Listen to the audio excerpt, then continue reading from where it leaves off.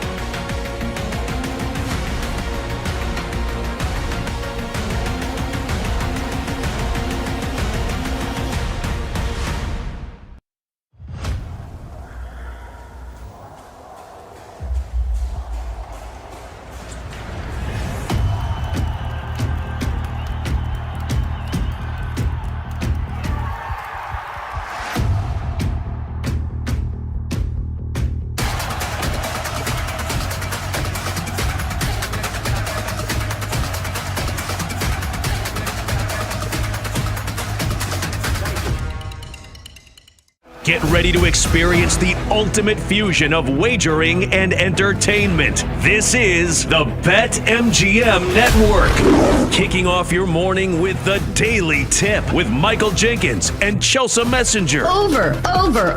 It's a very simple way to look at it. It's the best way to look at it. Followed by the newly branded Bet Sweats with Joe O and Sammy P. When I stop talking, that's when you jump in usually. He said, ring that bell! He said, ring that bell! Then it's You Better You Bet, hosted by Nick Costos and Femi Abebefe. Great teams and great players get a whistle. It's happened forever. It will continue to happen. Capped off every night with the electric Brad Evans and Ryan Horvat on BetMGM tonight. Oh, that's a sexy phrase. Quote Dr. Dre, creep with me and walk with me on this one. Welcome to a new era of Wagertainment. This is the BetMGM Network. Please gamble responsibly.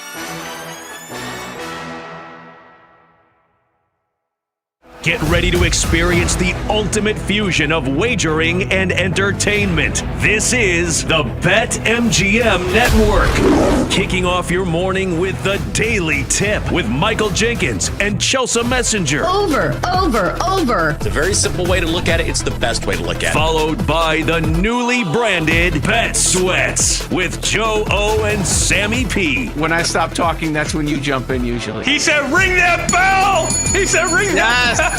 Then it's You Better You Bet, hosted by Nick Costos and Femi Abebefe. Great teams and great players get a whistle. It's happened forever. It will continue to happen. Capped off every night with the electric Brad Evans and Ryan Horvat on BetMGM tonight. Oh, that's a sexy phrase. Quote Dr. Dre, creep with me and walk with me on this one.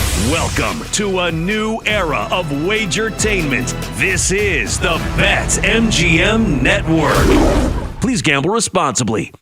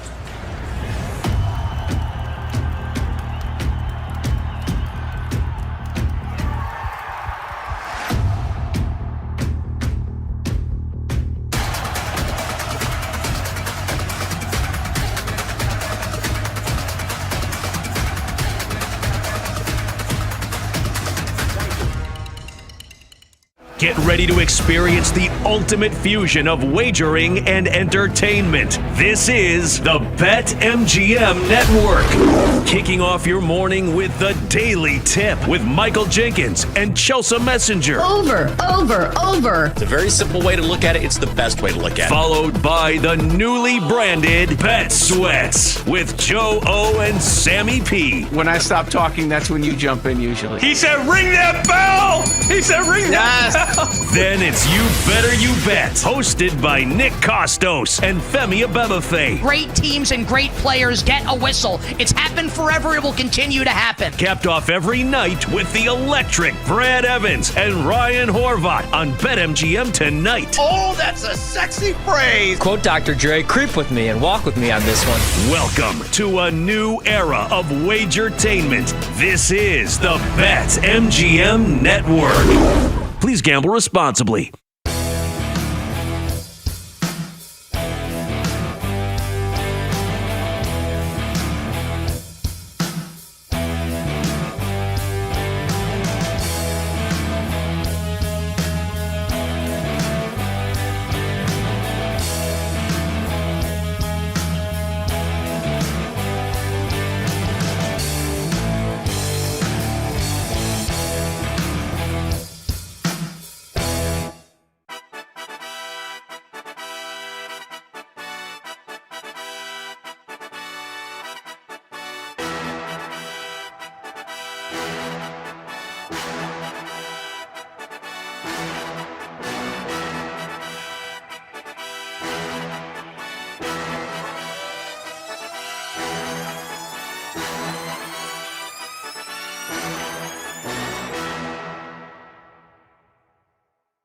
Get ready to experience the ultimate fusion of wagering and entertainment. This is the BetMGM Network. Kicking off your morning with the Daily Tip with Michael Jenkins and Chelsea Messenger. Over. It's a very simple way to look at it. It's the best way to look at it. Followed by the newly branded Bet Sweats with Joe O and Sammy P. When I stop talking, that's when you jump in usually. He said, ring that bell. He said, ring that bell. Then it's You Better You Bet, hosted by Nick Costos and Femi Abebefe. Great teams and great players get a whistle. It's happened forever. It will continue to happen. Capped off every night with the electric Brad Evans and Ryan Horvat on BetMGM tonight. Oh, that's a sexy phrase. Quote Dr. Dre, creep with me and walk with me on this one. Welcome to a new era of Wagertainment. This is the BetMGM Network. Please gamble responsibly.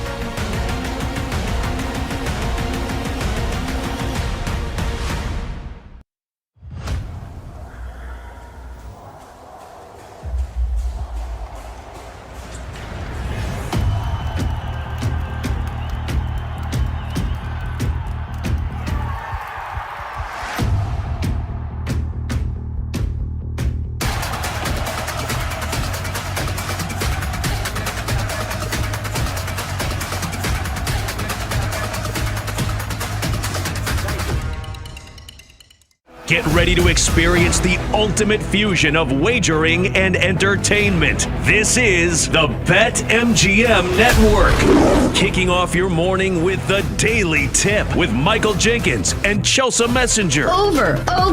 It's a very simple way to look at it. It's the best way to look at it. Followed by the newly branded Bet Sweats with Joe O and Sammy P. When I stop talking, that's when you jump in usually. He said, ring that bell. He said, ring that bell. Then it's You Better You Bet, hosted by Nick Costos and Femi Abebefe. Great teams and great players get a whistle. It's happened forever. It will continue to happen. Capped off every night with the electric Brad Evans and Ryan Horvat on BetMGM tonight. Oh, that's a sexy phrase. Quote Dr. Dre, creep with me and walk with me on this one. Welcome to a new era of Wagertainment. This is the BetMGM Network. Please gamble responsibly.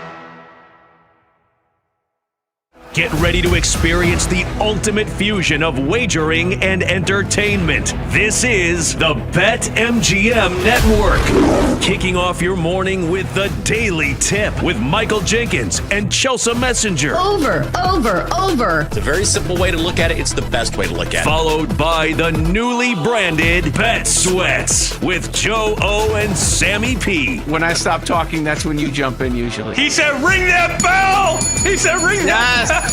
Then it's You Better You Bet, hosted by Nick Costos and Femi Abebefe. Great teams and great players get a whistle. It's happened forever. It will continue to happen. Capped off every night with the electric Brad Evans and Ryan Horvat on BetMGM tonight. Oh, that's a sexy phrase. Quote Dr. Dre, creep with me and walk with me on this one. Welcome to a new era of Wagertainment. This is the BetMGM Network. Please gamble responsibly.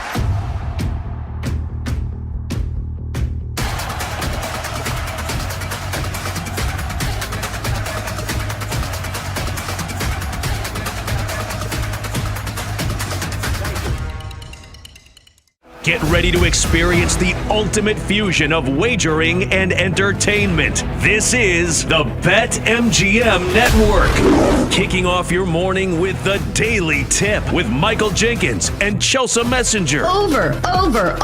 It's a very simple way to look at it. It's the best way to look at it. Followed by the newly branded Bet Sweats with Joe O and Sammy P. When I stop talking, that's when you jump in usually. He said, ring that bell. He said, ring that bell. Then it's You Better You Bet, hosted by Nick Costos and Femi Abebefe. Great teams and great players get a whistle. It's happened forever. It will continue to happen. Capped off every night with the electric Brad Evans and Ryan Horvat on BetMGM tonight. Oh, that's a sexy phrase. Quote Dr. Dre, creep with me and walk with me on this one. Welcome to a new era of Wagertainment. This is the BetMGM Network. Please gamble responsibly.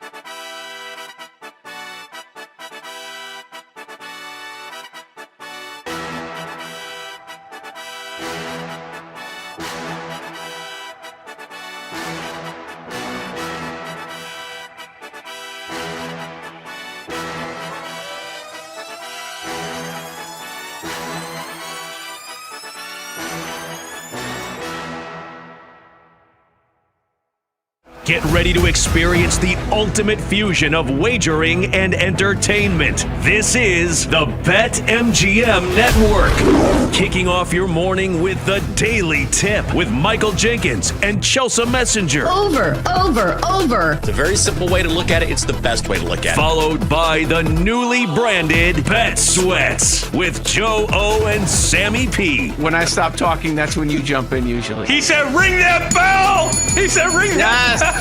Then it's You Better You Bet, hosted by Nick Costos and Femi Abebefe. Great teams and great players get a whistle. It's happened forever. It will continue to happen. Capped off every night with the electric Brad Evans and Ryan Horvat on BetMGM tonight. Oh, that's a sexy phrase. Quote Dr. Dre, creep with me and walk with me on this one. Welcome to a new era of Wagertainment. This is the BetMGM Network. Please gamble responsibly.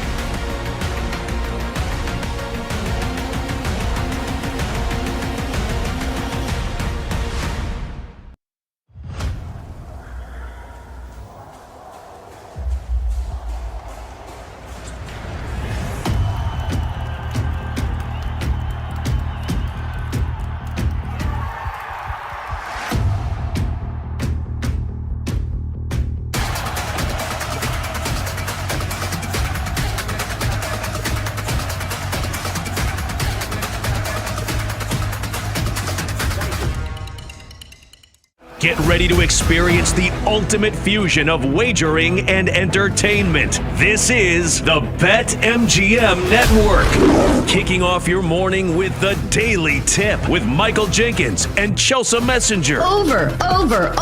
It's a very simple way to look at it. It's the best way to look at it. Followed by the newly branded Bet Sweats with Joe O and Sammy P. When I stop talking, that's when you jump in usually. He said, ring that bell. He said, ring that bell. Then it's You Better You Bet, hosted by Nick Costos and Femi Abebefe. Great teams and great players get a whistle. It's happened forever. It will continue to happen. Capped off every night with the electric Brad Evans and Ryan Horvat on BetMGM tonight. Oh, that's a sexy phrase. Quote Dr. Dre, creep with me and walk with me on this one. Welcome to a new era of Wagertainment. This is the BetMGM Network. Please gamble responsibly.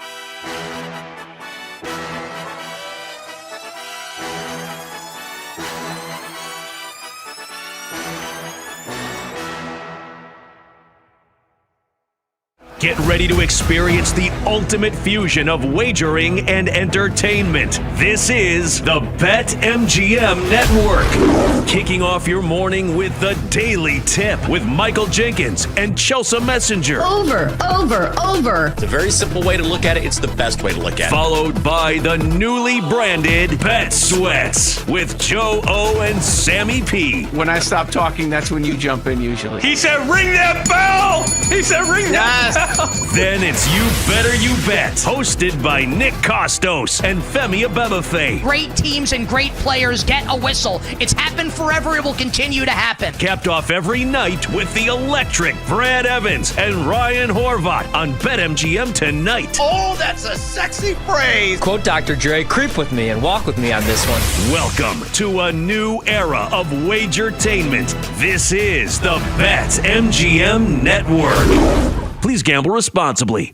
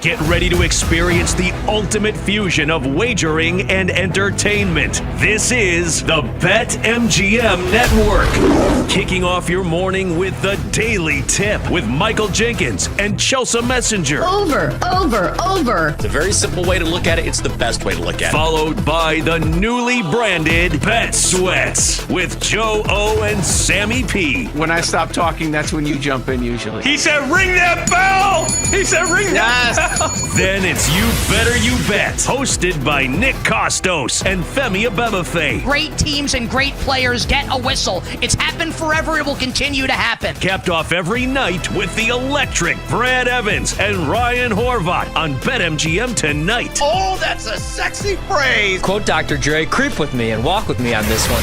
Welcome to a new era of Wagertainment. This is the BetMGM Network. Please gamble responsibly.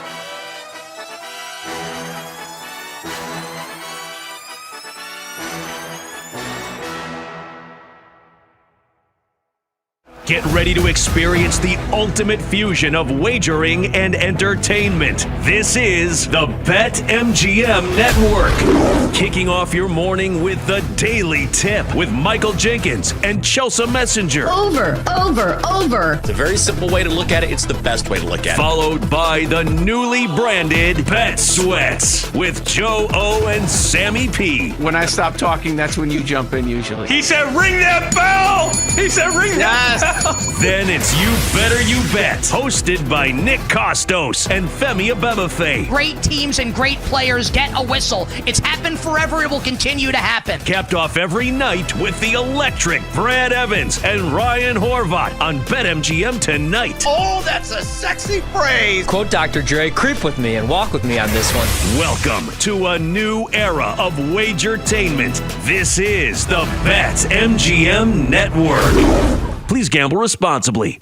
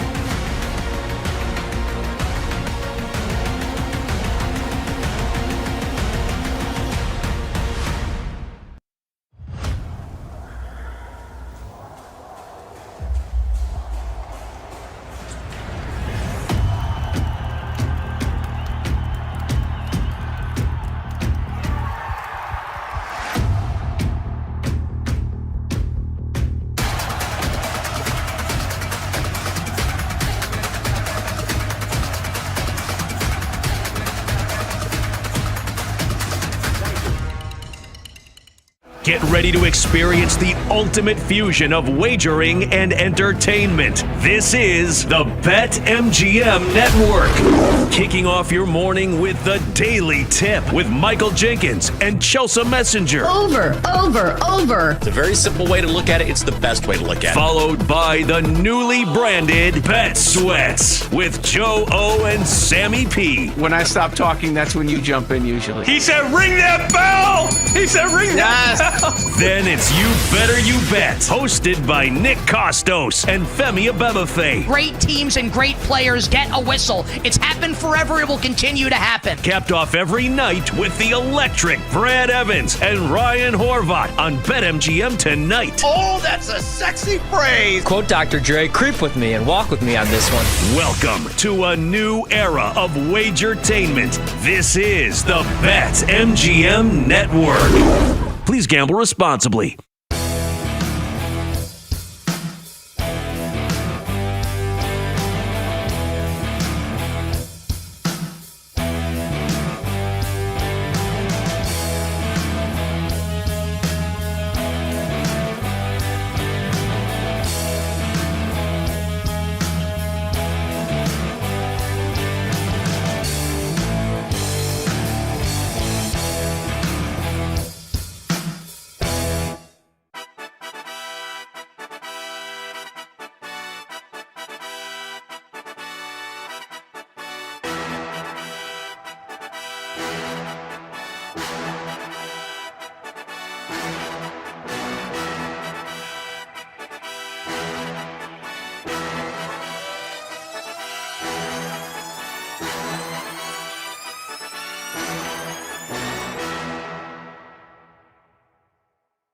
Get ready to experience the ultimate fusion of wagering and entertainment. This is the BetMGM Network. Kicking off your morning with the Daily Tip with Michael Jenkins and Chelsea Messenger. Over. It's a very simple way to look at it. It's the best way to look at it. Followed by the newly branded Bet Sweats with Joe O and Sammy P. When I stop talking, that's when you jump in usually. He said, ring that bell. He said, ring that bell.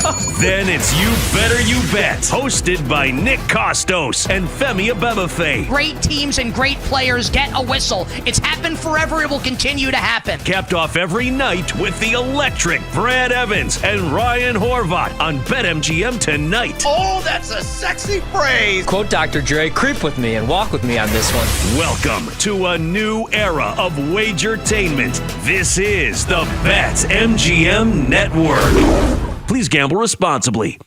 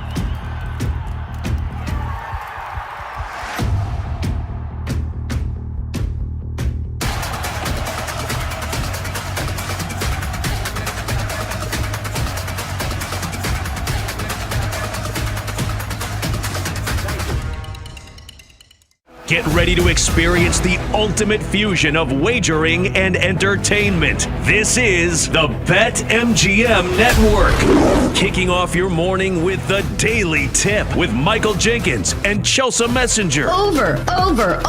It's a very simple way to look at it. It's the best way to look at it. Followed by the newly branded Bet Sweats with Joe O and Sammy P. When I stop talking, that's when you jump in usually. He said, ring that bell. He said, ring that bell. Then it's You Better You Bet, hosted by Nick Costos and Femi Abebefe. Great teams and great players get a whistle. It's happened forever. It will continue to happen. Capped off every night with the electric Brad Evans and Ryan Horvat on BetMGM tonight. Oh, that's a sexy phrase. Quote Dr. Dre, creep with me and walk with me on this one. Welcome to a new era of Wagertainment. This is the BetMGM Network. Please gamble responsibly.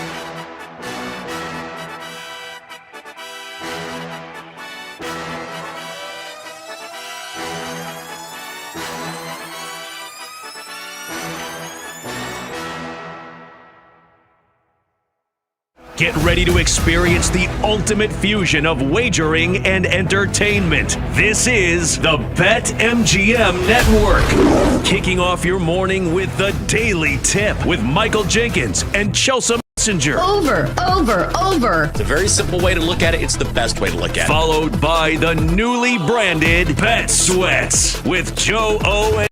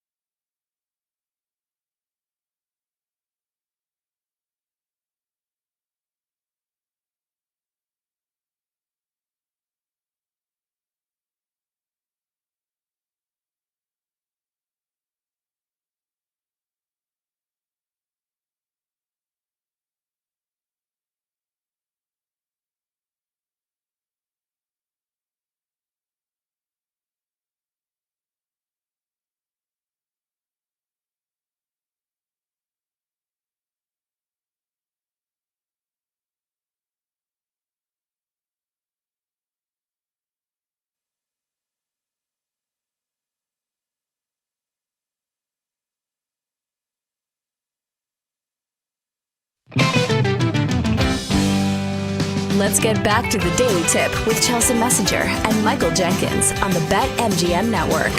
Make it legendary. Download the app today. Please gamble responsibly. Welcome back on a Football Friday. In a few minutes, we will get to the early slate games in the NFL because we do have a good slate this weekend, and we'll give you our favorite bets for that.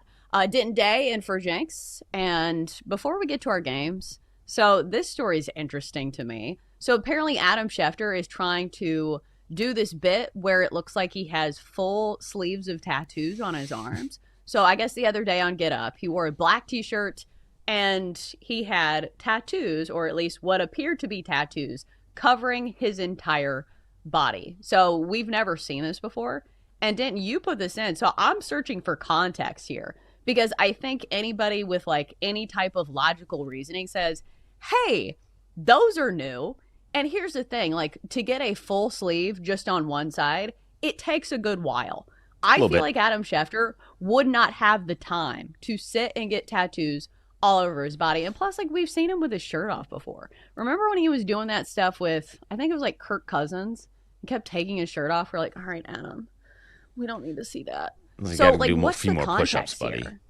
Yeah, I don't know. What? It feels the gig? a little Dan Le Batard-ish. I don't know if you're familiar with Dan Le Batard, but they will oftentimes just be in costume for no reason other than the fact that they want to have an important conversation that goes semi-viral with them dressed up. So it might be something like that to where Adam Schefter lost some sort of bet or some sort of bit because people are just not accustomed to seeing Adam Schefter with sleeves or with short sleeves because he's always in suits, and there's going to be people that are not chronically online like us that remember when he was constantly taking his shirt off for whatever reason, and they're going to be like, oh, I guess Adam Schefter just has two full colored sleeves. I think the color is a big emphasis in there, Chelsea, because it takes a long time to put good color in a tattoo. Like, you really got to get that in there. So, he doesn't have the time for that. He does not. I have a half sleeve on this arm here. You can't see it because I have a sweatshirt on, but I got a half sleeve there. That half sleeve took 11 hours. If you're doing the full situation, it's going to take, legitimately days under the needle to get that thing the way that it was looking. So he did, though, what is a funny bit, which is a tattoo shirt. And you can get these at like Party City. I did something similar once when I was younger. My grandmother lives in the Delaware area near the beaches, Ocean City, Maryland, Rehoboth, Delaware, Dewey, all them, right? And there's a place on the boardwalk where you can play games for tickets. And when I was probably 13 or 14, I had some extra tickets. I got a tattoo sleeve. And it was like Adam Schefter's. There was like purple on it. There's blue. There's red. There's stuff that I would never get. And also, I was 13. But I was like, I'm going to be funny. I'm going to wear this tattoo sleeve out to IHOP with my mother and my grandmother. And I'm going to like position it right to where it's just underneath the T-shirt sleeve. So it looks, if you don't know me, it looks real. And the amount of stares that I got from fellow customers at IHOP thinking, why does this, it's not that I looked 13, but I sure as hell didn't look like I was 18 when I was a teenager, right? They're like, why does this guy have a full color sleeve? In reality, it was literally a 200 ticket little thing. So I love the bit from Adam Schefter. It worked. It got us talking about it. I had people talking about me at IHOP. Adam Schefter, Denton Day, one and the same. Yeah, except for you were 13, and that was an IHOP. You weren't Adam Schefter, noted NFL expert on Get Up, a national program. I'm trying to live my dreams out. But like, not you were 13, so I feel like it's funnier in that regard, just because you were so young. I feel like some of these bits, when they don't feel like authentic, it feels cheesy to me. Like the same thing with Adam Schefter when he was taking his shirt off and he was doing the Kirk Cousins thing, where it's like, all right. It just, I don't know. It feels forced to me. Do you get what I'm saying? Where it feels like corny humor? I would guess that the bit stems from the fact, two things. One, you got Taylor Lewan on the set, and he's covered. Mm-hmm. He's as we say in the tattoo world, he's blasted, right? He got ink everywhere. And the fact that Adam Schefter, respectfully, is a dork. And you would not think that a dork would have full sleeves. And I think that's the bit. Mm-hmm. Yeah, I think that's it too. It reminded me of, I think the better execution of it was, remember that old ESPN commercial where I think it was John Clayton, and he's like in his basement and he's doing his ESPN hit. And then like after the hit is over, he like pulls his ponytail around. He's like, the meatloaf. And he starts like blasting like Slayer or whatever. That was how you execute like that joke. That's such an iconic commercial, too. Mm-hmm. He screamed about meatloaf, and then he grabs Chinese takeout and just starts pounding some lo mein. John Clayton was the best. Like, that is the golden age of, like, ESPN. When they had all these personalities that were just, I don't know, so likable. Not that Adam Schefter is not. I'm just, yearning for the days of ESPN where, I don't know, I could actually watch it. All right, so at least I can watch the NFL slate over the weekend. So we do have some good games that are at least matched up here. I think from a viewing perspective, Bucks Bills, that should be a good one. I'm honestly surprised that the Bills are laying 5.5 points in this game. Maybe the Chargers and the Jaguars. We've got the Chargers laying 3. I just peeked at their injury report, though. Does not look good for the receivers, but I don't trust the Jags. So, Den, where do you think we should start here? What do you think is going to be the most entertaining game of the early slate? So I think it's going to be the Bengals and Steelers because the Bengals defense is awful, but they're going to be playing with, I feel like, a little bit more momentum based off of the fact that Joe Burrow is going to be coming back soon, and that could lift them a little bit. And we've seen Flacco; he's played well for guys in his 40s. He's not quite as elite as he once was, but he's still playing at a pretty high level. So I think that one could be a shootout. We'll see what Aaron Rodgers, who has not been bad, but has not been awesome either. Again, he's in his 40s, so it's basically old man league football with a defense that's really good and a defense that's really bad. So I think that could end up being a really fun game with the ball just being thrown all over the yard. And I don't know how they're going to defend Jamar Chase. Pittsburgh is. So I think that game is going to be really, really fun and exciting.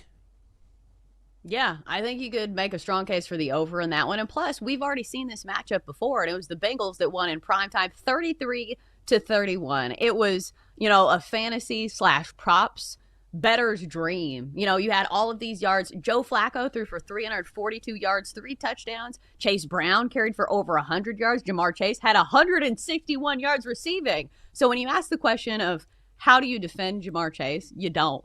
He's probably going to torch you. So let me ask you, I think I'm going to be on the points and the Bengals getting 5.5 in this divisional matchup just because I'm not sure if we can trust the Steelers defense. But would you be on the Bengals getting the points here? I would. I would like to see if I could find it not totally juiced up at 6 to see if I could, take something like that. Because the Pittsburgh, their defense is really good. They're going to get after you. I just don't know that I fully trust the offense right now.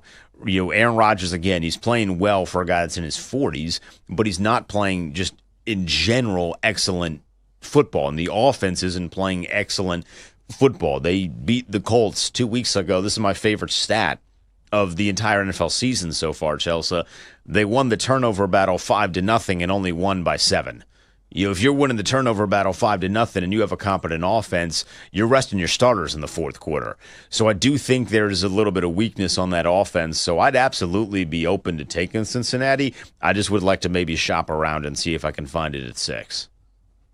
I just feel like the Steelers don't feel like a consistent team where it's like 1 week the offense looks decent, because I will say in that game against the Bengals, the blame was not on Aaron Rodgers. Like, he had a great game. I know he had those 2 interceptions, but one was basically like a throwing punt. And sometimes he was just taking his shots. But otherwise, it was a good game from the offense. They still scored 31 points. But the problem is this defense is one of the highest paid units in the entire NFL, has had their miscues as well, allowing at least 25 points in 3 of their last 4 games. So I don't know if I can trust the defense either. Right now, the Steelers do not feel like a team that I want to lay 5.5 points with, because that's the end all be all for me, is that do I trust this team enough to lay 5.5 points? And the answer is no. So I'll be on the Bengals in that one. All right, up next, we've talked about the Commanders and Dolphins quite a bit, but I haven't heard your take on it, because I know you're a Commanders guy, Denton. Who do you think wins this game? Do you like a total in this one? What's the play here? I would take the over. I would take the Dolphins team total over. I've already bet the Dolphins on the spread. The Commanders do not have guys on defense. They are literally the bad news bears. And all of the guys that they did have gotten hurt. Dan Quinn taking over play calling now does nothing. That's a Band-Aid on a bullet wound at this point. You can't get pressure. You can't cover anybody. Your linebackers aren't great running. You're not a great tackling football team. They do literally everything that a competent defense should do, and they do it poorly. So I would take the Dolphins in every single way. Band-Aid on a bullet wound. New band name, I called it. So for me, I think this would be an over game, because I do trust the Dolphins offense, especially if your defense is struggling. It's not a great matchup when you have all these weapons that have so much speed when you look at this Dolphins offense. So if Tua can get comfortable at all, I think the Dolphins should be able to establish some type of offense here, especially the way that Devon Achane has been playing. And then Marcus Mariota has been just fine. So I think the Commanders can contribute to this total as well. Plus, at 47.5, I think is really gettable. I know it's overseas. Sometimes chaos ensues, but still, I would lean to the over there. All right, time for one more. We haven't touched on Bucks and Bills. I feel like this looks like it should be the Bucks plus 5.5, but I don't know. This could be a get-right game for the Bills. It feels like they've been lurking under the surface. Maybe this is that game. I think this is a get-right game for Buffalo. I know he and Josh Allen, Baker Mayfield have a relationship, but it's not just that.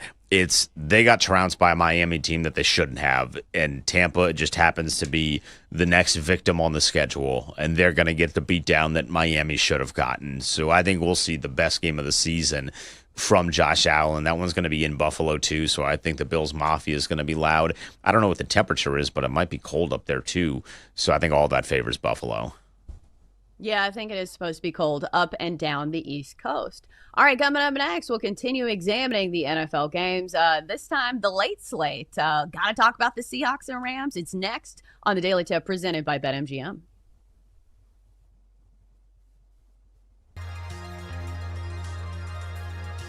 Chelsea and Jenks will be right back on the Daily Tip on the BetMGM network. Make it legendary. Download the app today. Please gamble responsibly.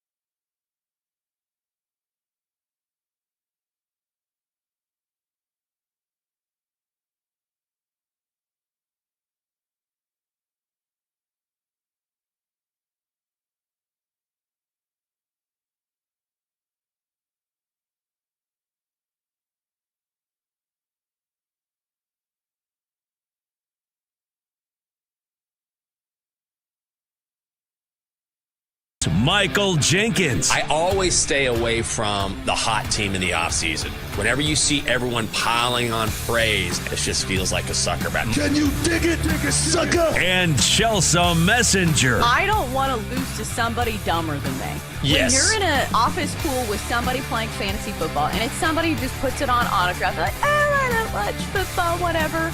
I don't want to lose to those people. For the best wagertainment here on the BetMGM Network. Hey, Dad, don't forget about me, the dogster. Sponsored by BetMGM. Make it legend. Wait for it. Dairy. Download the app today. Please gamble responsibly. Edition of the Daily Tip presented by BetMGM. I'm Chelsea Messenger. He's Dende filling in for Jenks. And in a few minutes, we'll get to the late slate in the NFL this Sunday. And as I'm looking at the late slate, it does feel like the better iteration. Like the early slate has a couple good games, but man, is the late slate. Like I'm wondering which game we get here in Nashville because that's usually the case. Luckily, the Titans always play at noon. So like they're like, nah, we got to stick them in the early window because nobody wants to watch that. But it's funny how regionally, like those are the games that you are selected to watch, unless, of course, you have Sunday Ticket, which must be nice. Us poors only subscribe to 5 streaming services. So let me ask you, Denton, do you have Sunday Ticket or is it just one of the poors like me? Do I have Sunday Ticket? Yes. Do I pay for Sunday Ticket? No. My brother does, and I mooch off of him. But I have it, and it counts, right? So I'll have my pick of the litter, which is great because I'm realizing that Baltimore is playing for God knows what reason in the late window, which means here in D.C., CBS is going to be taken up by Baltimore, which means we would not get the Chiefs and the Broncos. So we'd have likely Baltimore and Cleveland and then Los Angeles and Seattle. I think Los Angeles and Seattle should be available everywhere that is not Arizona and San Francisco because those markets will be taken up. But everyone else in the country should get the Rams and Seahawks this weekend. I have a sneaky feeling that we're going to get Browns and Ravens because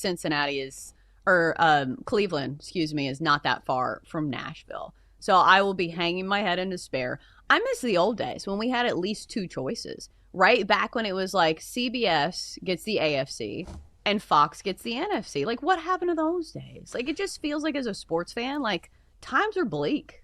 Why is everything I think this so might hard? be one of the weeks where you do get both.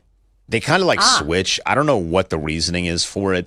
I'm sure there is one that I'm just not intelligent enough to know. But there's some like contractual thing to where they can't do Fox and CBS in the late window every single week. But I think they're moving away from that. And this week needs to be a one where you get a CBS late game with potentially that being nationally Chiefs Broncos and then a Fox late game with that being Seahawks and Rams. That's what I'm hoping. Because the problem is, like, I also want to watch multiple games in this window.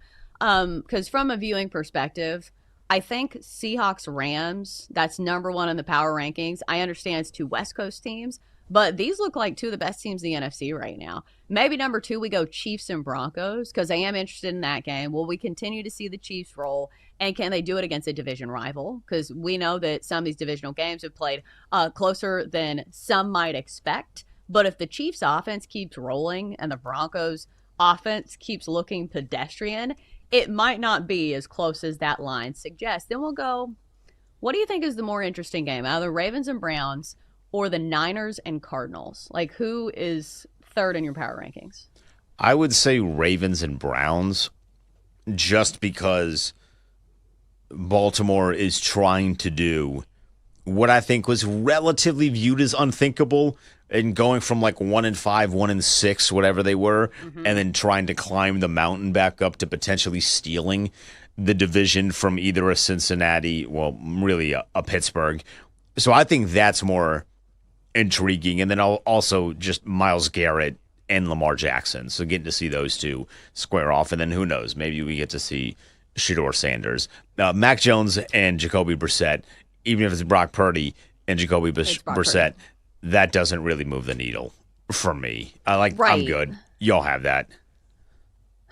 I think because it's like from a macro perspective, like I think there are a lot of AFC teams that will be interested to see how the Ravens look, because it does feel like they're one of those teams that maybe sandbagged earlier in the season, but come playoff time, like I understand the Ravens don't have the best narratives when it comes to closing out playoff games, but still they're a very talented team, and it's hard to doubt what Lamar Jackson can certainly be capable of in that backfield. As far as like Brock Purdy and the Niners, like when you started the season, the Niners had a really high win total, I believe. And they had a pretty, I think they were favorites to win that division simply because their schedule was just so easy. So I think it's one of those things where people have like these lists of like quote unquote paper tigers. It kind of feels like the Niners fall into that category. They always felt like a paper tiger. And I remember walking through that schedule with PJ Glasser on the Sunday show that we do on the network. And I was like, hey, man, I don't think the 49ers are going to be very good. And he was like, Denton, you have to look at their schedule. And then we looked at their schedule, and we thought they could go 13-4. Well, they're already 6-4. So thankfully, that paper tiger is very much crumpling the way that we thought it was going to. They just don't. I'm sorry, man. Brock Purdy's kind of boring. He is. When that offense isn't firing on all cylinders, I'm not just tuning in to watch him. If Ayuk's not healthy, I'm not that interested. And defensively, they're not all that stifling either. They're actually kind of bad on defense. So there's not a lot that's entertaining about that San Francisco team. And the Arizona Cardinals are one of the more forgettable franchises in the NFL. Right. Like when you Google Cardinals, you would think that the NFL team pops up first. No, it's the St. Louis Cardinals. It's the baseball team. Like Google's like, right. Yeah. And like the NFL's king. Like it's the undisputed king of America, but yet the Arizona Cardinals do not get the throne Never. of most Googled Cardinals franchise. And plus it doesn't help the Niners that both the Rams and the Seahawks are so good this year. So it just feels like, the Niners don't feel like they are in the same category as both the Rams and the Seahawks. So let's start with that game from, a matchup perspective. Rams hosting the Seahawks. Rams 3-point home favorites here. Total of 48.5. I think that I'm probably not going to be betting on this game, but this is one that everybody should be paying attention to for the macro picture of saying, okay, are the Seahawks for real? Can the Rams keep this up? Is the Seahawks defense really this good? One of the best scoring defenses in the NFL. And what can we expect from Sam Darnold in this game now that he's facing against a really good defense? So, Den, do you think you're going to be betting on this game? Or is this one of those that you simply want to watch? I'm going to buy the hook, and I'm going to take Seattle 3.5. I still think that Los Angeles wins, but this feels like a game to me, Chelsea, that's going to come down to the final possession and getting in field goal range and winning on a walk-off, kind of a deal for Los Angeles. I think they're both so evenly matched in a lot of areas. Like you just look at this Rams offense, and they got a bunch of dudes for Matt Stafford to throw the football to. And, oh, by the way, he's the MVP right now in the NFL. He's the betting favorite. If you watch him, he's the eye test favorite. They're just shellacking teams when they're winning. I mean, they put the beat down on San Francisco last weekend in a way that I don't think we've seen the 49ers lose the way that they lost to the Rams in like 20 years. It wasn't even close. I mean, at one point it was like 21-0. They're just a completely different weight class. So I love the way that this Rams team is built. I have no idea, though, how they can stop Jackson Smith and Jigba. If we're just talking this year, he's been the best wide receiver in the NFL. The best. He is unguardable, uncheckable. You can play zone. You can play man. You can double. You can zone match. You can do all the different things. Bracket him with help over the top. He's still going to find a way to get open. It's been so incredible to watch him. And Sam Darnold is doing what a smart quarterback would do, which say, if my wide receiver's always open, I'm going to throw it to him. And that works really well for them on offense. So I think this is going to be a fun one. Darnold just needs to play. He needs to play just decent football. Last year, we've talked about this. Playoff game, not good. Final regular season game against the Lions, not good. This has another big game feel. I need them to get a psychic, maybe not one of the ones recommended by Kim Kardashian, a sports therapist, a hypnotic or hypnosis, whatever someone that is a professional hypnosis person is called. I need them to get into Sam Darnold's mind and say, this is not a big game. It's just a game. If you just look at it as any other game, I think they'll be good. I just think it's one of those where it's going to come down to execution. It will be interesting to me from a defensive standpoint because the Seahawks have been one of the best teams against the run.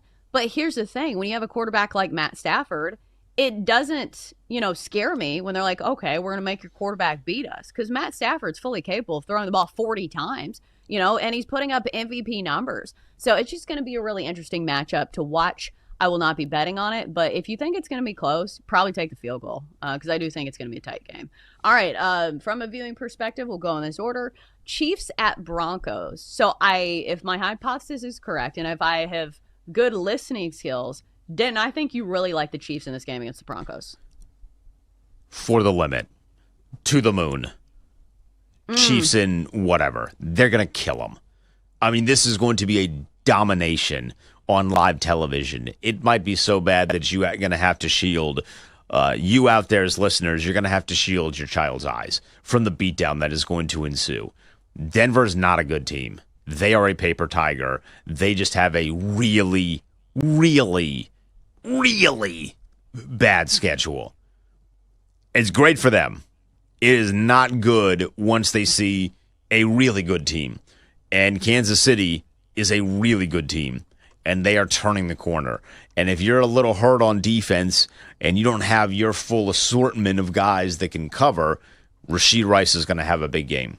Xavier Worthy is in a contention to have a big game. Travis Kelce shows up in big moments. So I just think the Chiefs are too loaded, and they're focused now. They're playing from behind. They can actually sell themselves as the underdog now because they are. And I think on top of that, Chelsea, the cherry on top is that the public is going to be back in Denver because they see, one, we hate the Chiefs. Two, that record for Denver looks a lot better from Kansas City, and they're getting points. So I'm gonna hammer Denver. I am on the Chiefs. I've been on the Chiefs this entire week, and I'm going to kick my feet up when Patrick Mahomes slices and dices that Denver Broncos defense up. I think for me, it's more about not trusting Bo Nix. Like, this offense has been really pedestrian for the Broncos. So if the Chiefs can get past like the 21-point mark, which obviously they're fully capable of doing, I think it's going to be an easy game. And plus, if my math is correct, the Chiefs are coming off a bye. And Andy Reid is incredible coming off a bye week because this is something that if you think about good head coaches with more time to prepare, it makes a lot of sense. So Andy Reid in his career coming off a bye week is 22-4. That is the best record in NFL history with a head coach with at least 10 games after a bye. So I feel like there is some good ammo to take the Chiefs there. That record is pretty astonishing when you think about it. Yeah. So lay the money. Yeah, because I'm like, okay, so I need to make sure I got this right. They didn't play last week, so of course, coming off a bye, that is a correct number. All right, so elsewhere, I think I am leaning towards the Browns getting points, but I don't feel good about it going against the Ravens because, listen, the Browns' offense is really bad. So maybe you look at this and you say, okay, if the Browns even stand a chance, this game is going to hit the under. And it's been dropping all week. I think it was 39.5 earlier in the week. Now it's 38.5. Then Ravens and Browns. Do the Ravens flex their muscle here? Or is this, what we expect from an AFC North battle? I do feel like this might be a little bit more of an AFC North battle. It's like 20-14. So, something where points are very much at a premium. I don't know if the Ravens get out to a 10-point lead, though. I just don't know that Cleveland has enough wherewithal, chutzpah. I just don't think they have it in them to make any sort of comeback. So, especially if it's Dylan Gabriel, to be honest, it's even worse if it's Shedeur Sanders because he's never played in the NFL. I know everyone wants this Disney Channel story where he comes in and then he's immediately amazing. When in your life have you ever picked up something and been immediately amazing at? Not very often, right? And while Shedeur's in a little bit of a different class versus me and like yo-yoing, it's really, really tough to jump in to a November football game while these guys have been playing and flying at full speed, and you have not, and expect that it's going to go well. So I'd like the Ravens in this one, but the Browns defense might keep that to get the Browns getting the 7.5 rather than me laying the 7.5. I'm looking right now, and you can still get a 39.5. I think that's the play. Like, I have full confidence that the Browns offense is not going to do anything. And we know the Browns defense is at least good. And for the Ravens, they just need a stack win. So I don't think they need a blowout win here. They need to get in, get out with their dub. All right, coming up next here on the show, time to talk college football. We've got some massive games. It's next on the Daily Tip, presented by BetMGM. Chelsea and Jenks will be right back on the Daily Tip on the BetMGM network. Make it legendary. Download the app today. Please gamble responsibly.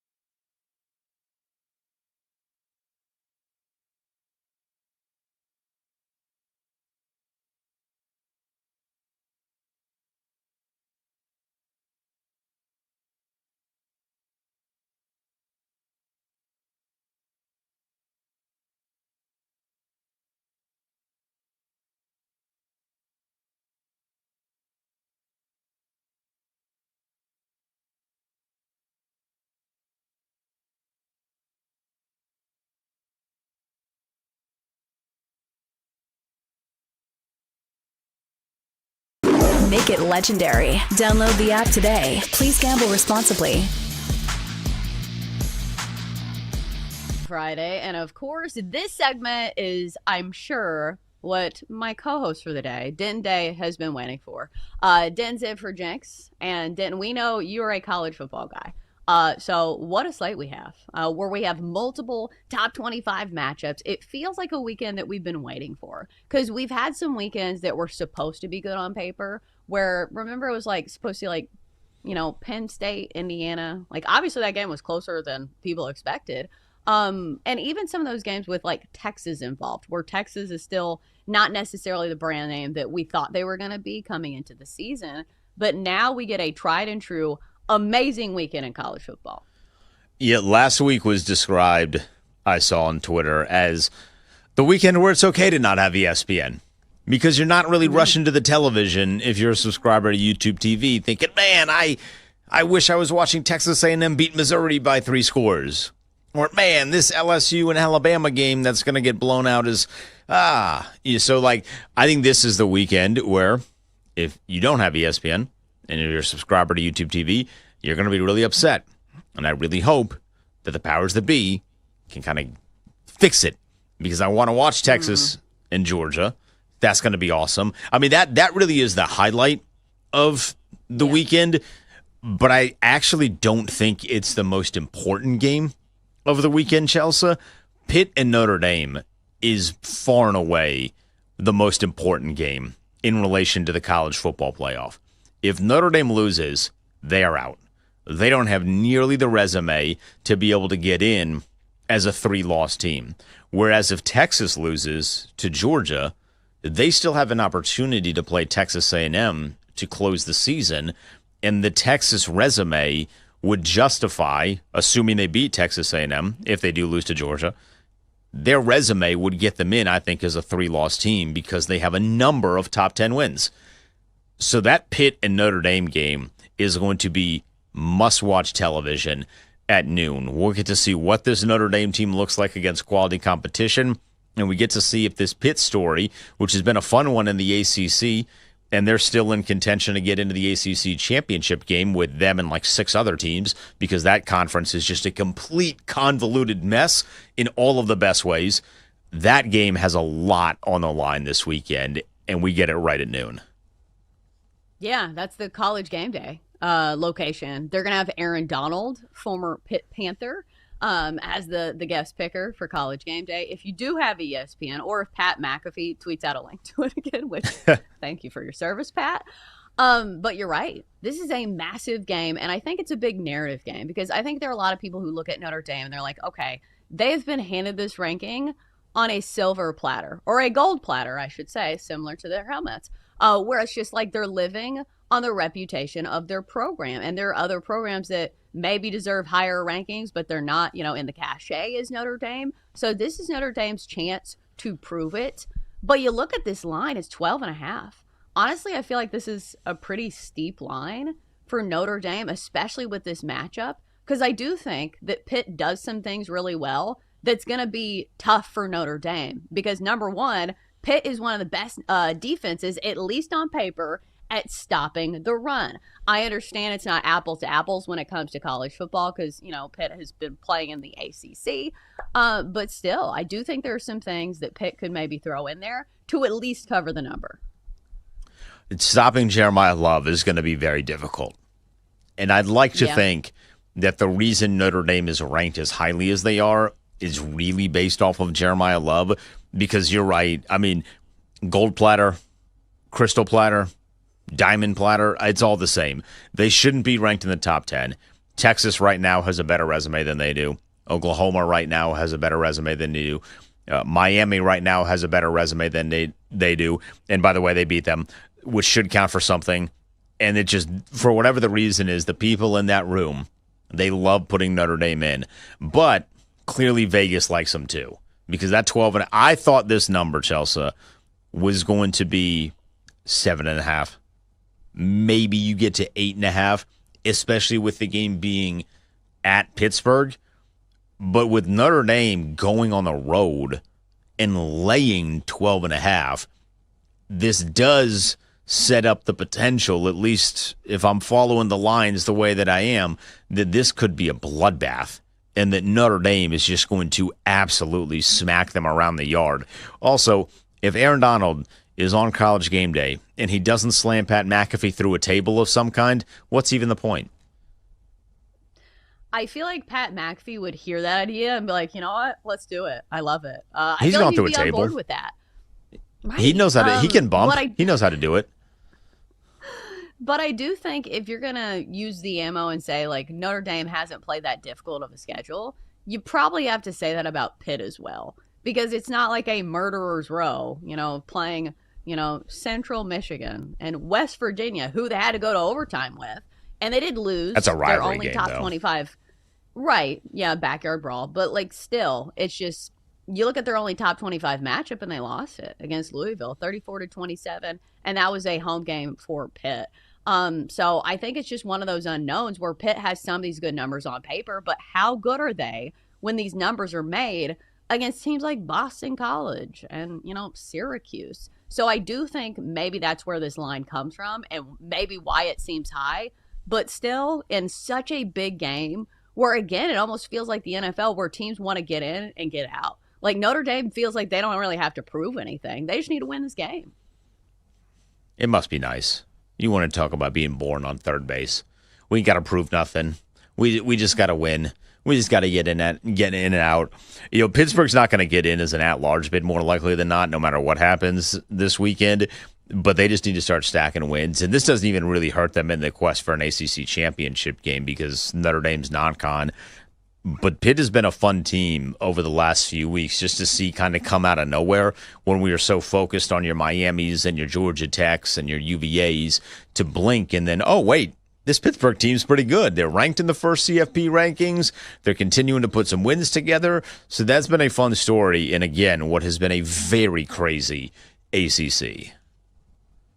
I wanted to add one more thing because this quote, I can't even believe it's real. Did you see what Pat Narduzzi said this week about this game? And maybe it's him posturing to make sure that if they do lose this game, there's still a pathway for them to, win the ACC. Because somebody asked him ahead of, this week's game, they said, do you feel like Notre Dame is a must-win game for you guys? He said, absolutely not. It's not an ACC game. I'd gladly get beat by 100 or 103 or 110-10. They could put 100 up on us as long as we win the next two after that. What?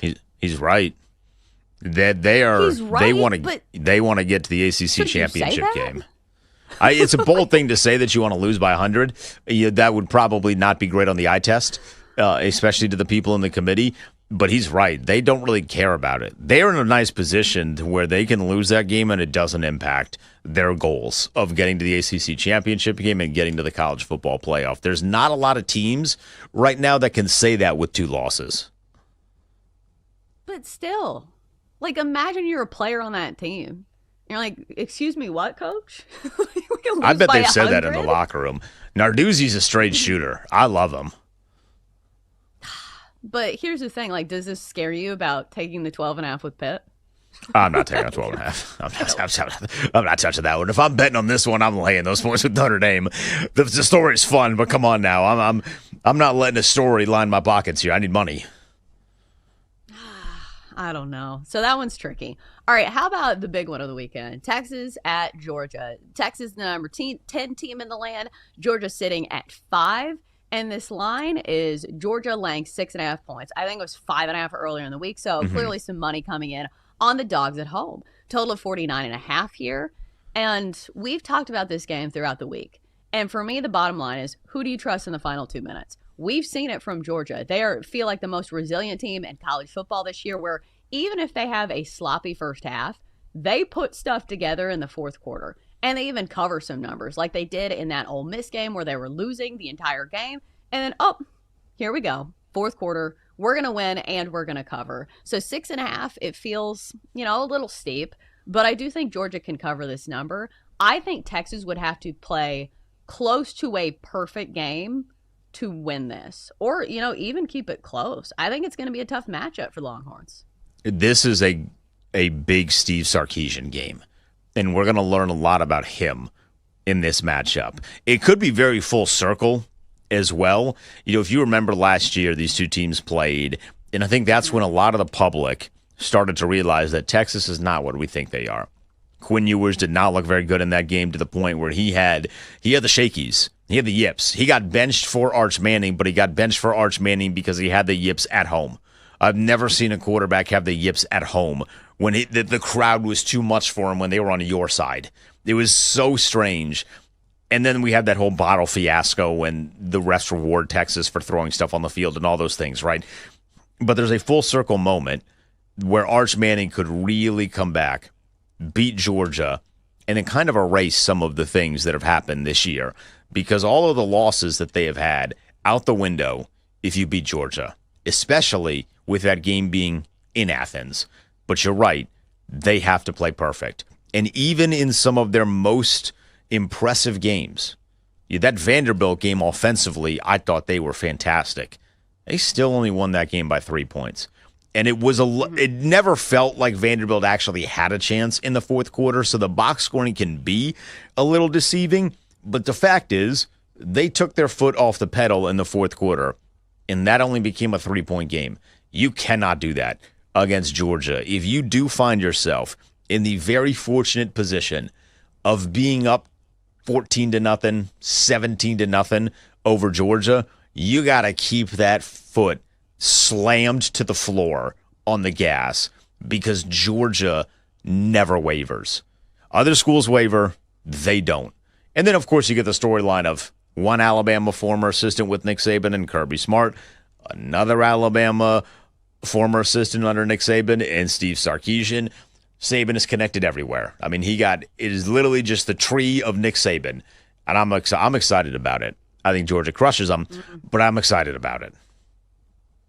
Yeah, I think for me, it's the defensive game plan that we've seen from Georgia against Texas in those last two games last year, which I understand it's a different team and it's different personnel, but Texas didn't even score 20 points in either of those games.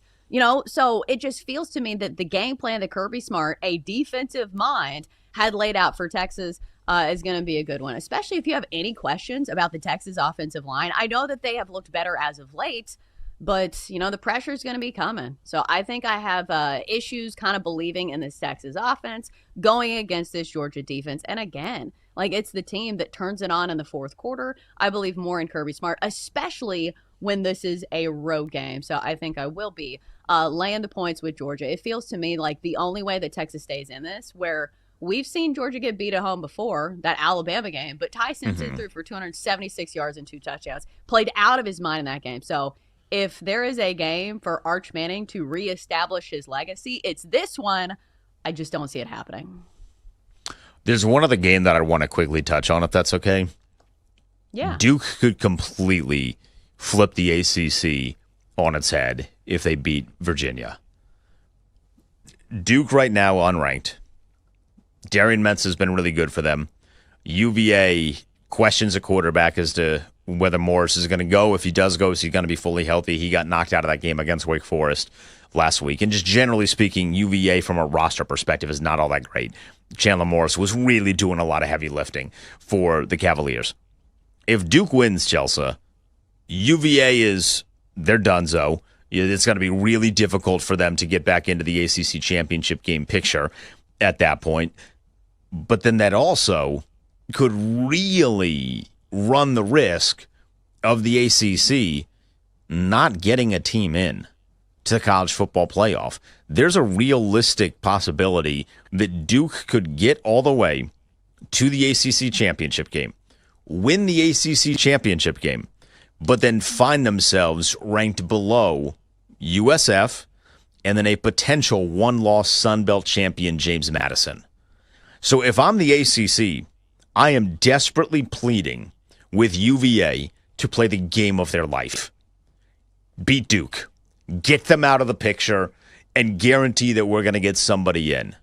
I want chaos naturally, so I would love to see the idea of two group of five teams getting in. Just a reminder to everyone, in 2026, we're hoping to get the Power Fours get auto bids. But right now, it's literally just the 5 highest ranked conference champions. So if Duke wins and they're not higher ranked than JMU and USF, the ACC is not going to get in that dance of 12. ACC feels down bad at the moment. It doesn't feel like great times in the ACC for football. But I'll also say this. When an unranked team is favored against a ranked team, feels like the odds makers know what they're doing. Yeah. So I feel like Duke's probably the play here. All right, coming up next, we get back to betting on football. We've got all of our parlays coming your way next here on the Daily Tip, presented by BetMGM.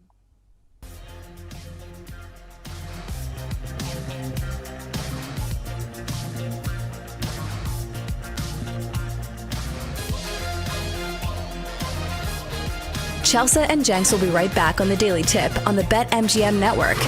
Make it legendary. Download the app today. Please gamble responsibly.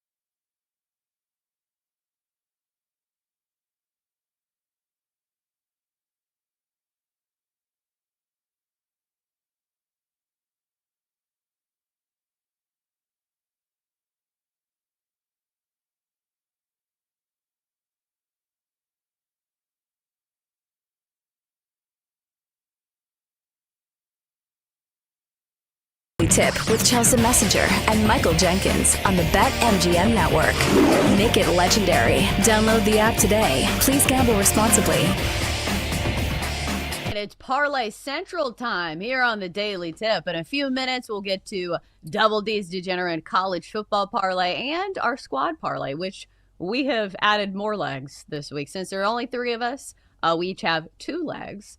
And the more I look, the more legs that I want to add. It's just the problem with parlays is that sometimes it can get very easy to get carried away. But then I was just thinking about this game that we didn't get to last segment. What's your take on the Iowa USC game? I think that's a really interesting matchup. And I feel like I wish the weather was going to be a factor, but it's probably not since this game is at USC. But I feel like if anybody can like slow this down, it's going to be Iowa. So when you see that 6.5, I kind of want to lean towards Iowa. But do you think I'm being reactionary, the fact that they just played Oregon closely? No, I don't think so. I would be 100% with you if this was at Iowa, because if there's a team that can't play in great weather, I'm going to take the team from Los Angeles, a team that gets sunny in the 70s all the time. Lincoln Riley has a lot to prove. A lot of the coaches in his hiring class, if you will, are not here anymore. Brian Kelly, a prime example of that. Those 2 guys basically got hired together. They were given a lot of money, and they have very similar results, which is not a lot of college football playoff appearances.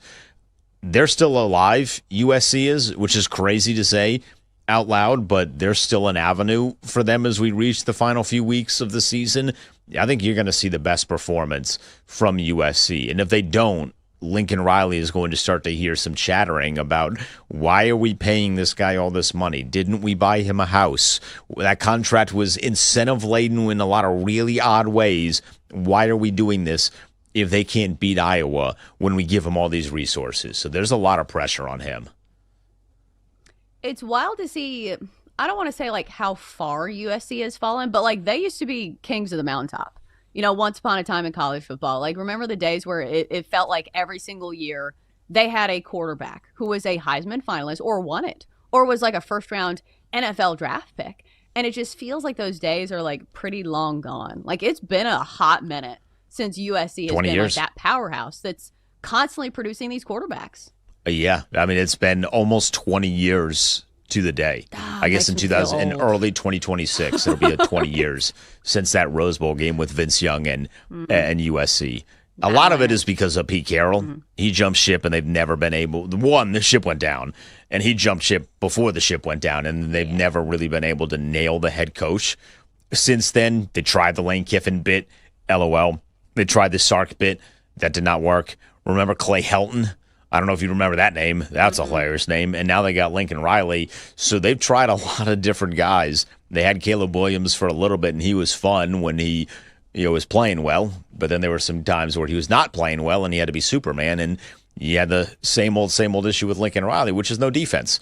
It's been a long time since they've been like truly relevant in college football.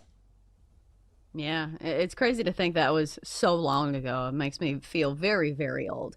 All right, so let's get to some of these parlays. But before we do, no matter where the college football action is, there is nothing like getting in the game and leveling up your next parlay over at BetMGM. Use this Parlay Boost token to boost your potential payout from a winning college football parlay. So if you're going to bet a parlay, you might as well use the Boost token over at BetMGM. All right, let's get to it. Double D's Degenerate College Football Parlay.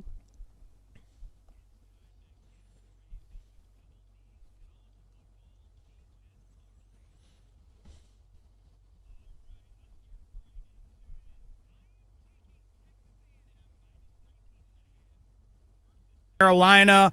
I am taking Pitt plus the 12.5 versus Notre Dame just because I think Pitt might do something special this weekend. That crowd's going to be insane, I believe. South Florida, -10 at Navy. Navy doesn't have a defense. UConn, -7.5 versus Air Force. Once again, Air Force doesn't have a defense. North Texas, -17.5 at UAB. Texas Tech, -23.5 versus UCF. Ole Miss, -13.5 versus Florida. Ohio State, -31.5 versus UCLA. Texas, +6.5 at Georgia, and then Mississippi State +7 at Missouri. My total parlay with that college football boost token that Chelsea was just talking about get you about 945 to 1.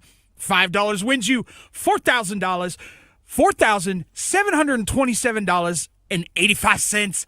Let's go. Ooh, all the best games, it feels like, are packed into that parlay.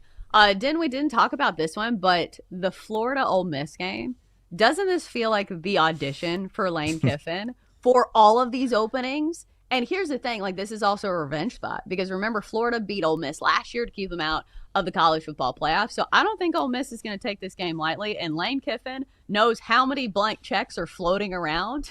I feel like this is an Ole Miss game that they will be very prepared for. It's either an audition or the rejection of the century, where he's going to come in, beat you up, and then tell you he doesn't see a future between you. And then he's going to get out of there, and he's going to sign that blank check that Ole Miss has waiting for him. The fact that they have not signed him to a contract yet is a little telling to me, Chelsea, but I still anticipate that Lane Kiffin is going to be at Ole Miss for a long time. You think so? I do. Think about the other blank checks that are floating around, though, because I think there's several, that he could possibly be landing. Florida. Penn State would give him a blank check. LSU would give him a blank check. The Giants would give him a blank check. The Titans would give him a blank check. Hell, the Dallas Mavericks might give him a blank check for their general manager position at this point, the way that everyone else is looking into him. I mean, is anyone fired from the hockey league yet? Is there any openings there? Does anyone want to get fired from college basketball? Lane Kiffin will get some money from them, too. I mean, this dude is literally pimping the entire system in his favor right now. But I don't think he leaves because of the way the schedule is set up. If they make the college football playoff, he's going to have to be locked in with that program until, at the very least, late December. And by that point in time, you're already missing stuff with your new program, with the transfer portal, trying to keep your guys, trying to go get more guys, high school recruiting. The way the college football calendar is set up, a lot of the guys that are going to be in the college football playoffs are going to be saying no to a lot of these jobs. Yeah, I do think sentimentally speaking, the Florida job is probably the one that he wants the most. But I don't know if the blank check is going to be quite as blank as the one that LSU offers, because LSU feels real desperate. Well, they might have to pay a certain somebody an extra $25 million in the next couple of weeks. Right. That blank check might not be as heavy. Feels like taxes are going to be going up in the state of Louisiana. LSU tax. All right, let's get to the squad parlay as well. Ladies and gentlemen, adults of all ages, it's time for the show parlay. All right, step right up and try your hand in winning some big plus money. So what is going to happen here is that since there's only 3 of us, we're each going to give 2 legs to the parlay. Because listen, who wants a parlay that's plus 270? No, we want to go for some big plus money. All right, so I'm going to lead us off here. I'm going to go with an alt line in the Commanders and Dolphins game just to play a key number here. Going to go over 45. So this is minus 155 by itself, but this is a parlay, so we can add in, some juicy things. So you look at the Commanders, and the big question is going to be their defense. Their defense has been a question all season long. They've hit the over in 3 of their last 4 games. And when it comes to the speed pieces for the Dolphins, this is going to be a tough challenge for a defense that's already struggling. So I think we see some points in this one over 45. And this kind of correlates Devon Achane for the Dolphins to score a touchdown. It is juicy by itself, but if you play this little same game parlay, it's plus 110. So it's minus 190 by itself. Devon Achane has 9 touchdowns this year. I love the fact that he can rush it in. He can catch one as well. He is a Swiss Army knife that the Dolphins should be using. And plus he rumbled for 174 yards last game against the Bills. So Devon Achane to score a touchdown and the over 45. And the Commanders and Dolphins is my addition to the squad parlay. All right, Double D, you're next. What are your legs?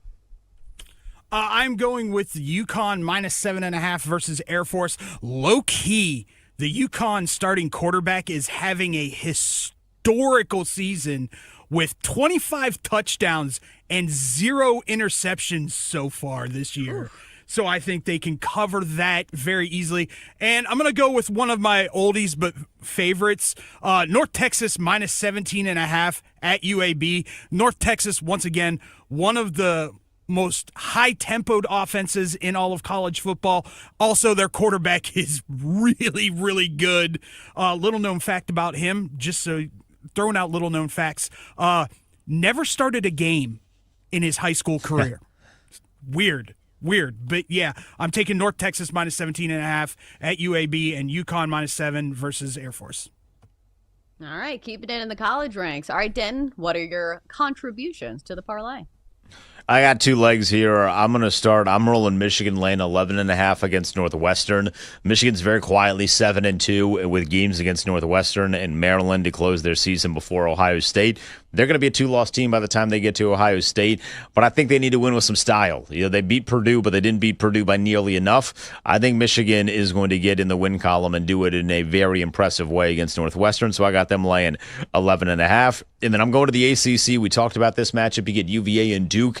I'm going to take Duke. I'm rolling with Duke. I'm laying the 4.5 with the Blue Devils. I think they make things really complicated in the ACC rather for the final few weeks of the season and potentially run the risk of getting that conference on the outside looking in of the final 12. So I'm going to roll with the Blue Devils. It's still wild to me that Darian Mensah is making $4 million this year for the quarterback at Duke. Crazy to me. Yeah. But that's, kind of the market for some of these quarterbacks across college football. All right, so here's the parlay. Commanders, Dolphins over 45. Devon Achane to score a touchdown.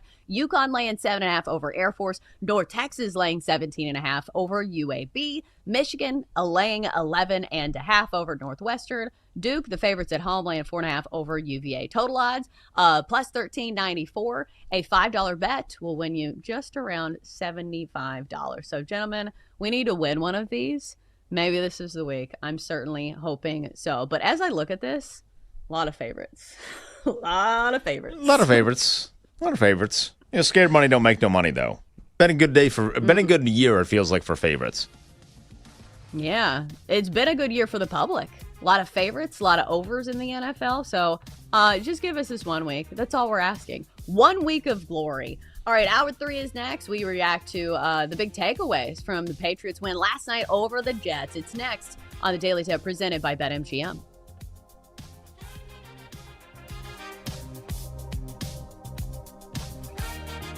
Chelsea and Jenks will be right back on the Daily Tip on the BetMGM network. Make it legendary. Download the app today. Please gamble responsibly.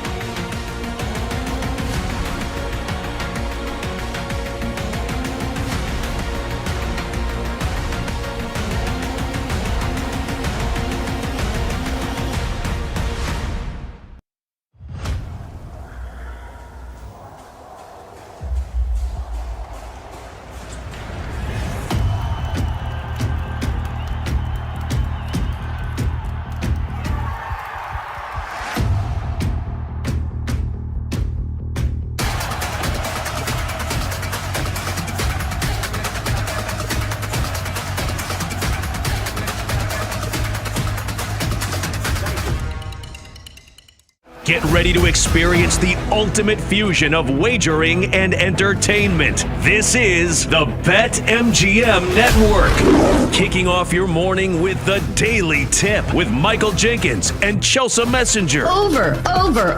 It's a very simple way to look at it. It's the best way to look at it. Followed by the newly branded Bet Sweats with Joe O and Sammy P. When I stop talking, that's when you jump in usually. He said, ring that bell! He said, ring that bell! Then it's You Better You Bet, hosted by Nick Costos and Femi Abebefe. Great teams and great players get a whistle. It's happened forever. It will continue to happen. Capped off every night with the electric Brad Evans and Ryan Horvat on BetMGM tonight. Oh, that's a sexy phrase. Quote Dr. Dre, creep with me and walk with me on this one. Welcome to a new era of Wagertainment. This is the BetMGM Network. Please gamble responsibly.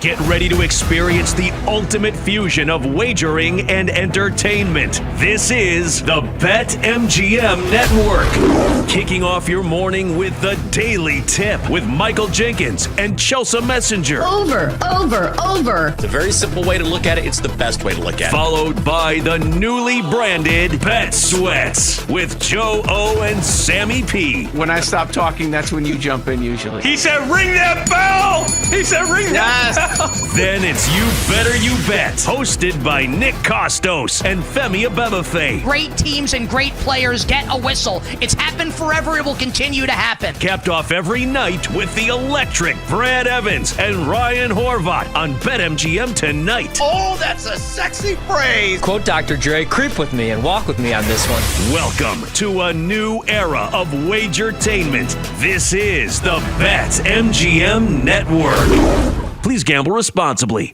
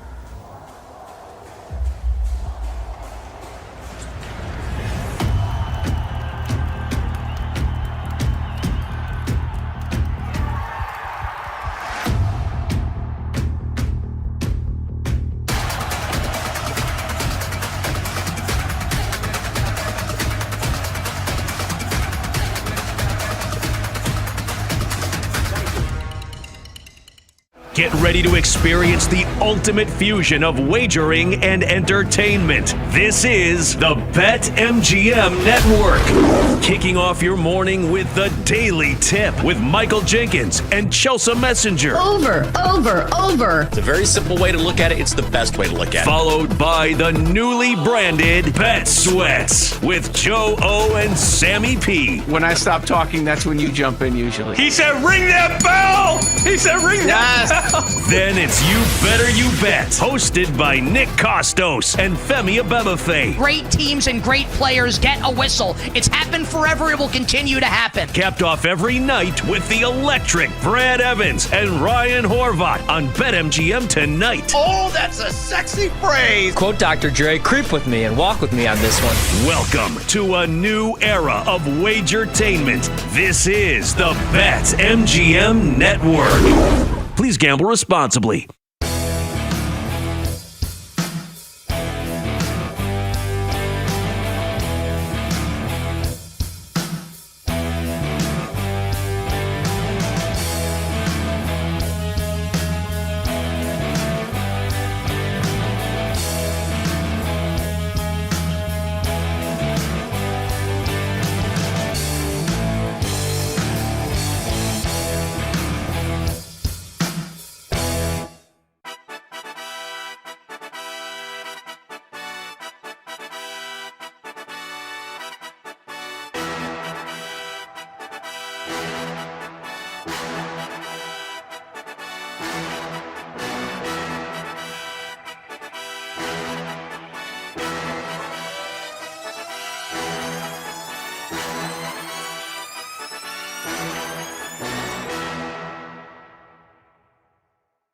Get ready to experience the ultimate fusion of wagering and entertainment. This is the BetMGM Network. Kicking off your morning with the Daily Tip with Michael Jenkins and Chelsea Messenger. Over.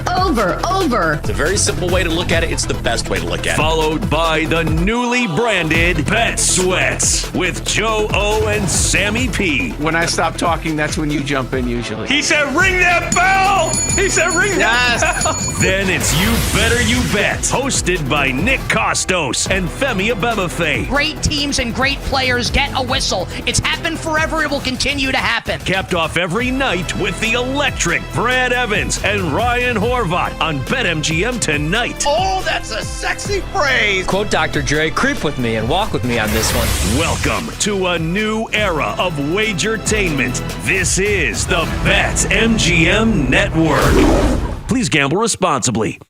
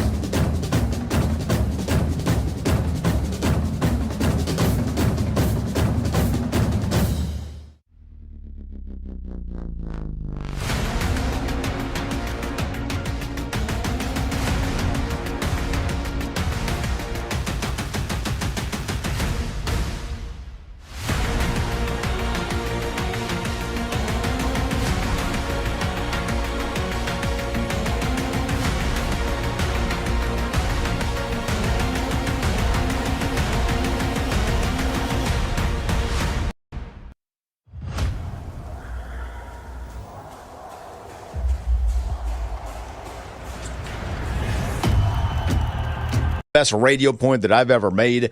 I just don't know that New England wants to see Lamar Jackson in round number 2. And that would be the only thing that's stopping me from saying that they can get to the NFC Championship game, because I don't see a reality with a don't have to either see Buffalo, Kansas City, or Baltimore. Now, they've already beaten Buffalo, but are you going to beat them? Maybe you beat them twice. Maybe they beat them in the regular season, too. You going to beat them 3 times? That feels tough. It does feel like their regular season schedule, though, does set them up for, getting a good seed in the postseason. Because if you look at the rest of the Patriots' schedule, and I think, some of the haters early on of the Patriots have said, like, the Patriots have played a bunch of nobodies. And so they're beating up on these bad teams. Let's do it against a good team. But then last week, they went on the road to a Bucs team that was coming off a bye and still beat them. So I think the list of excuses are kind of dwindling when it comes to the Patriots. But the rest of their schedule sets up pretty nicely. So next up, they have the Bengals. They have the Giants. Then they have 2 games where maybe we will truly see what they're made of, where they host the Bills. But again, they've already won the first head-to-head matchup against the Bills. So as far as winning the division, maybe that game's not quite as meaningful for the Patriots. And then they go on the road to Baltimore, which the Ravens will probably be more at full strength. It feels like they'll probably have, a better shot as opposed to like earlier in the season. So that's going to be a good Ravens team that the Patriots go on the road to face on December 21st. But then they close out the season against the Jets and the Dolphins. It feels like a lot of these games are going to be Patriots wins. That Patriots-Ravens game, by the way, that should get flexed to Saturday. Currently they have Philadelphia and Washington on Saturday, but the expectation was that was going to be Jalen Hurts and Jane Daniels, and that was potentially going to be for the NFC East. Well, it sure doesn't look like Washington is going to be competing for the NFC East, and quite honestly, Philadelphia might have that pretty much locked up by then. They should flex New England and Baltimore to that Saturday spot and then get that in a really good window for fans once the college football embargo lifts and put them on prime time. I would love to see Drake May and Lamar Jackson on a Saturday. That'd be must-watch television.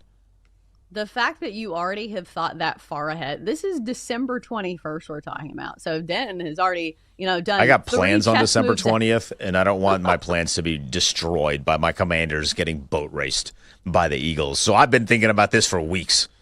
But as far as the futures market goes, like I think that the Patriots were 12-1 to win the AFC Championship before that Bucs game, which you missed that number. But now they're down to 8-1. And here's the thing, looking at that schedule, I think this number is only going to shorten because, if they beat the Bengals and Giants and they continue to stack wins and Drake May continues to look good, I think this number is going to shorten. So, like, I'm not a huge fan of, like, chasing numbers. And, of course, you could have gotten a better number a couple weeks ago.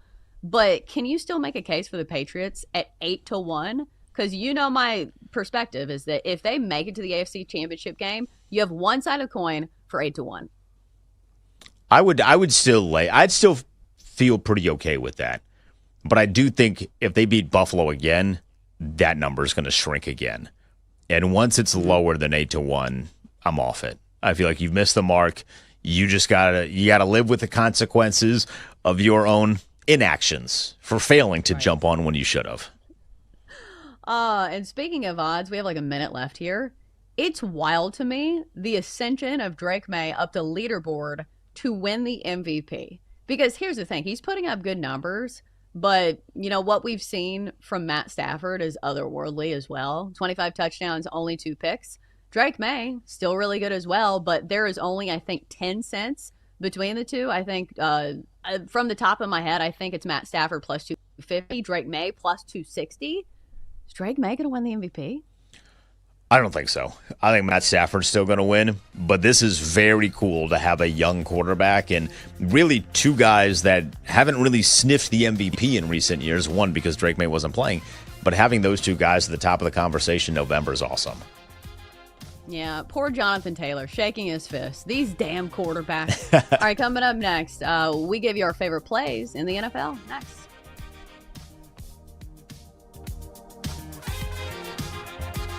Chelsea and Jenks will be right back on the Daily Tip on the BetMGM network. Make it legendary. Download the app today. Please gamble responsibly.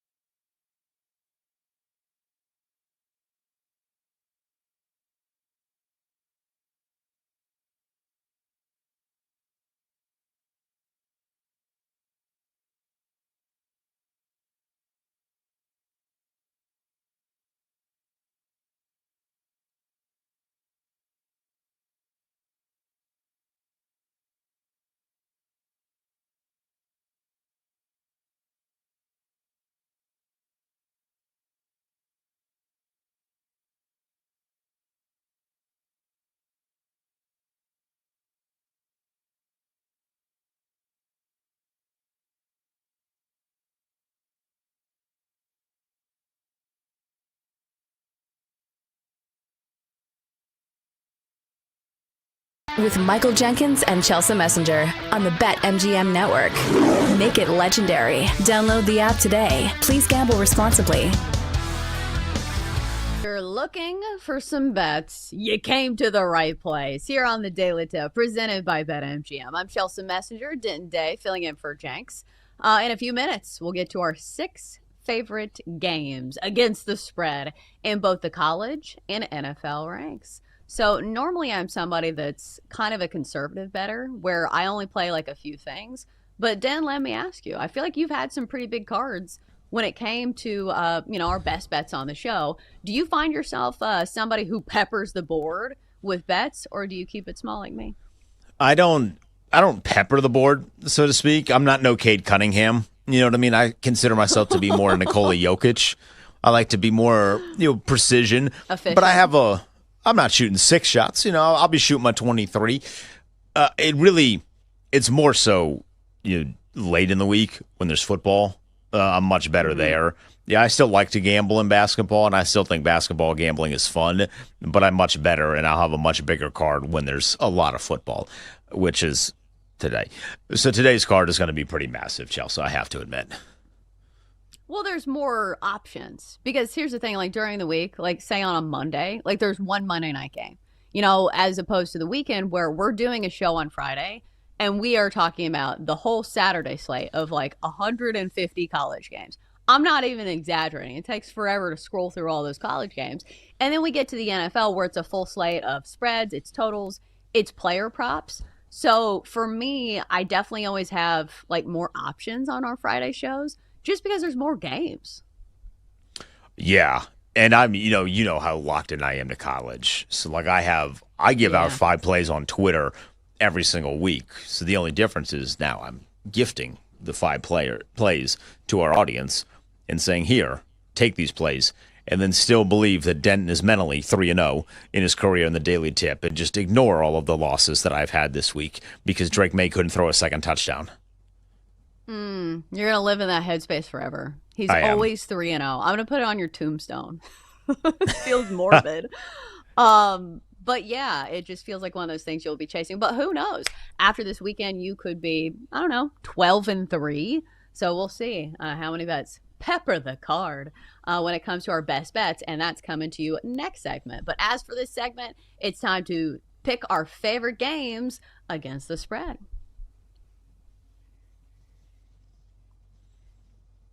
All right, let's start us off here with the early game on Sunday in the NFL. Let's go overseas to Madrid. Commanders and Dolphins. We're going to hit the over 47.5 because I believe this Commanders defense still needs to prove it to me. Okay, Dan Quinn is calling the defense this week. You still need the players to execute said defense. And we just haven't seen it from the Commanders this year. Plus, they have some injuries that make me a little concerned on an already bad defense. The Commanders have hit the over in 3 of their last 4 games. I know Miami has played in tighter scoring games, but I think this Miami Dolphins offense, with all of the speed that they possess, is a tough matchup for the Commanders.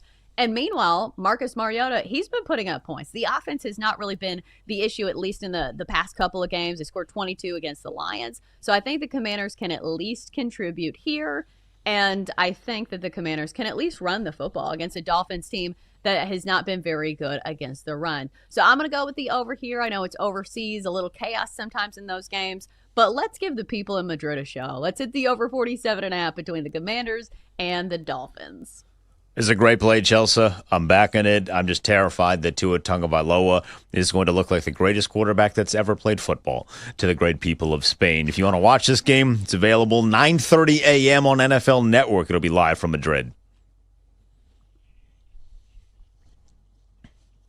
My first play comes in the way of the college football game. I'm taking Duke lane 4.5 against UVA. I really like this Duke team, and I really have questions about this UVA team. What are they? What are they when they have some quarterback troubles? Can they really run the table and get to the college football playoff? And I think the answer to that is a no for right now. So I think Duke is going to be the team that plays a little bit of spoiler. So I'm taking the Blue Devils to lay 4.5 against UVA.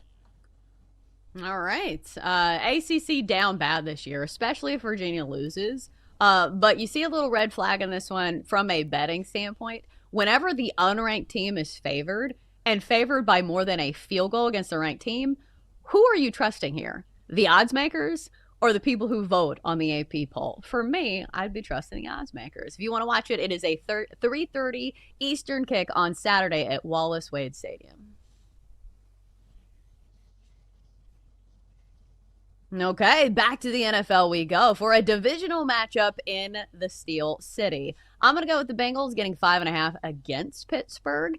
And I understand the Bengals have been in a disappointing season, of course, with Joe Burrow being out. But now they have the good news that Joe Burrow could possibly be back by Thanksgiving. So mentally, you think this probably gives a boost to the Bengals. And plus, we've already seen this matchup before. The Bengals won it outright, 33-31. I'm not saying the Bengals need to win outright, but I do think this game is going to be close because that's what we've seen from the Steelers defense. One of the highest paid units in the entire NFL has not lived up to the billing where they continue to give up a bunch of points. Just gave up 25 to the Chargers with a Chargers offensive line that was extremely banged up coming into that game. If you look at the Steelers defense, they've given up at least 25 points in 3 of their last 4, including that game to the Bengals. So I think this is going to be a prop better dream as well. I think the over's in play. I think Joe Flacco can absolutely sling it just like he did last time. 342 yards, 3 touchdowns in that last matchup. And Jamar Chase had 161 yards against this Steelers defense. So I think Aaron Rodgers can contribute as well with a bad Bengals defense. I think it's a great game for Aaron Rodgers as well, but I think this one's going to be closer than this line suggests. It's a divisional matchup at the end of the day. Let's go Bengals plus 5.5. Yeah, how about a little bit of fireworks in November, right? Some pre-Thanksgiving fireworks. I'm with it. I think they're going to see a lot of offense in this one, and there's going to be some extra motivation for Cincinnati knowing that Joe Burrow, with his emo hair and all, is getting closer and closer to being back on the field, which means they're still alive in playoff contention. Got to keep it close, though, against Pittsburgh. Maybe steal a win against Pittsburgh to keep that thing going. That's going to be a 1 p.m. start Eastern time in Pittsburgh.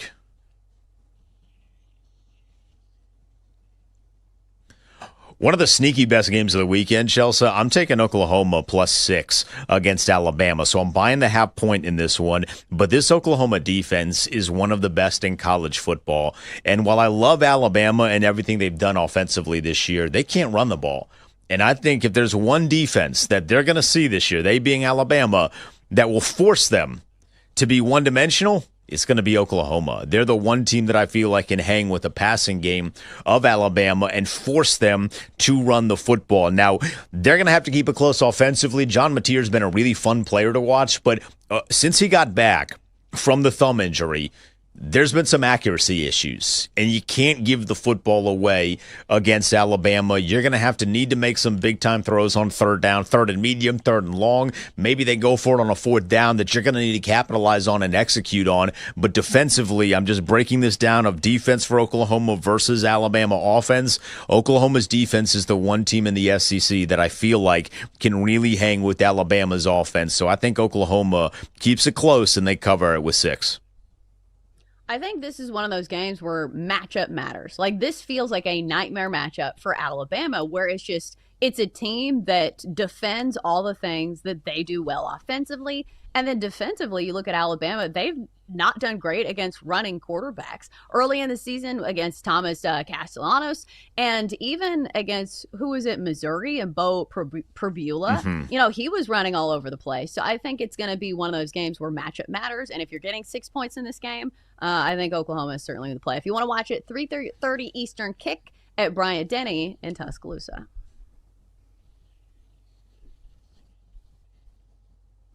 All right, how about the biggest game of the weekend? Going to go to Texas and Georgia. Going to lay the 6.5 with the Bulldogs here at home. We've seen this story before. Last year, this Georgia defense put on an absolute clinic against Texas. I understand it's 2 different teams, different personnel, but the defensive game plan that Kirby Smart had against this Texas offense, limiting them to 19 points or fewer in both of those matchups last year, I think we see more of the same. Especially when you're having trouble believing in an offensive line at Texas that has been very shaky at protecting Arch Manning. That doesn't feel like something I want to believe in when you take a young quarterback and put him on the road in a tough SEC environment. And plus, at the end of this game, in the final 2 minutes, if this is a tight game, who are you going to trust? Are you going to trust Texas, who's been incredibly inconsistent? Or are you going to trust Georgia, who has been the most resilient team in college football this year, especially in the fourth quarter? Not only have they been winning these games, they'll pull out the cover like we saw against Ole Miss. So I'm going to lay the 6.5 with Georgia at home. Let's go, Dogs. Georgia's coming off a big win last week, too, against Mississippi State. There's a lot of people that thought that the other Bulldogs would be able to keep it close, and they just trounced them. Gunnar Stockton's playing really well in the emergence of Zachariah Branch. Good luck to Texas trying to keep up with that guy. That's going to be the main event on Saturday, a 7:30 kick between the Hedges and Athens. Pick six. Main event in the NFL, I'm taking the Seahawks plus 3.5 against the Rams. This is the best game of the weekend to me because you're getting two of the best teams, not just in the NFC, but two of the best teams so far this year in the NFL, and they match up so well with one another. You get the Rams with an MVP candidate in Matthew Stafford. You get the Seahawks, who clearly got something right with Sam Darnold, but also in a weird way have a guy that should be in the conversation for MVP, though he's not because he's a wide receiver, but Jackson Smith-Njigba has been unguardable. I think you're going to see a lot of offense in this one, but because both of these teams are so good on the defensive line, they got guys that can get after the passer. Seattle's defense can turn you over, and they can create points based off of those turnovers, whether that's just putting the offense on a short field or doing it themselves on defense. I mean, DeMarcus Lawrence was awesome last week. A couple of scoop and score touchdowns. This is a defense that can really get after you. This is going to be the biggest test, I think, that the Rams have seen so far this year. Getting accustomed to the speed, getting accustomed to the way that a Mike McDonald defense operates. I do think Los Angeles ultimately wins, but I think they do so in walk-off field goal form, which means I'm taking that 3.5. I'm buying the half point with Seattle, but I'm taking them plus 3.5. I do feel like if you look at this game, like home field advantage in quotes, is baked into the number, and I'm not sure if LA even has one, right? Like, you look at their games, and it's one of those things where it's just not a super fan, environment that you think of at some of these other stadiums. So I think defensively, like, I know everybody's going to be talking about the quarterbacks in this matchup, but like you mentioned, these two defenses have been extremely stingy this year. If you look at the Seahawks, third best defense against the run, and then in the Rams, second best scoring defense in the NFL, giving up just 17 points per game. So, like, I don't know where to go on a total in this one, because you look at the offensive playmakers, you're like, oh, well, the Seahawks can stop the run. Matt Stafford can sling it 35 times and still put up points. And you look at JSN on the other side of the ball for the Seahawks. So I don't know as far as a total goes, but I do know one thing. I will be watching this game if my local stations allow me to.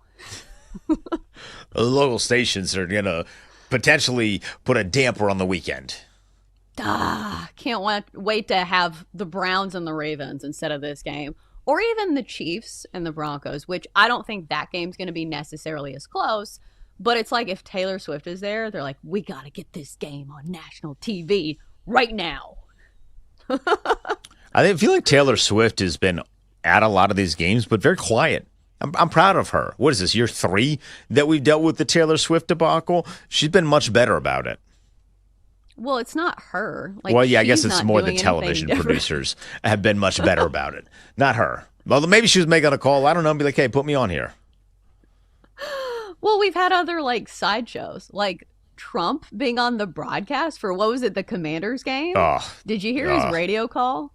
I expected a little bit better out of him. Like, Chelsea, I had to watch it for work, so I had to listen to it. And regardless of your political affiliations, having a guy that doesn't know sports try and call sports is not a fun experience. No, it's just really difficult. Like, I don't watch Saturday Night Live much anymore, but that was a perfect chance for SNL to do Shane Gillis as Trump calling a football game. I would watch that. I bet you'll see it this weekend. Because remember, that happened, so they got a full week to be able to do something like that. But I don't know if Shane Gillis is available, right? Like, maybe he is. I don't even know what he's up to these days. Hanging out, having a good time, doing some bits. Bits and skits, Drinking beers. Drinking beers. But or fake drinking beers, like on that Bud Light commercial, where they notably point out you can't drink beer in a commercial. I didn't know that until that commercial. Did you know that? Where they I can't did not know actively that. drink beer in beer commercials? It's crazy. Yeah, that's new information to me. Thank you, Post Malone and Shane Gillis, for your service. All right, well, coming up next here on the show, we give out more bets. If 6 wasn't enough for you, have no fear. We got props coming up. We got totals, college, NFL, you name it. Best bets come your way after the break here on the Daily Tip on a Football Friday.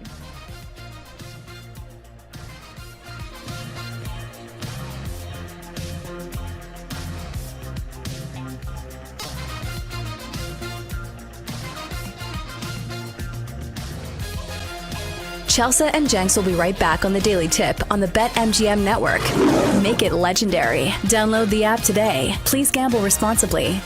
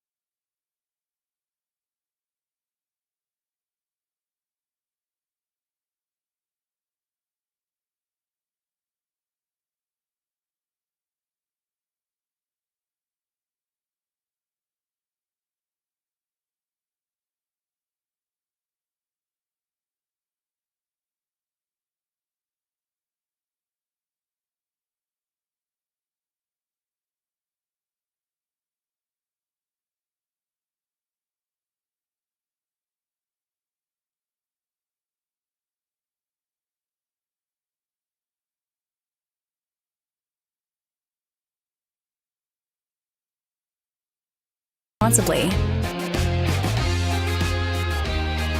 Time to land the plane. It's a Football Friday here on the show, and in mere moments, we'll give you our favorite bets of the entire week, whether it's spreads, whether it's totals, whether it's props. So we have a lot to choose from. All right, so it's going to be a big weekend in college football. So, Den, we've talked about all of the streaming services that you get from your brother. How will you be watching some of these games? Are you, knocking on your brother's door again and saying, hey, it's time for you to pony up and get me a way to watch ESPN over the weekend? I thought you were going to say, how are you going to contribute to the operation here? Which at this point is still, I'm not. I am hoping that something gets worked out by tonight. We've heard a lot of momentum and things, but then we also have heard, and it wasn't the CEO, it was like COO or some important person at the Mickey Mouse ears said, we'll fight this battle as long as we have to. Like, all right, thanks, guy. You're not the hero in this scenario. Like, no one's pulling for the underdog of Disney here, all right? Like, just give us YouTube TV and ESPN, please, and thank you. Bob Iger was flexing about, we're going to have AI short-form content for users coming up here soon. I'm like, I don't want AI Mickey Mouse. I want ESPN on YouTube TV. So I'm probably going to do the Sling thing again if I can. So I'll pay another $5. Well, I mean, if there's ever a weekend where $5 this has is to worth be. it, yeah, it's this weekend. This will be the with one. all So the I'll big lock games in. in college. Yeah, or you could do. Have you already done the Fubo free trial? You can do that for 7 days. I have not. Does Fubo have the quad box, or is that literally just a YouTube TV thing? No, that's a fever dream that we will no longer have.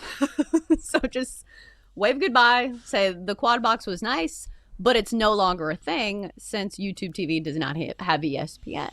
So it's like you can't do quad box, of course, across multiple platforms. So like that's the tricky part, is that now like you have to have different streaming options open. Like the quad box, we should have appreciated you more when we had you. I don't understand why these other companies can't figure it out. I mean, YouTube TV's been doing it for years. My problem with them is they would always make the quad box for you, and it took them too long for them to be like, hey, you can make your own, because it'd be like 3 football games and like some political program. And I'm like, hey, which one of these is not like the other? You maybe want to remove the politic program and get me, I don't know, USFs and somebody, please and thank you. I don't know why anyone else can't do the quad box. Like, it doesn't feel like you got a bunch of dorks in your company, right? You got some people typing away at the code. I feel like that should be an easy thing to do. Because that would be a nice thing for sports fans. And sports fans don't get nice things anymore, right? It's Clearly. like whatever they can do to like stomp us in the mud. So like, I don't know. I think whenever it's the quad box, before we could choose, it would always be like rodeo or NASCAR. And it's like, I understand those are sports by definition, but like on Sunday or Saturday, those are not things that I want in my quad box. No, bowling, I'm okay. Maybe in the off season on like a weird Tuesday, but in the NFL or the college football, I'm good.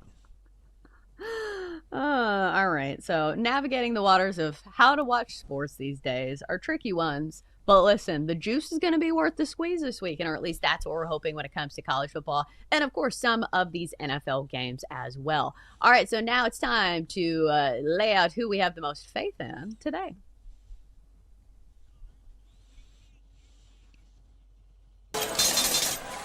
All right, Denton, since you are the guest host, filling in for Jenks today, you get to bat leadoff. So choose one game for your best bet and expand. So I will start with a game that's going to be played tonight. We get a great college football slate tonight. We get Minnesota going on the road to take on Oregon. I'm going to take the over 44.5 in this one. I think Oregon needs a strong offensive output, and I think they're going to give a strong offensive output, but I also think that Minnesota, who has had a good year this year in the Big Ten, PJ Fleck's over there rowing the boat and doing all his catchphrases and all those things, I think they're going to be able to put up a couple of points against this Oregon defense, but Oregon's offense is going to very easily outpace them, but I like over 44.5. If some of these Big Ten games that have taken place on Fridays over the past couple of weeks have been more of the high-scoring variety, so I think we see that tonight. Well, and plus maybe it's a buy low spot.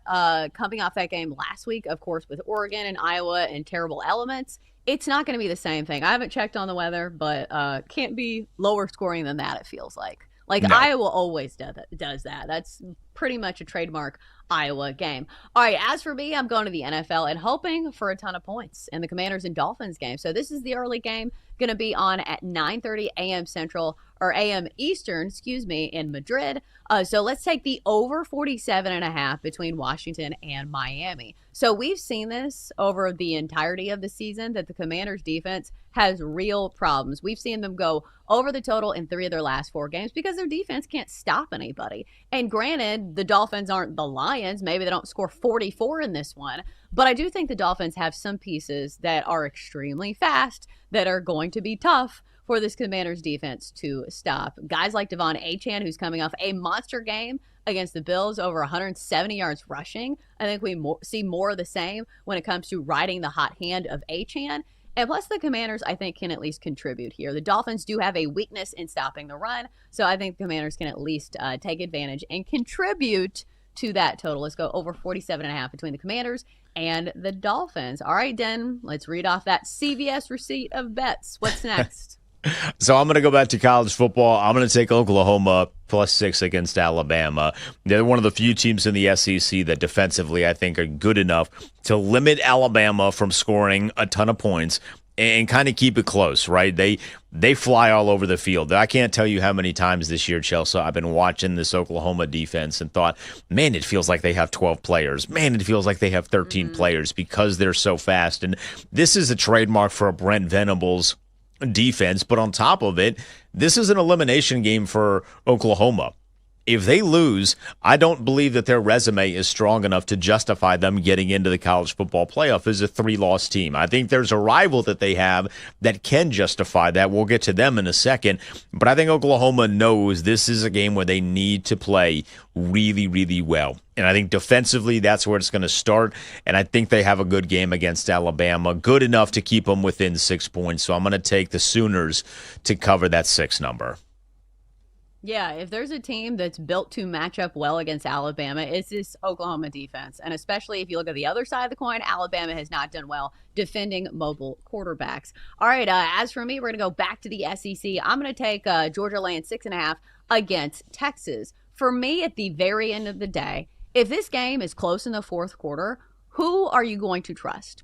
Are you going to trust Georgia, who's been the most resilient team in college football, who's eked out all these wins in the fourth quarter and even some covers when it looked like there was no chance, where they cover the 7.5 against Ole Miss?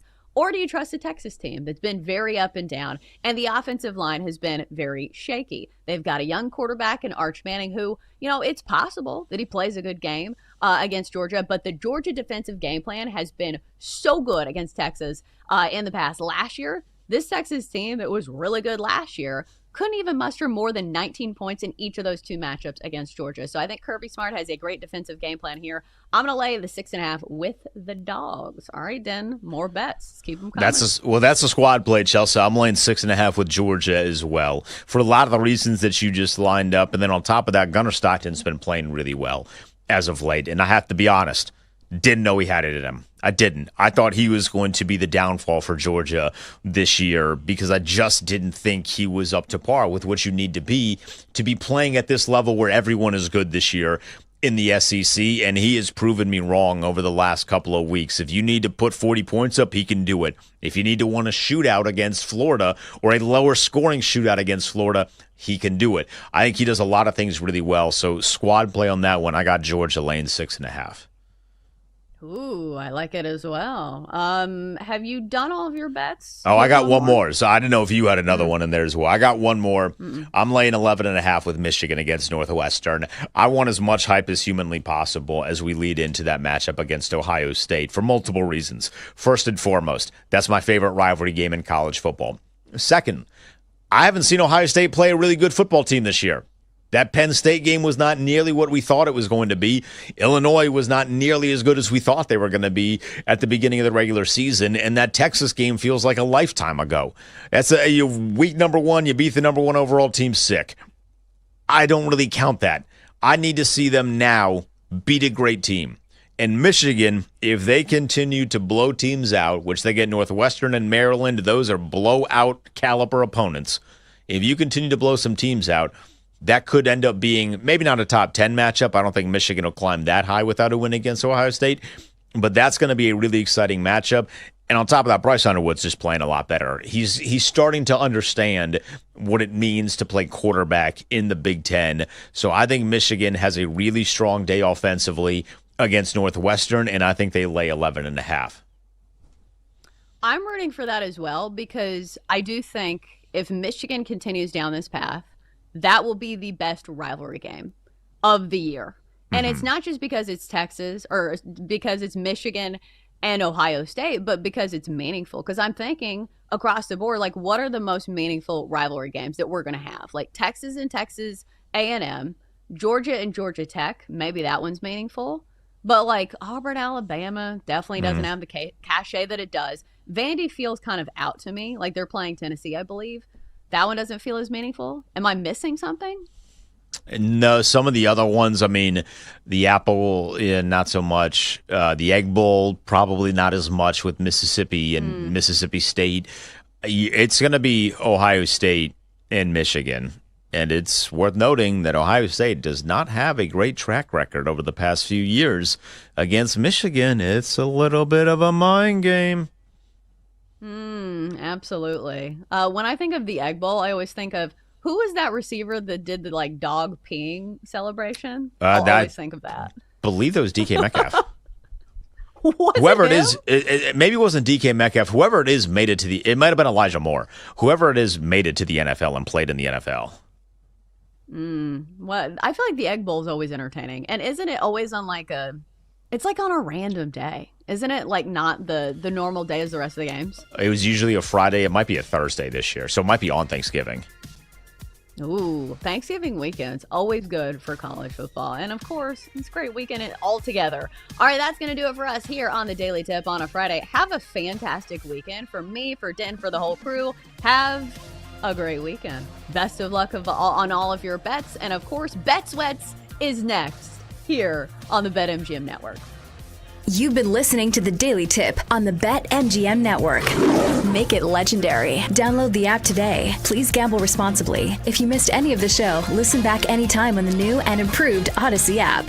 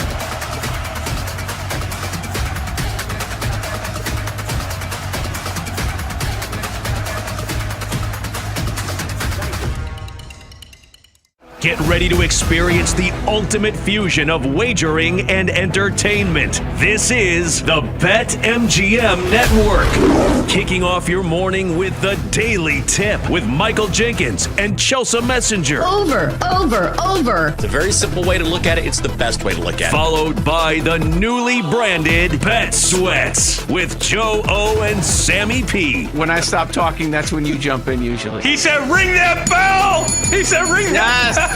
Then it's You Better You Bet, hosted by Nick Costos and Femi Abebefe. Great teams and great players get a whistle. It's happened forever. It will continue to happen. Capped off every night with the electric Brad Evans and Ryan Horvat on BetMGM tonight. Oh, that's a sexy phrase. Quote Dr. Dre, creep with me and walk with me on this one. Welcome to a new era of Wagertainment. This is the BetMGM Network. Please gamble responsibly.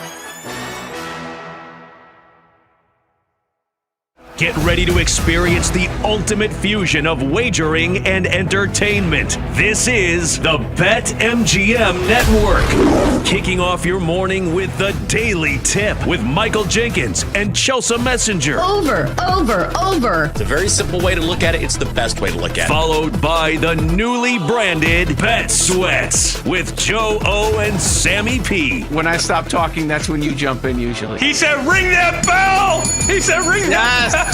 Then it's You Better You Bet, hosted by Nick Costos and Femi Abebefe. Great teams and great players get a whistle. It's happened forever. It will continue to happen. Capped off every night with the electric Brad Evans and Ryan Horvat on BetMGM tonight. Oh, that's a sexy phrase. Quote Dr. Dre, creep with me and walk with me on this one. Welcome to a new era of Wagertainment. This is the BetMGM Network. Please gamble responsibly.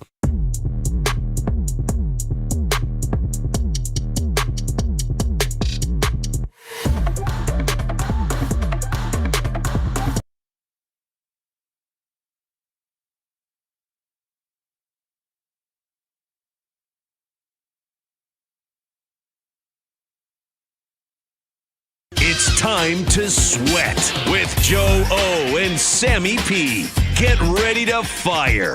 This is Bet Sweats on the BetMGM Network.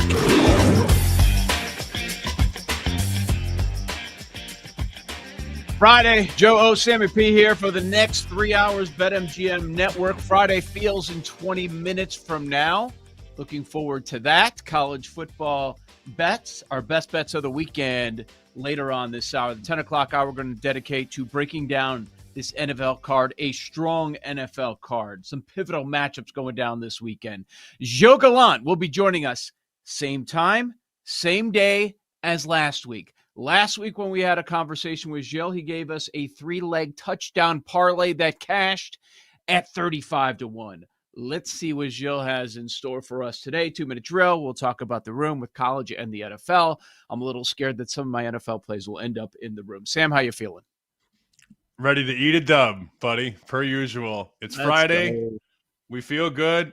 I got something we have to talk about with this Ole Miss Florida line. It's not the lead story, but this is one of the wilder line moves from Sunday to Friday. It went up, and now it has been blasted down. So there are wise guys sort of trading haymakers on the Florida fate, whether they've quit or not. We'll talk about that. But is Justin Fields good? Question mark. Do we have that answer yet? I feel like we do. Well, yeah, people keep asking the question. Oh, he's in a bad situation in Pittsburgh. He's in a bad situation with the Bears. He's kind of screwed with the Jets. It's a bad organization. Well, he's got talent around him. When Garrett Wilson's healthy, too. He had Breece Hall last night. Always the excuses. Just stop. Just stop. He'll get another opportunity, I'm sure. But no, Justin Fields sucks, man. There's just no way around it. It's not about the players around him or ownership when he can't hit a receiver, right? Everything's going way behind the receiver. They've got to like pirouette just to come even close to catching the ball. No, Justin Fields still stinks. But as far as last night, Sam, we did not see Patriots domination that many people expected to see out of this team. But here we are. They win again. They go over the win total on the season. This was one of the most popular bets all offseason. Public on Patriots over 8.5, buying into Vrabel.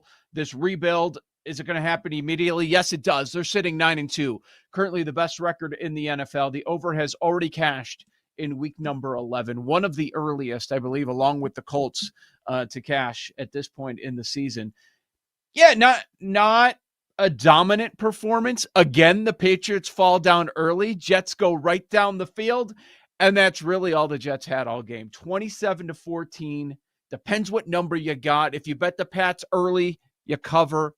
If you bet them late, you probably push, maybe even lost, because I did see some 13.5s popping yesterday afternoon. But a push for a lot of people. Under hits in this one. But you know what it was, Sam?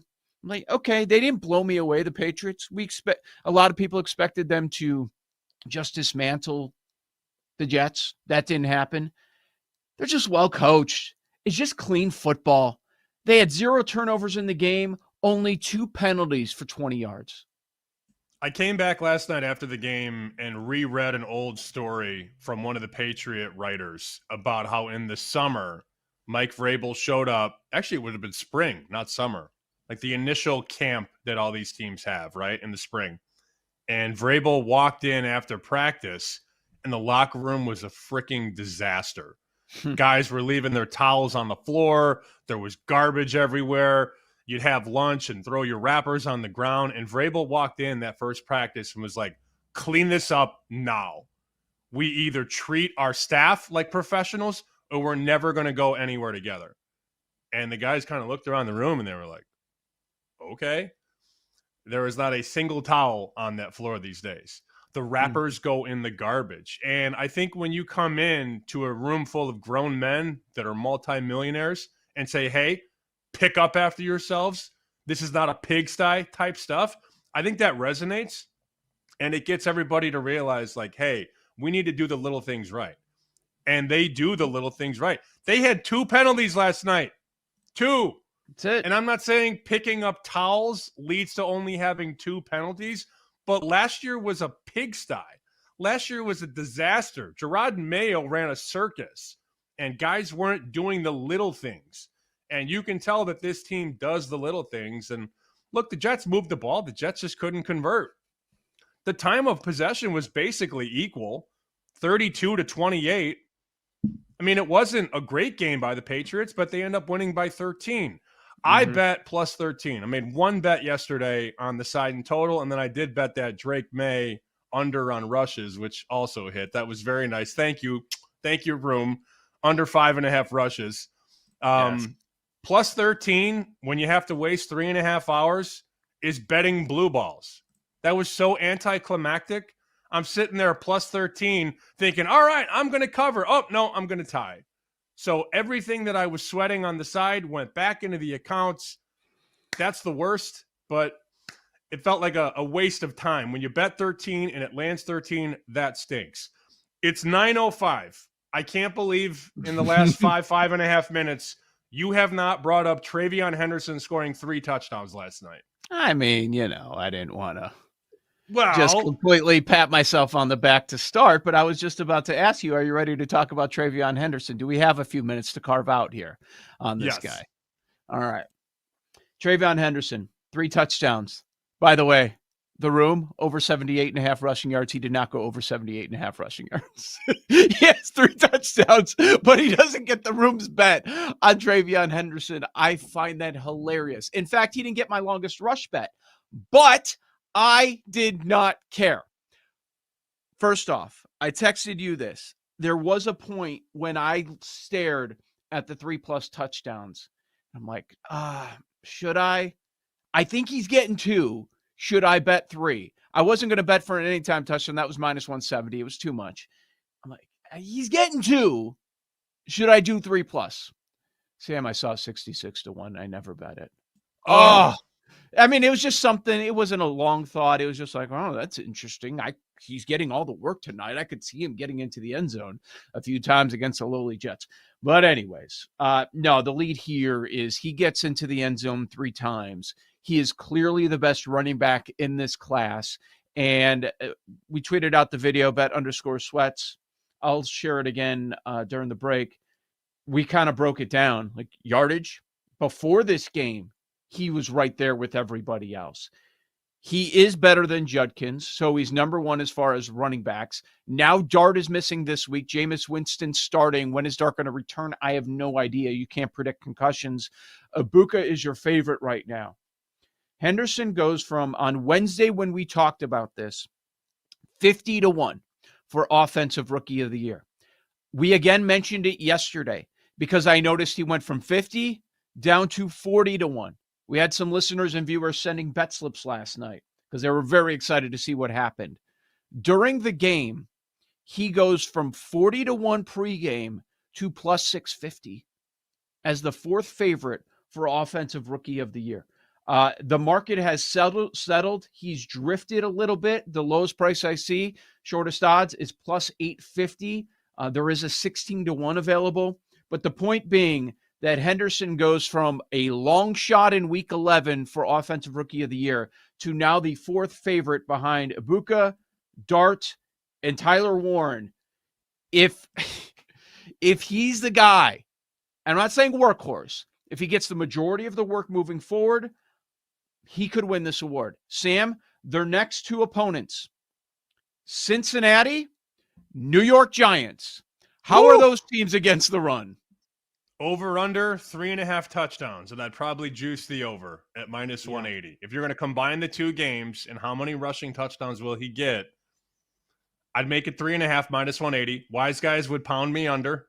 They would take the under 3.5 plus. Well, these days I could probably offer, if I'm offering the over at -180, I'll just give you the under at +100. Right? The way the sports books are kind of going at you these days. All right, here's a prop. The over is -220. The under is +110. You're like, well, yes. I don't know if that makes sense, but that's how it be sometimes.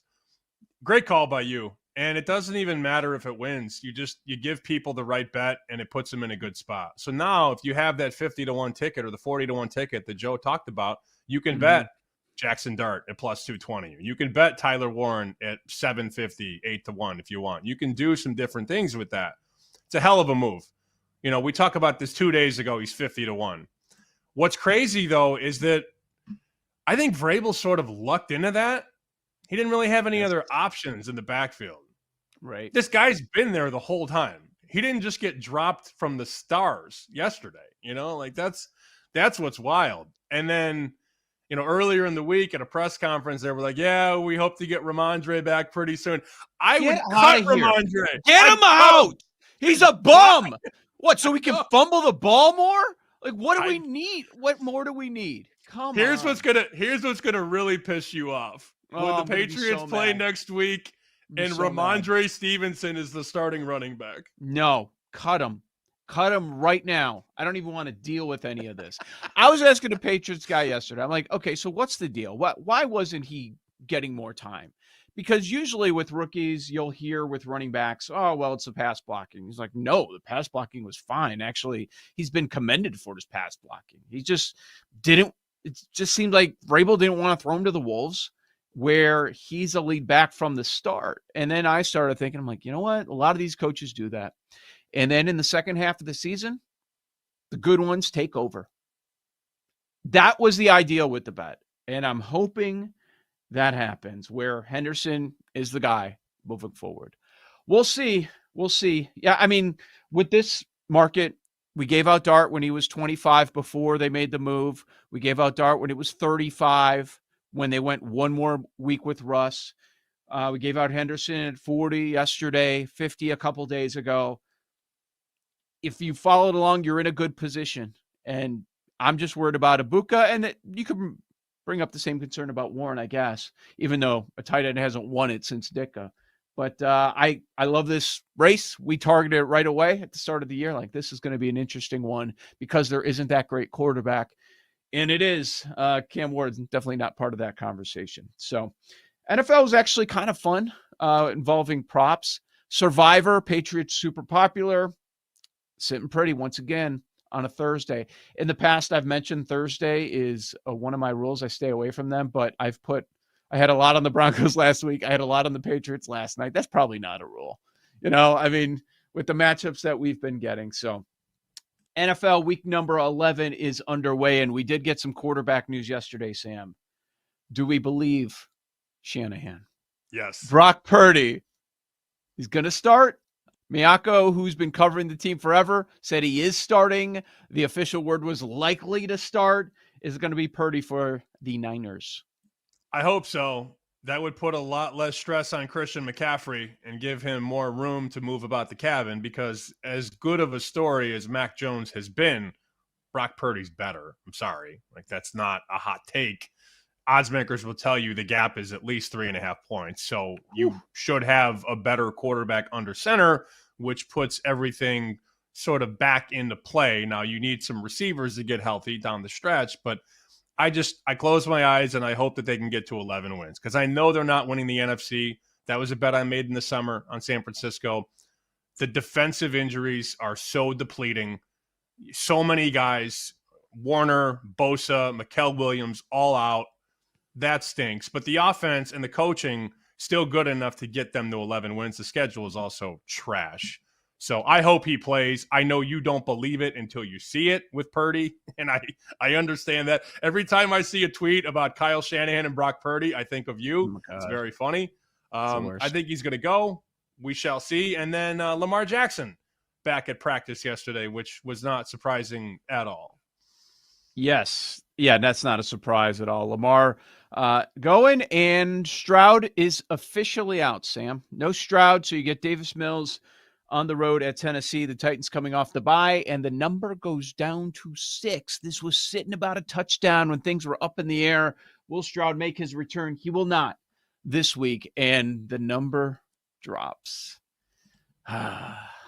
You're laying less than a touchdown against the Tennessee Titans. I know Ridley's practicing, Simmons is practicing, but did people forget how bad Tennessee is?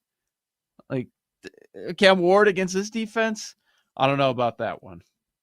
I am not interested. I still think Houston to make the playoffs might not be the worst idea. Agree. 4-1 there. I know Stroud is out. They're not going to lose this game. So then they're sitting at 5-5 with 7 games to go. That defense is really, really good. You get some guys on offense back. The division stinks for the most part, aside from the Colts. But I think that there's some room there for Houston to potentially get a 6 or a 7 seed in the AFC. Also injury front, Bucky Irving practicing, Chris Godwin practicing, Kincaid not. Buffalo still favored by 5.5 in that one. That's going to be an interesting matchup to dissect, which we will do coming up on the show. On the other side, time for Friday Feels. Friday Feels have been interesting over the last couple of weeks. I think today will be interesting as well. That's next. Joe O, Sammy P, with you on a Friday. This is Bet Sweats.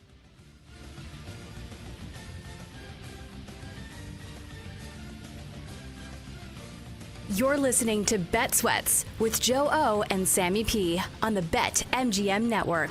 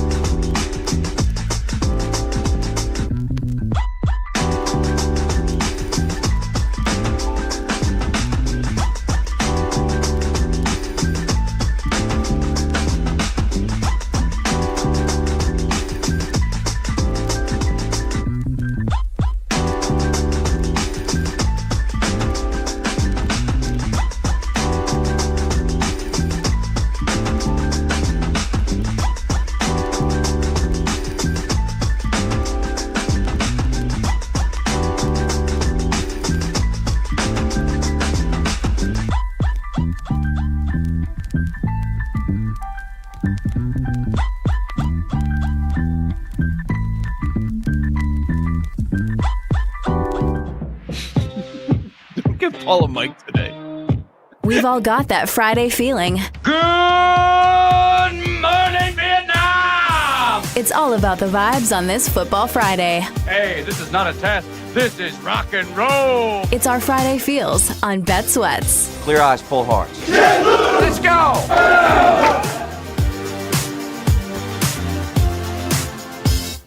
This has slowly become one of my favorite segments of the week. No rules.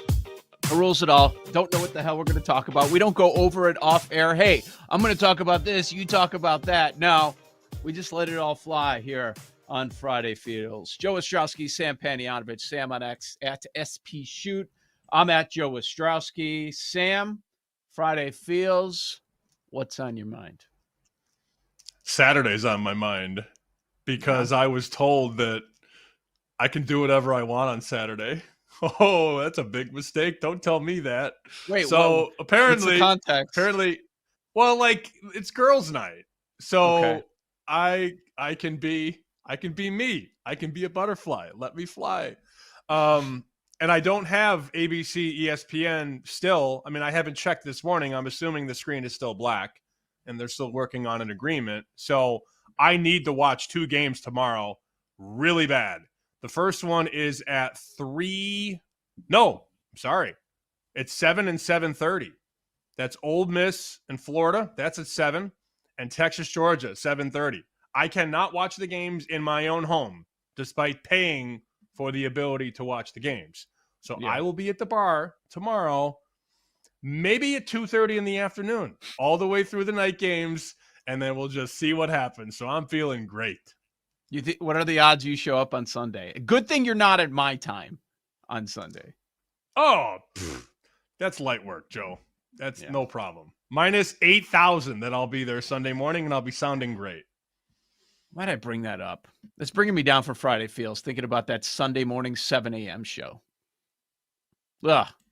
I love my co-host, but, it's Sunday morning on the air at 7 a.m., I think. I think that's what the time is. Not ideal on the weekend. Anyways, Friday Feels, I'm also in a good mood. Well, first off, you get Henderson last night. That's how we start the week, with Henderson going off, which I love. It's a great card. I've heard people in the NFL, I've heard people suggest that, we got this crappy game and that crappy. Get out of here. If you want good games, you're going to have to deal with some garbage, especially when about a quarter of the league is trash. You have Seahawks, Rams, Chiefs, Broncos, Lions, Eagles. 3 awesome games, all on Sunday. I can't wait for it. Those games are going to be great. You got to deal with some of the garbage. And in one of the, quote, garbage games, we get Jameis as a 7-point dog. Let's go. I can't wait for that against the struggling Packers offense. Looking forward to that. Vibes are high, man. Vibes are high. I have not said that on a Friday Feels in about a month, I would guess. But, yeah, I'm feeling good. Looking forward to what's next. That's kind of where my mind is at. I was getting worried that maybe our people that are still with us every day on the show would be like, oh, man, these guys are so depressing lately. But I feel like things have shifted. I'm looking forward to what's next when we're done here. And when you hear a lot of the positive reaction or people that want you to do this or that, like that will make you feel good. And then things start churning in your mind. Like, yeah, man, it's a very different media space than it has been throughout much of my career, especially at the start. Like the idea of going out and doing your own thing and you don't need to work for a big media company, like that was completely foreign. But now we live in a world where, my daughter was asking me like a week or so ago, do I have to go to college? And the automatic response was always yes. And it's a great experience and you could figure things out there in life and in your career and stuff. But like part of me was like, I don't know. Like the path that a lot of us took, Sam, that have been in this industry for a long time, and this goes for many industries, is not the same path that you have to have right now. You can carve your own way. You don't need to go to college, intern at a radio station somewhere, and then slowly climb the corporate ladder. Like that's not how the world is in 2025. I thought about this the other day and I had to stop because I was about to cry. So I worked from college until I was about 29. I was making the bare minimum. I worked so hard. I worked 85, 90 hours a week and was lucky to make $35,000 a year after taxes, mind you. Oh, that's way more than me. I finally, yeah, I know, but still, relatively, it's trash. And then you finally get that first big job, and for me, that was at Nesson, and they paid me really well. And then I was let go because I made too much money, not because I wasn't good at my job, because I made too much money. So the 20s that I sacrificed for work, for working nights during the week, working mornings on the weekend. Nothing quite like that Friday night Blackhawks game at 7:00 and then sleeping in the studio to be on the air at 7 a.m, miss out on your Fridays, and then call UIC basketball on Saturday night. It was a joke. And then you get to Nesson and you're finally compensated fair, and then you lose that job. And then you get this job and, oh, your show's doing well. Everybody loves you, but sorry. So it's been very strange, as you know, but we have had some phone calls, some of them together, some of them I know separately, where people are excited about what could be possible down the road. And it does put you in a better spot, but it's been a strange month, man. A very, very strange month. Yeah, there's no doubt about that. But I think we're at a better place, vibes wise, Friday feels wise than we certainly were over the last couple of weeks. So, I mean, I'm feeling pretty good going into the weekend. Hopefully it carries over. Hopefully on Monday we're sitting here and in a very positive mood. I mean, I'm thinking, you know what? Sam gave me a gold mine the other day. You know, I'm sure I'll get divorced one day. And now I know a great pickup line, 2 girls at the bar. And then I started looking up, multiple spellings of girls' names. And then I realized there's some dumbass names that are really popular right now. I feel like I didn't know how bad some of these names are. There are some awful names out there. The top 10 list, not as surprising, but I'm working down the list. I'm like, really? That's like the 20th most popular girl name that's out there? Like, I don't know, man. Luna? Think about this. 22nd? Is there another way to spell Luna? They say there is. I don't know what the other way is. I don't think so. Well, I hope that you stay blissfully wedded. But if you don't, think about this. Think about the things you've learned this week. You can go out to a bar, meet a very nice girl named Aspen, ask her how she spells it, with an I or with an E. Definitely the wrong way. A-S-P-I-N. Definitely the wrong way. A-S-P-E-N, A-S-P-I-N. And then when you get the spelling in order and she's feeling it, you know what you say? You ever had a reverse sear steak? Oh, yeah, let's go. Let's go. You got this on lock. Oh, it's done. It's done. Is Penelope popular? Because that cracked the list. Oh, it's a terrible new, name, right? I think it's like a new thing. Shout out Penelope Cruz, but that's like kind of the only pull I've got there. Right. Jake was disgusted by that one. Also, follow up on the reverse here. We're talking medium rare, right? We're not doing the medium thing. Who's doing medium? Medium rare. I did do medium for Jack, but that's sure. No, I get started eating steak. Yeah, totally. Yeah, medium rare for sure. Does anybody eat their steak any other temp? Oh, Gertch, of course. Of course, Gertch does. Gertch is well done. Well done? Oh, medium plus. Oh, medium. Thank God.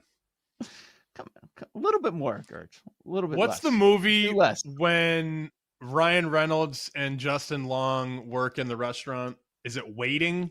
Waiting? Have you seen that movie? Yes. I've seen that like 10 times. Yes. Yeah. The one guy with the guy that looks like Kid Rock, the customer with the flannel cut off and the trucker hat, and he's sitting there and he orders a steak well done, and then they bring the ketchup over and he goes, nothing offsets a steak like some ketchup. It's like well done steak covered in ketchup. Oh, have you ever had a restaurant job? Yeah. Well, a bar. It was a bar, not a restaurant. That movie rings true to so many restaurants. I've worked in a few different restaurants. Oh man, the characters that they have in that movie, it might seem outlandish to people that haven't worked in that industry. Oh yeah.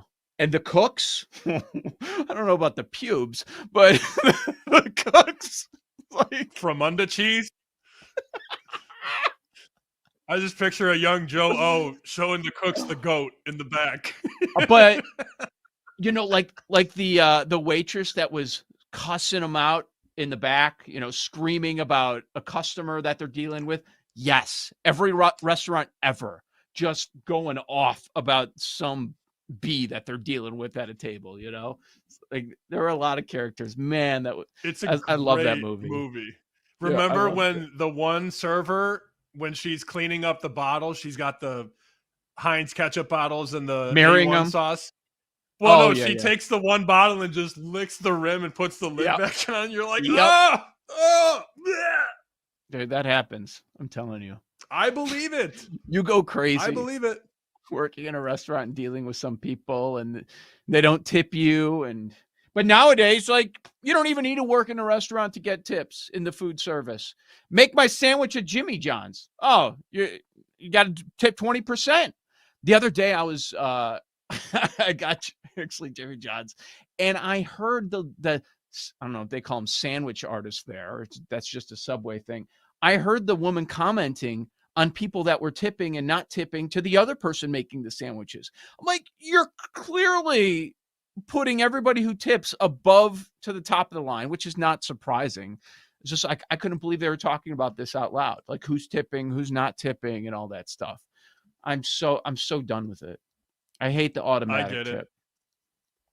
Well, now when you go and get anything at a store, it could be a corner bakery or a bodega or whatever. I say bodega because I'm in New York once a week now, and that's what Jeff Shorts calls them, bodegas. I call it a store, but whatever. So yesterday, I'm on the train, or I'm getting ready to get on the train, rather. I'm at Penn Station, which is right underneath Madison Square Garden. And I go down the escalator to get into the train area, and there is not a billboard, but you know those signs outside bars and restaurants that are kind of like the 4-leg triangular, like graphic sign. There are specials. Starbucks.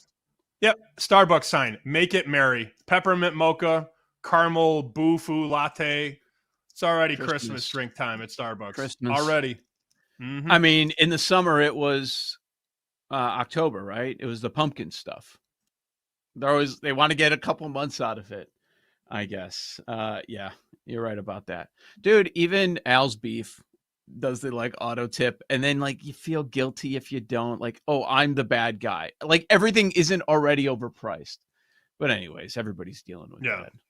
I didn't even finish. So I got so excited to bash the Christmas drinks that I didn't even finish my story. So like now when you check out, the options are 20, 25, and 30% tip. 30 to give me a do your bag job. of chips or something. Yeah, no, ain't happening. I tip well. You guys have all been out with me. I tip ahead of time, and then I tip on the back end. But I'm not giving you 30% to hand me a bag of chips. It's not happening. And I don't like the pressure that they're trying to put on you, like, and they're gonna judgment and all that. It's ridiculous. They just stare at you, like hungry dogs. You gonna tip me 30%? Well, is your employer paying you or not? Is that like the shift that's happening right now? Are they putting it on us, the customers, to also pay the employees? That's what I'm starting to wonder. No, because minimum wage has never been higher. I mean, when we were working, minimum wage was less than $8. So I mean, but when you're a server, you don't get minimum wage. You just get enough to basically cover taxes. Right, but I think the person working the counter at Starbucks makes minimum wage. But I could be wrong on that. I hope so. I don't know that for sure. So do I. Let me wedge in one betting note here. Ole Miss was a 13.5-point favorite on Sunday. Mm-hmm. By Sunday night, it was 17. Joe, there are 11.5s in the market right now. Why? So I don't know. I'm getting texts all day. I got people screaming at me. People are not happy because finally it took until November 14th, but a college football line is moving against me. People don't like that. I'm getting a bunch of tweets too. Line's 11.5. What's going on? I stand by what my guy says about Florida, that they're going to wave the white flag, but the market is very, very adamant that Florida is going to show up in this game, which I don't know, but it went from 13.5 to 17, and now we're down to 11.5 and 12. So a huge move on this Florida side. People mad about not getting CLV. The same people that probably make fun of CLV when they lose, right? That's funny. All right, we'll talk more about that coming up next, and some of the other games that we like on tomorrow's college slate. Joe O, Sammy P, you've got Bet Sweats.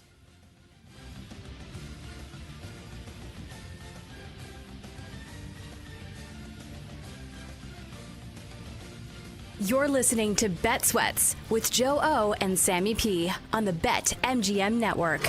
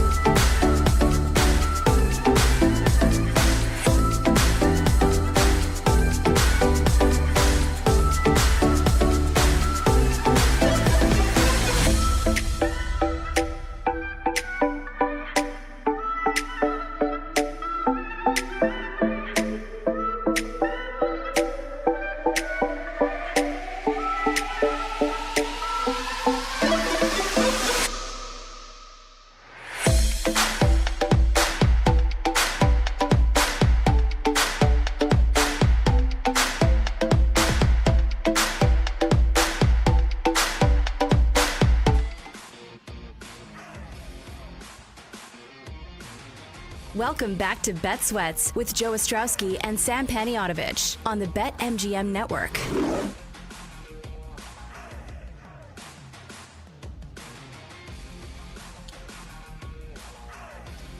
A lot of big games in the SEC this weekend. So last weekend, it felt like it was, at least the primo matchups are all about the Big Ten.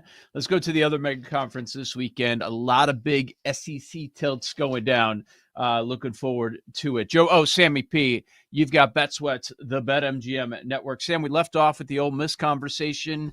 The tip sheet arrived last night. Subscribe if you want to know what I'm talking about. You can subscribe going to Sam's Twitter profile there, and usually send those late on Thursday. Try to get that out, I know, before Friday, and that's your headliner, this Ole Miss situation. So once again, what has the line movement been? You started to get into it before the break.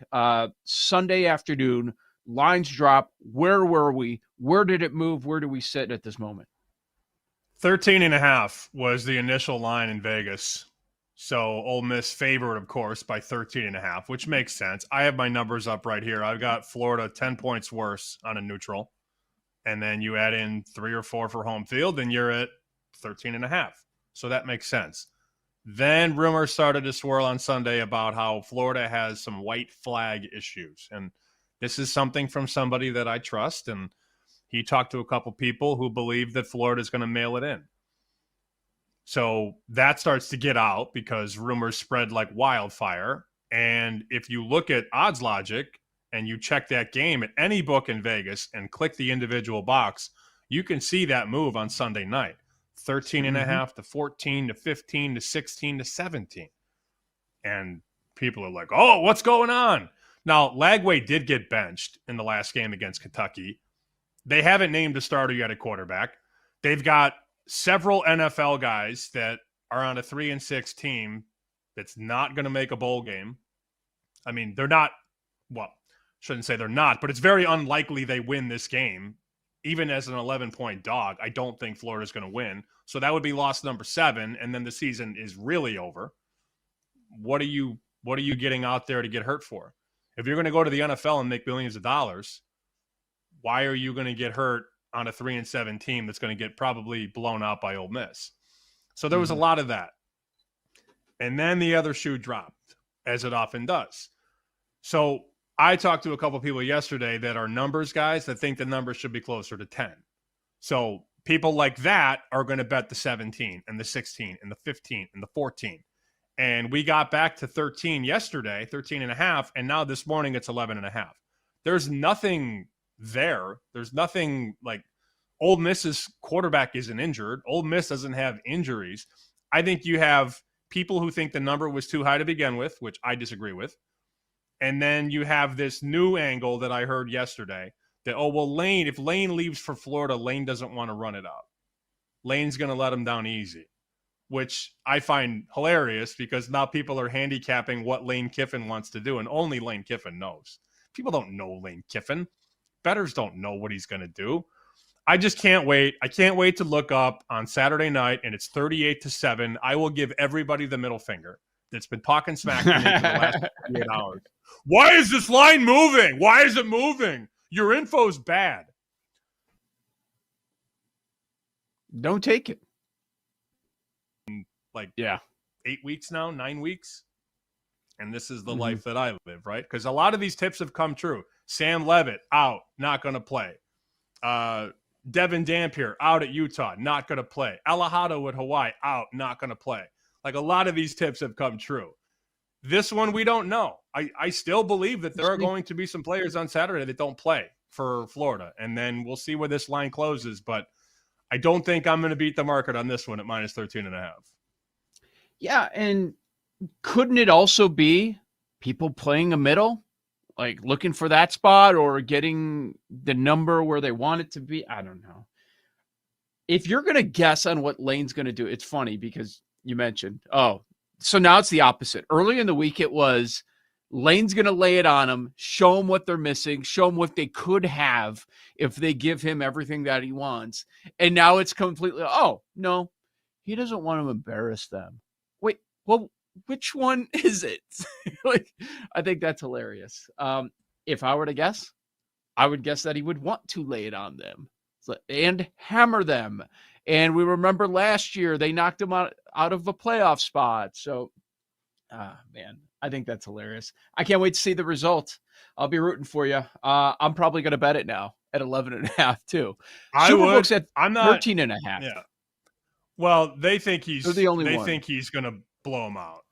I've talked to those guys. They think that Florida's cooked. And if you go back and watch Florida's last game against Kentucky blew them out 38-7. Now, Florida had 3 interceptions, but if you're benching Lagway, and Lagway had been starting, you're going to a young quarterback who's done nothing on the road in the SEC. But it's very easy to watch that game, and I watched some of the highlights back. Florida's not making blocks. Florida's not running to the ball on defense. Like, they're just they're going through the motions right now, which we are too. But I'm not. You're not. I know. Neither am I. I'm not either.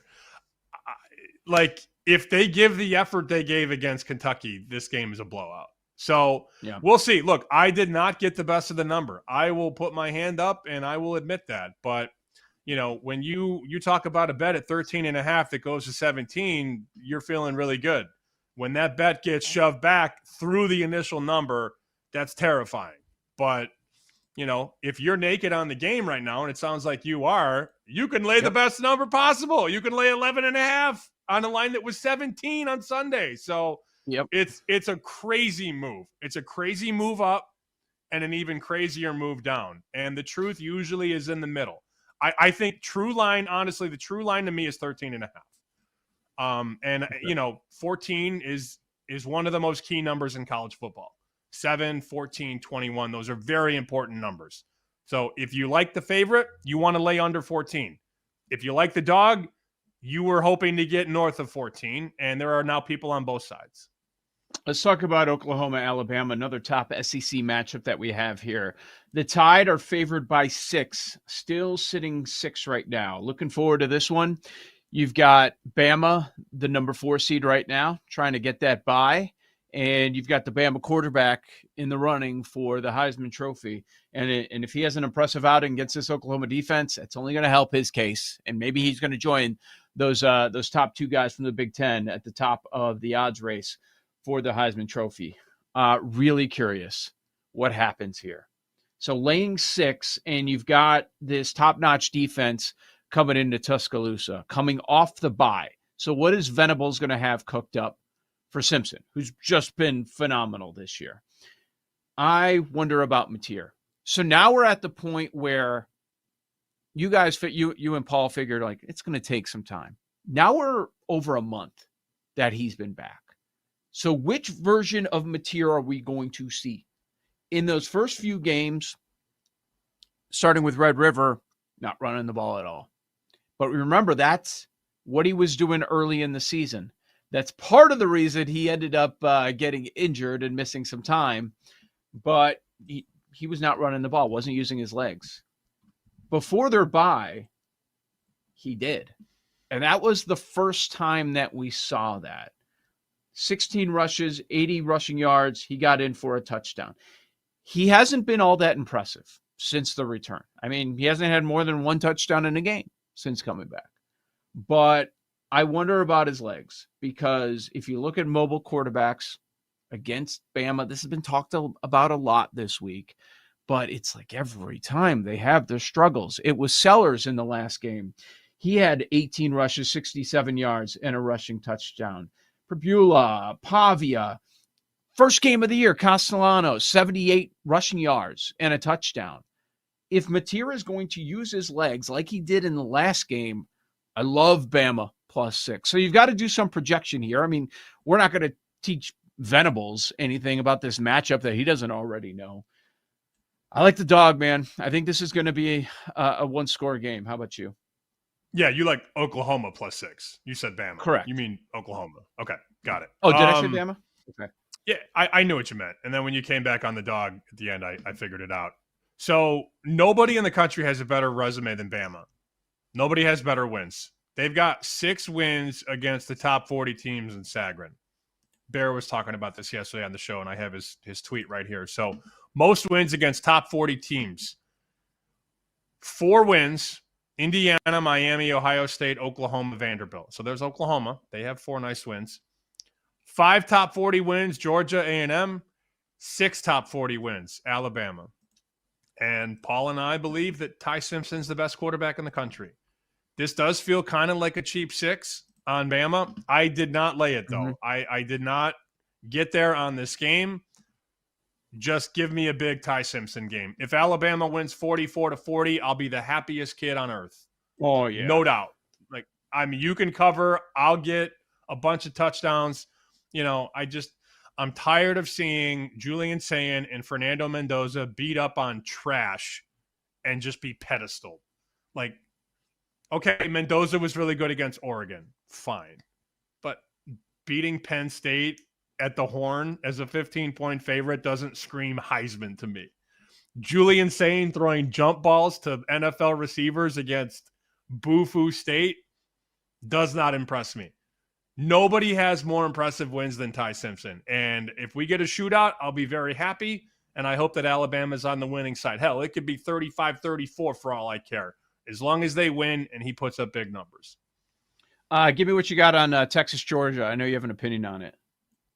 Yeah, I love Texas in this role. This is the biggest number they've gotten all season. Opening week against Ohio State, they were catching like a point and a half. Now you're going to give them almost 7. I just think it's too much. And Arch is going to move the ball against this team. Georgia's defense is the weakness. That's the weakness of this team. And if you've watched Georgia as of late, they've gotten back to their roots, running the ball. They've been power run. They ran it down Mississippi State's throat. You're not doing that on Texas. Ain't happening. With the lack of the pass rush, I mean, this is really on Arch, right? Who is obviously playing better than at the start of the season. Yeah, I took 6.5 with Texas. I really like it. Yep. Sounds good to me. Some good SEC games going down this weekend. Maybe we'll get back to some others. Joe O, Sammy P. On the other side, we start with our Week 11 breakdowns in the NFL. This is Bet Sweats. You're listening to Bet Sweats with Joe O and Sammy P on the BetMGM Network.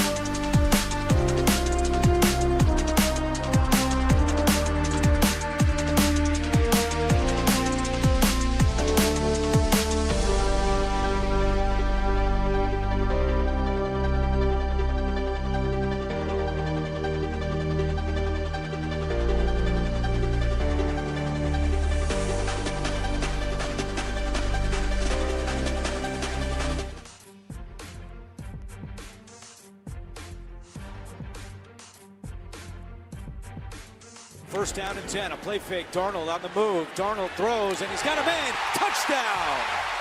Jackson Smith and Jigba. Welcome back to Bet Sweats with Joe Ostrowski and Sam Panayotovich on the BetMGM Network. Big weekend of NFL matchups this weekend. Week number 11. Joe Ostrowski, Sam Panayotovich. Thanks for hanging out with us on this Football Friday, getting you set for the NFL this weekend. Last night, we see the Patriots, I guess we'll call it a push. Depends on the number. And it goes under the total, but Henderson, a monster game in that one. The biggest favorite on the board ends up being right around the number. And now we march on, and we're going to have some much more competitive games probably than what we saw last night. The game of the weekend is the Seahawks and the Rams. Both 7-2 straight up, both 7-2 against the spread, the two best ATS marks in the league. You've got the home team as the favorite, -3. The Rams are favored by 3. It's the highest total, upper 40s, 48 in the hook, right around there. And Sam, we'll break this down, but you tell me. But it certainly feels like it is a lot of the sharp players aligning on the Rams side, and I'm sure a lot of the public is going to be on the Seahawks. There were a couple 3.5s that popped yesterday, and they got bet right back, right back. So that plays into what you're saying. So I thought you would appreciate this quote. This is a story I wrote for Fox about this game. Fox was like, can you write a story about Texas, Georgia, and Rams Seahawks? I'm like, yeah, okay, sure. So here's the story. Betting world eyeing massive Texas, Georgia, Rams Seahawks games. Make it work. Okay, fine. Ed Sammons from the Westgate. On Rams Seahawks, here's the quote. I think these two teams are identical. The spread should be lower, but it's a little inflated because we're expecting Rams money. The public is enthralled with the Rams. Yeah. That's why I'm on the dog, man. I have these two teams as being identical.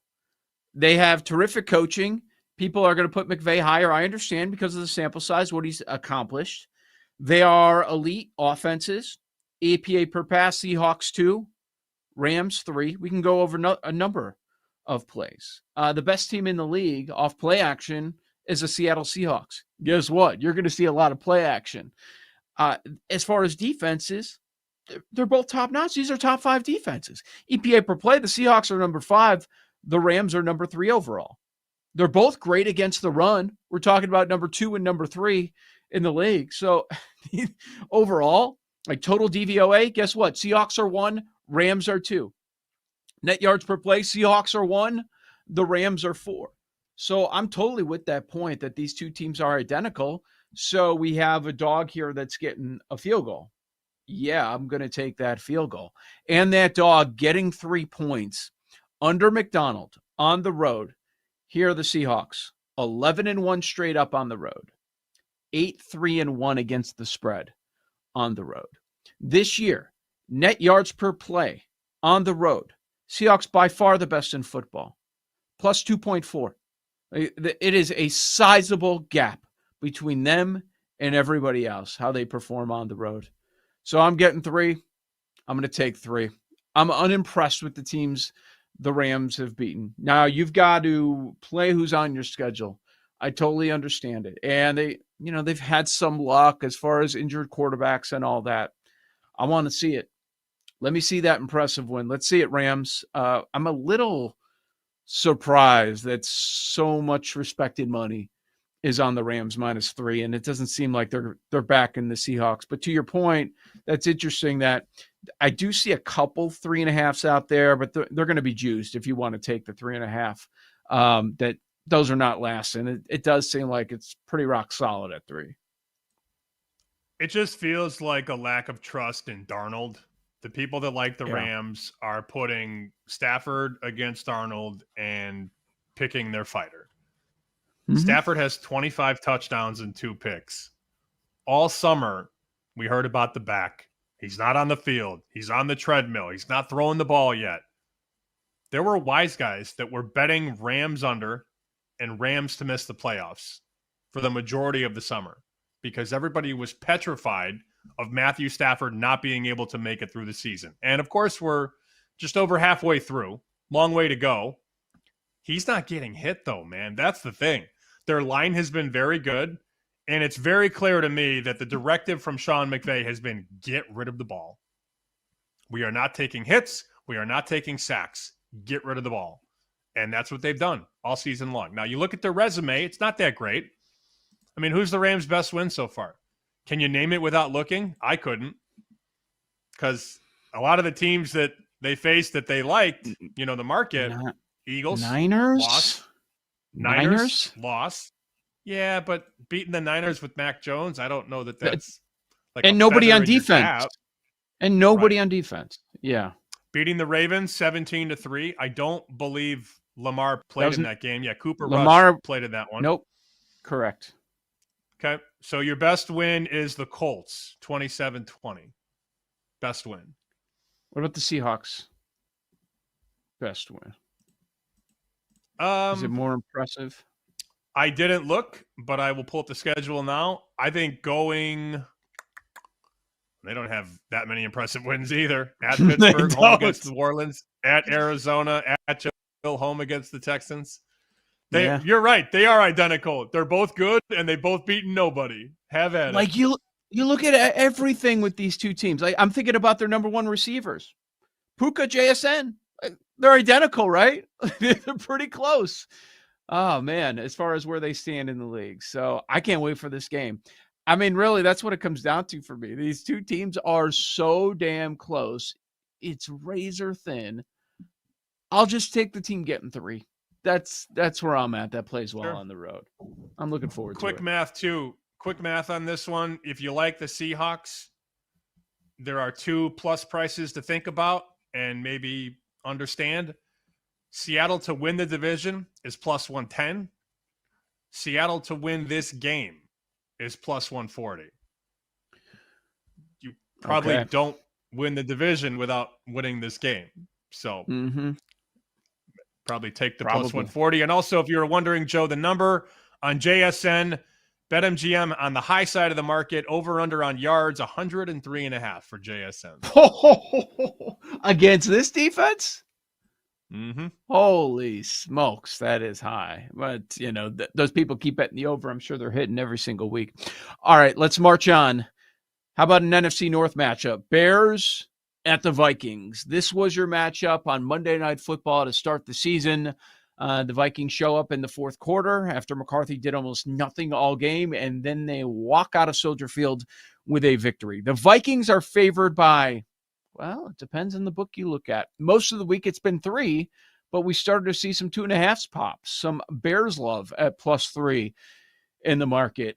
Things are going well for the Bears. Nobody thought that they would be sitting 6-3 like they are, and the Vikings 4-5 is a team that's favored in this game. High total 48.5. These are 2 over teams, Sam, so that's how we get that high total. Bears 5-3-1 to the over. The Vikings 7-2 to the over on the season. What do you think?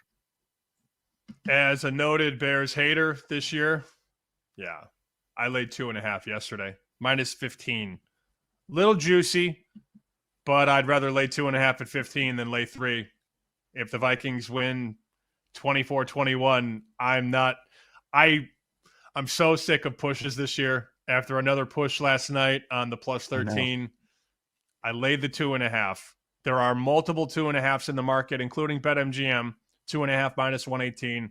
I love Flores against Caleb, and I think the Bears are just such a lucky team. Just a lucky team this year. So we'll see. Maybe my hatred will come back to bite me, but it is what it is. Yeah. Don't have a play on the side. I understand where you're coming from on the luck. Just look at the fumbles. Turnovers overall, but look at the fumbles. Number 1 in turnover margin in the league. And they're getting a lot of momentum, I think, because maybe people are being fooled by the offense. You want to give them credit if they're putting up points and they're putting up numbers. And you look at the last month, Bears are doing that. They're 4th in EPA per play on offense. They're 4th in EPA per rush. So they're getting it done offensively. The problem is that was the Giants last week. That was the Bengals 2 weeks ago. It was a hobbled Ravens defensive team that at the time was looking bad. The Saints are in there as well. It's like, okay. And when the Bears are winning, it is these fourth quarter comebacks, right? 3 of the last 4 games they've won with fourth quarter comebacks thanks to Caleb and his escapability. Is that going to continue against a good defense? This is going to be the best defense that they've faced in quite some time. The Vikings are going through a lot of offensive issues. There's no doubt about that. I mean, you can make the case with McCarthy, they're a bottom 5 offense, and I'd be willing to hear that. But defensively, they're strong. And their defense has not been turning the football over. So maybe that starts to turn. I'm really torn on this game. I don't have a play on it. I understand what you're thinking as far as jumping on Minnesota -2.5 once those started to pop. Those are still available. There are quite a few books that have 2.5 out there, but plenty of 3s as well. McCarthy's got to play better. That's what it comes down to. He had 2 more interceptions last week. Baltimore kept batting the ball down at the line, tip passes. He's got to get on the same page as his number 1 receiver, Justin Jefferson. Jefferson gets the targets. They're just not completing the passes right now. He's got to figure that out, and then everything else will be all right.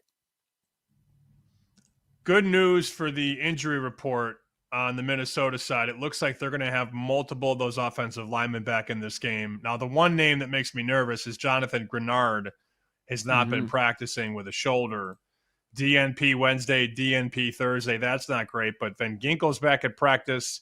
Harrison Smith is back at practice. So it looks like they're going to be healthier than initially believed earlier in the week. So we'll see. Minnesota's been a very up and down team. If you get their best, they're going to cover. You get their worst, they're going to lose. But off that game against the Ravens, I think they're going to bounce back, and I think they're going to beat the Bears. All right, let's go to another divisional matchup, Sam.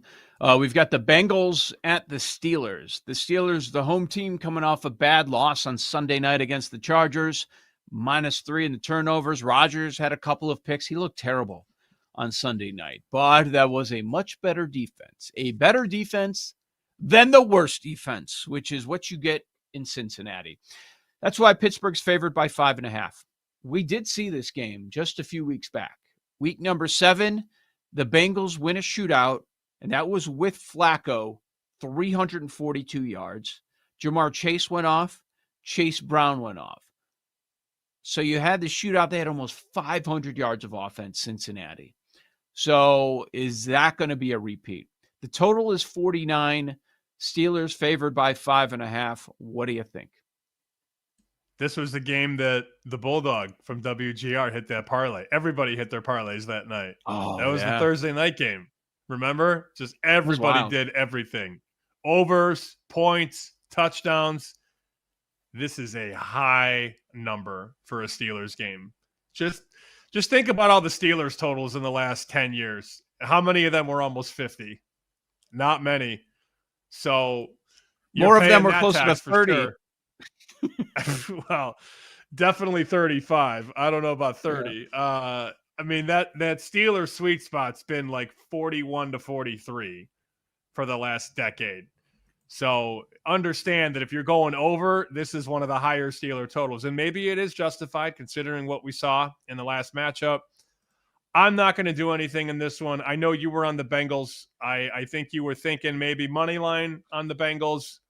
I'm going to stay on the sidelines for this one. That is such a big total for a Pittsburgh Steelers game. It makes me uncomfortable to see Pittsburgh and 49 on the same line. Okay, so the idea of remember when we were talking about USC Iowa, you brought up the point like, oh, this is a USC type of total. That's what scares me about taking Iowa and the points in this spot. To your point, high total. Isn't this a Bengals total? Yes. Certainly seems like it. Dreaded number 5, 5.5. Flacco goes off on the Steelers. Yes, it is. The number that makes you want to think dog, and that's why I'm thinking dog. Yeah, if this total's right, it's probably going to be the Bengals doing their part and staying at least within the number, maybe winning outright. Now, Does it even matter that Trey Hendrickson's not practicing, Shamar Stewart? Because their defense blows anyways. They're not stopping anybody. But a lot of the noise around Cincinnati this week, Joe Burrow. He's practicing. If you win this game, now it's like, is he playing next week against New England? What about on Thanksgiving against Baltimore? If you win this game, you're 4-6. They have an outside chance. I'm taking the Bengals plus 5.5. Should be a fun game. I'm not backing Rodgers.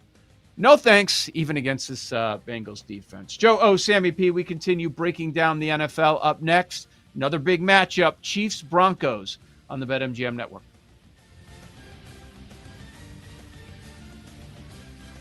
You're listening to Bet Sweats with Joe O and Sammy P on the BetMGM Network.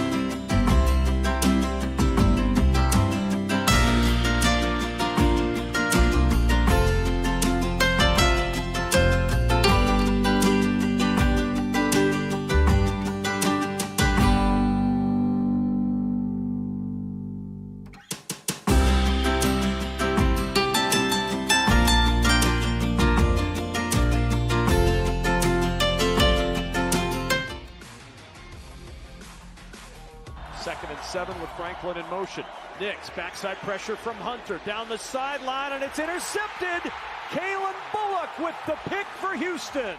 Welcome back to Bet Sweats with Joe Ostrowski and Sam Paniotovich on the BetMGM Network.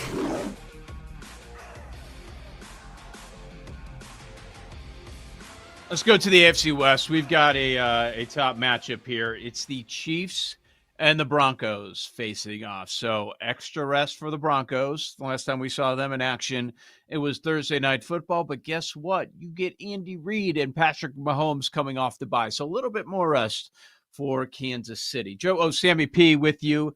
And Sam, depending on the sports book you look at right now on Friday morning, different point spreads. 3.5s are available. There are 4s available as well. The total is sitting 45. These have been a couple under teams on the season. The Chiefs 6-3 to the under. The Broncos 7-3 to the under. No surprise there. A couple of terrific defenses. The Chiefs are on the outside looking in right now in the AFC playoff picture. If the season were to be over, they would be the 8 seed and sitting out of the dance. I don't think anybody believes that's going to be the case once we get there, but that's where we are right now. Last time we saw the Broncos, the offense was hideous. Defense was strong against the Raiders, but the offense was just outright pathetic.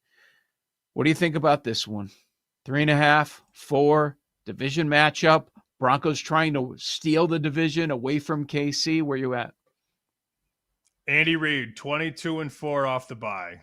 Does that carry weight for you? Is that important for you? It's certainly notable. It's on my mind. But I would point out that recently, off the bye, extra rest, whatever you want to call it, if you want to include like the Super Bowl, they haven't been as dominant as they were for so many years. Kansas City also pretty healthy too. The injury report is awesome for them, and that's expected because you're off the bye. Now, it sounds like they're going to get their left tackle back as well. Simmons, who played at Ohio State, first-round pick, he's been away from the team, and sounds like he's going to play on top of all the defensive guys that they've been nursing back to health. Then you look at that Broncos injury report, and Surtain is out. Multiple pass rushers likely not going to play for Denver. That's the key to their defense. Get to the quarterback, put pressure in the pocket. They got multiple starters and a backup guy that comes in on third down, all hurt, and we'll see if they play. It's not a great injury report for Denver. And I say that as somebody who was just wanting so bad to bet the Broncos +4. Yeah. Did not get there and will not get there. I feel like that's a small win, honestly, because I know the Chiefs are going to win, and I'm pretty sure they're going to cover, but I still want to bet Denver, kind of. Nah, just cross it off. I have better things to do on a Sunday than bet against Kansas City as a short favorite. Yeah. All right, I want to throw one thing your way, because I was in the same mindset. Like, yes, I'd like to bet this game, but I really don't know what to do, which probably means you should walk away. How about this angle? I saw this sometimes. I mean, we're inundated with numbers, and then sometimes there are ones that stand out like, ooh, that's an interesting stat. That's something I think might come into play during the game. Sumer Sports says this: the number 2 offense in the league when pressured, the Kansas City Chiefs. Okay, the Chiefs have a great offense. They're going to probably be good with or without pressure. But what team brings more pressure than the Denver Broncos? The point being that Mahomes beats the pressure, whether he has all of his receivers or not. With Benito and Allen, I mean, you can keep on going. And then it's like, what's one thing that we know about the Broncos? You don't know which Bo Nix is going to show up most weeks. A lot of times, tougher opponent, he's not going to show up. But then, last week you had the Raiders, soft opponent, and it was a no-show there. So it's a bit of a guessing game with Nix. One thing that we do know is the Broncos start slow. The Broncos' opponent has scored first in 9 of 10 games. Like, that's something we see with the Patriots. They're winning, but they give up a touchdown early in the game. And you mentioned Reid off the bye. So how's that script going to look? I think it'll probably be pretty strong for Andy Reid as he's been preparing for this for a couple of weeks now. Kansas City minus 2.5 in the first half. With the Broncos' slow starts, we expect the script to be strong, read off the bye, preparing for this Broncos defense. What do we think about that? KC inside of a field goal for the first half. Sure. I get it. I mean, that's the only thing I really just don't. I don't want to bet the game. Okay. And well, you do want to bet it, but you know you shouldn't. Right? Maybe that's a more accurate description of the situation. I'm Mr. Burnsing my hands right now. Can you see? I just raised them on the camera. Like I'm sitting here like, oh, I just want to bet the Broncos money line so bad. You're gonna bet this game. I'm just jaded because how many times have we taken a dog at home in this role and Mahomes finds a way to win by 6 or 7 and you're just like, right. God, it was the right size, wrong shape. It was the right side, didn't win. I don't want to do it. Vibe check. Paul Aspen. Should I bet the Broncos +4 against Patrick Mahomes? He's never going to say. What do you think I'm going to say? They're not going to score 17 points. They might not score 10 points. Yeah, Bo Nix. Exactly. Cool. See? Have fun with that. That's it. Yep. Nope. I will not. I'm off it. I will Are you betting say, KC, Paul? No. I'm fading the Broncos points, the total. 20.5 is -120, so I think 17.5 at +130 going under will be the way I'm playing that. I did just see a Big Cat, friend of the show. His favorite, he thinks the Chiefs are going to annihilate the Broncos. And so that gave me some pause. Friend of the show. Oh, he's a fade? He gave me some He's a pause. fade? I don't know. I mean, he's not. What did Jersey Jerry do? What's Jersey Jerry's Jersey touchdown Jerry's parlay? he's gonna bank a 900-1 parlay in my eyeball again. Yep. He's going for you in your eyeball. All right. Sam doesn't know really what to do with that game. I don't either. I'm just as confused on this one. I'm looking forward to it, but I don't know what to do with Tampa Bay and Buffalo. We've got the Bills still sitting at that number of death of 5.5. The total is 47. Injury report is big. All right, we've got Bucky Irving practicing, Chris Godwin practicing. Both were limited on Thursday. Other guys, Hassan Reddick, Vita Vea limited, Antoine Winfield limited. Reddick did not practice. Okay, so pay close attention. Final injury report coming out today. Dalton Kincaid not practicing for the Bills. The thinking is that he's going to miss this game. Kincaid has been a big part of the Bills' offense. But, Sam, guys on the Bills injury report that practiced in full on Thursday, Benford, Teron Johnson, Bernard, Bosa, Epinesa, Jaden Phillips. Whoa. All these guys are practicing in full on Thursday, so that means they're going to be ready to go in this game. Not all of them played last week, so I'm starting to wonder, are the Bills really gearing up, like viewing this, we got to take this one at home. They're coming off that awful loss against the Dolphins. The Bucks coming off a loss as well against the Patriots. Maybe Baker has more of his weapons. I'm really torn on what to do with this one because of the number of 5.5. I just want Buffalo to win, just win. But how many times have I said that this season and they've just let me down? To be somebody who is holding Bill's Super Bowl stock, it's not great. I don't feel positive about it. Then you look at the odds and you're like, oh, they're still the second favorite to win the AFC. Kansas City 1, Buffalo 2. I have a feeling that Buffalo's going to win this game. And if you made me bet it, I'd lay it before I take it. Yeah. But the injuries are everything. I feel like these are the questions I ask Open the Bulldog every Friday. Who's playing on defense? And is Josh Allen going to look invested or not? It's the same questions I have every week. Because Allen looked like he didn't even want to be there against Miami. And, you know, some of the Bills fans are like, well, when you get married. Oh, geez. Yep, that's it. That's why they can't stop the run. That's been their problem. And it's not a schematical thing. It's a warm bodies thing multiple injuries on the defensive line still. The Bucs are not playing great right now. So early in the year, it was, well, Baker's doing everything by himself and he was holding things together. And that may have been the case. But if you look in the last month, their offense has been bad. And maybe it's because no Irving, no Godwin, all that. But, I mean, what have you seen from Godwin all year? It's like a weekly thing. Chris Godwin's on the injury report. Yeah, he always is. Maybe Bucky Irving plays, which I do think would help. But all the metrics over the last month, they're a bottom 5 offense. And the defense has been carrying them. Now, they're not winning as many games, but the defense has been playing much better. The defense was dealing with the injuries early on in the year. Baker's not even in that conversation for MVP anymore. That's completely gone away. But he could get right against this Bills defense. He could.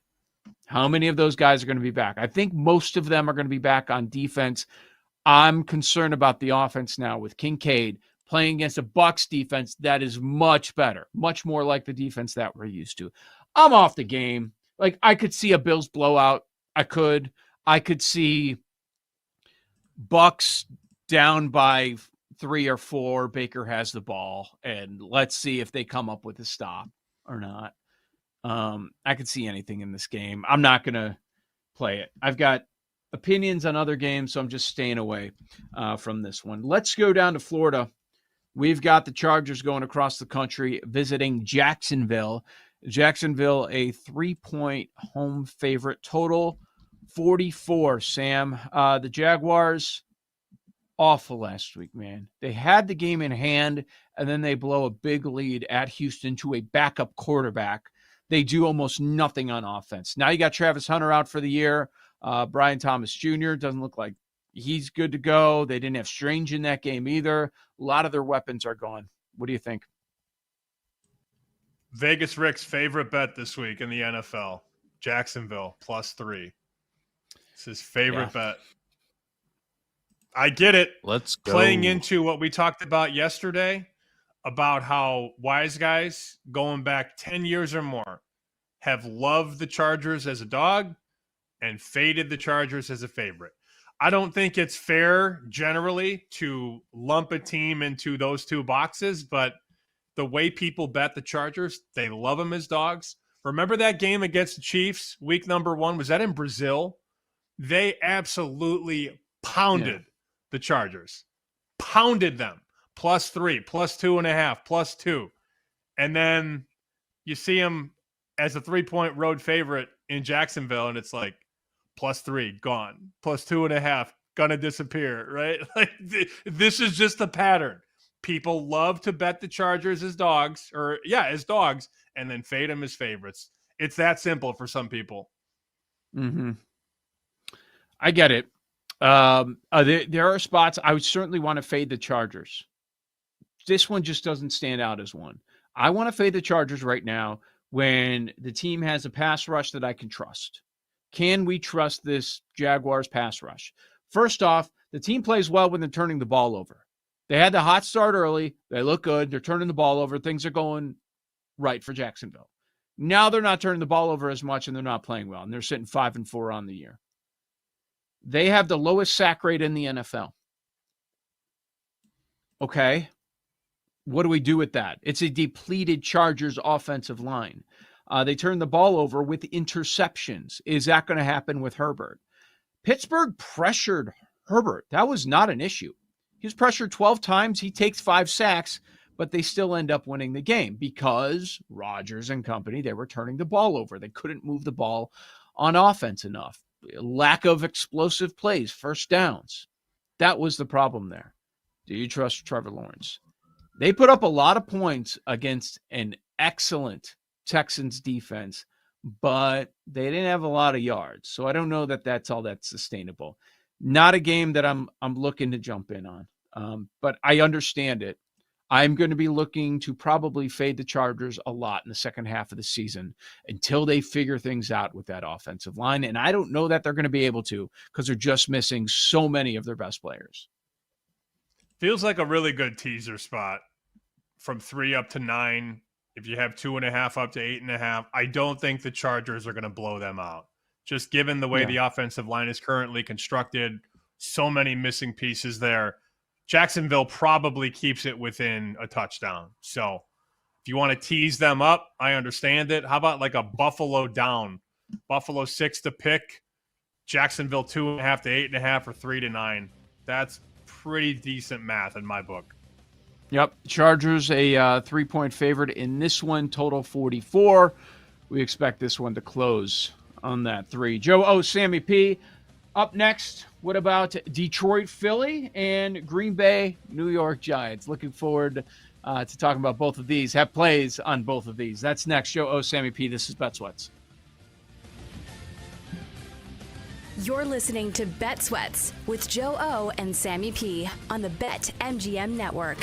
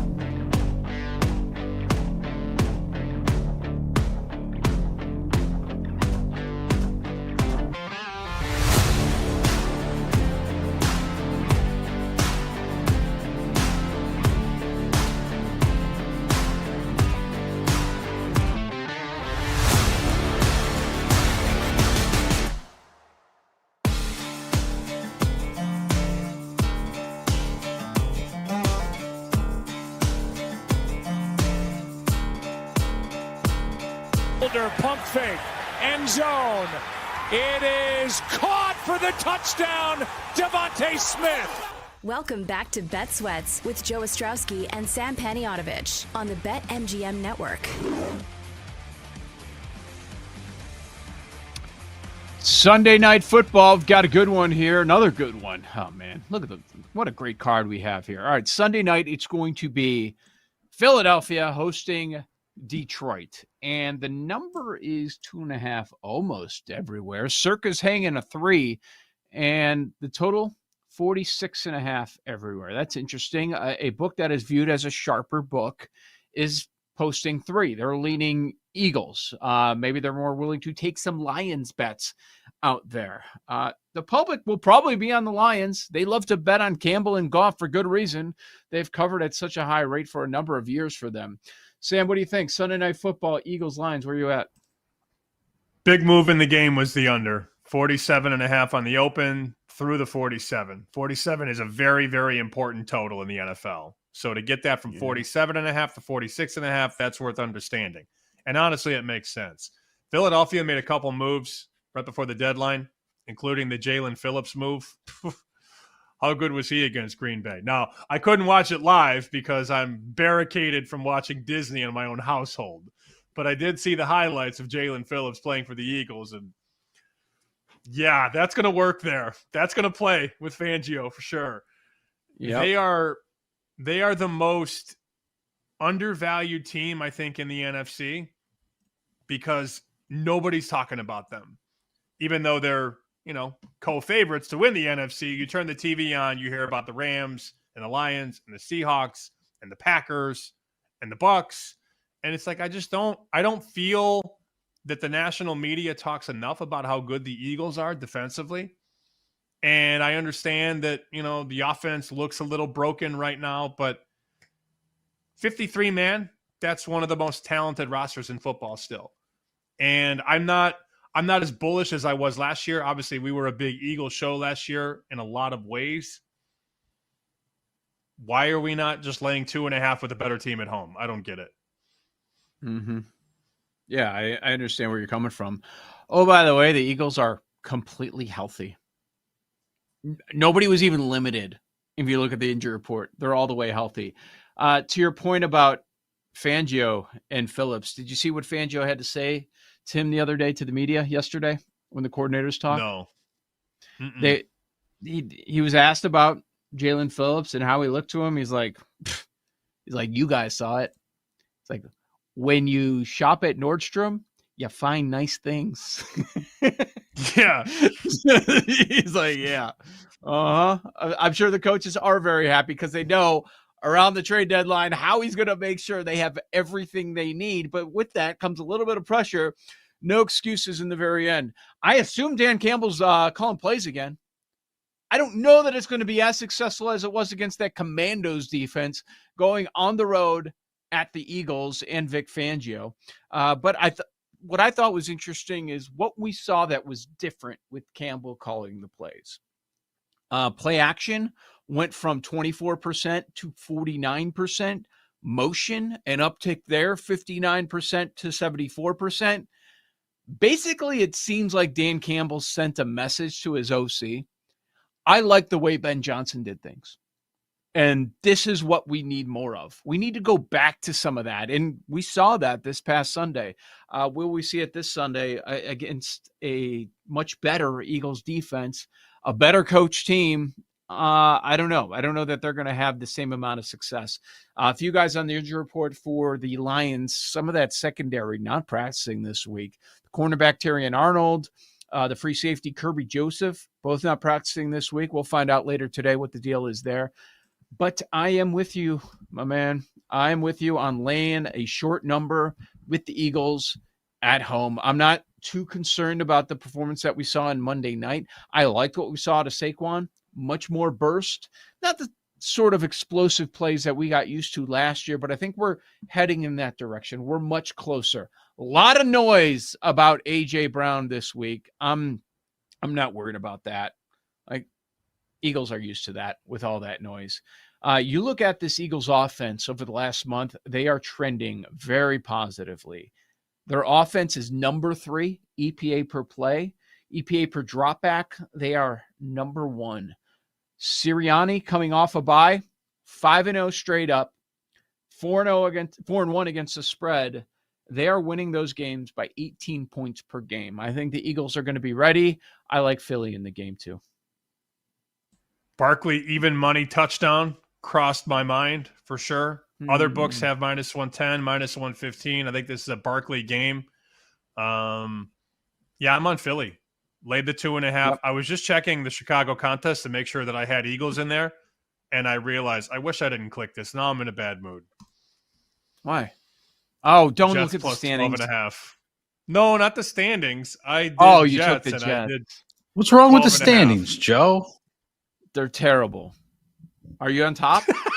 Yeah, come on, man. Oh, standings are terrible. Are you in first? Good job. Oh, Paul Aston tied for first. I think I'm tied. Let's go. Yeah. You are. Yeah, you are. You're tied. 28-28. Who else is up and there? Shea Norling. Beto, Guff, North. Wow. We got to get North on the show. We got to get North on the show before it's over. Why? Has to happen. Need him. I wouldn't know where to begin with him. We might need a couple segments. We might. I mean, a 2-segment Mike North appearance on Bet Sweats would make me very happy. I mean, bosses wouldn't care. They're shutting it down, so I mean, why the hell not? Nah, he would do it. He would. That'd be a fun conversation. Yeah, there's a lot of stories there.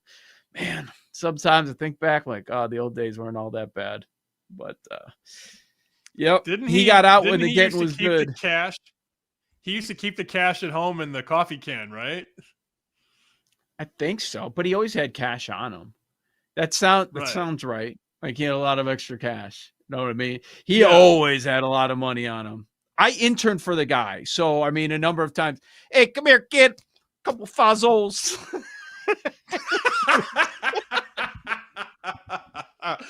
When I was interning with Rokon back in the day, Rokon on the Rokon show, featuring Rokon. Like, yep, I got it. We know. Yeah, Rokon.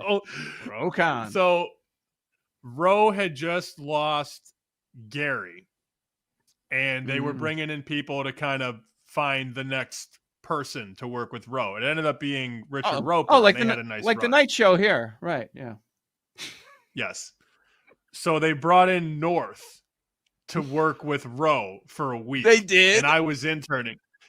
No it did way. not. It did not go well. Mike North did not like the number 2 chair. Did not.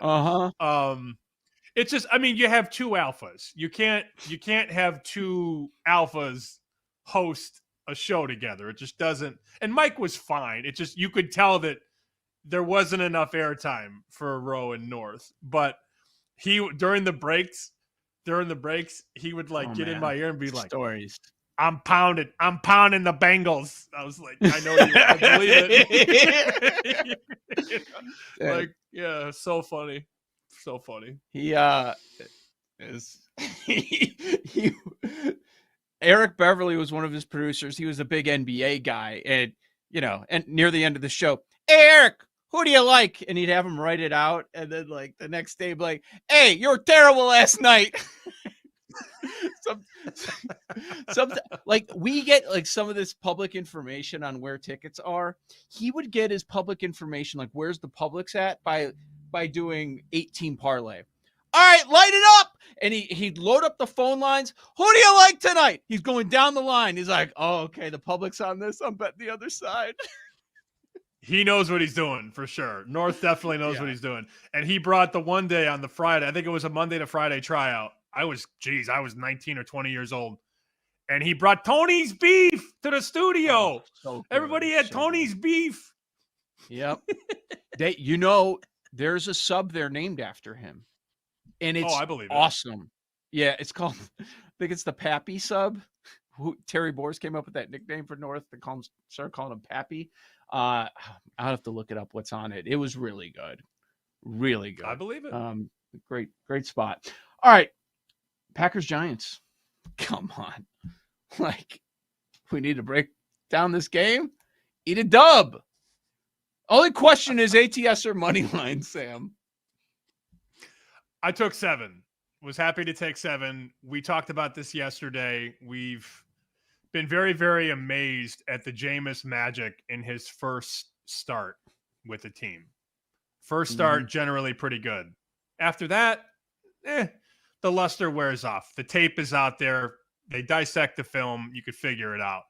But we've never seen Jameis in this Kafka offense. So we've never seen Jameis with these weapons. So the unknown to me is scary. I would not be betting against it. And we laid it out in full detail yesterday about how good. Joe went back, looked through the box scores of Jameis's first starts, including last year when we bet him with the Browns and they upset the Ravens. It's a shining star early, and then the star sputters out. But these are the spots you want to bet Jameis Winston. Start number 1. Yeah, no doubt. A buddy of mine was like, I'm thinking about the Packers and Survivor. I said, oh, really? Packers and Survivor? It's like, oh, you're dead. Why don't you look at these Jameis numbers? His first start of the year and his last 3 starts. So this goes back to 2021. 3-0 straight up. They were dogs in 2 of those games, Sam. A 3-point dog and a 7-point dog in 2 of those. He won all 3 games. 10 touchdowns, no interceptions in his first start of the year since 2021. He brings it, man. So we like the 7. Are you concerned about the injury report? So Slayton's not practicing. I'm assuming he's going to be out. 4 starters on defense not practicing for the Giants. Any concern? It's a bad defense to begin with, and now a bunch of their starters, they might not be a go. Of course it's concerning, but I also am concerned about Jordan Love laying a touchdown on the road. I don't trust Jordan Love, and I never have. So much Jameis excitement. I almost forgot they fired Dayball this week. This is Kafka's first game, too. Will there be a new head coach, Bob, for 1 week? Maybe. Yes. Maybe. We'll see. There will. With Jameis, I think Kafka knows. That's why he's going to Jameis. All right, Gilles Gallant gave us a 35-1 last week. Let's see what he has in store for us this week on the BetMGM Network. You're listening to Bet Sweats with Joe O and Sammy P on the BetMGM Network.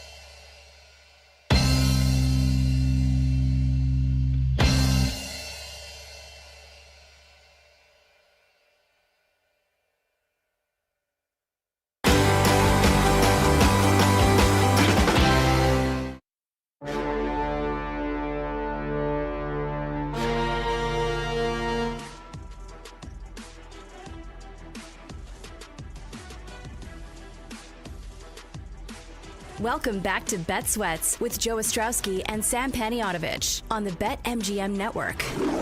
Let's build a 3-leg touchdown score. Your first pick would be who? It's got to be Trey McBride, plus 220 right now. And who's 2? Jawan Jennings, then. We're going Jawan Jennings. Final one. This is a he's due pick because everybody loves that. That's the bartender angle, right, Sam? Like, he's due. So Dalton Schultz right now with the Texans. He's around 3-1.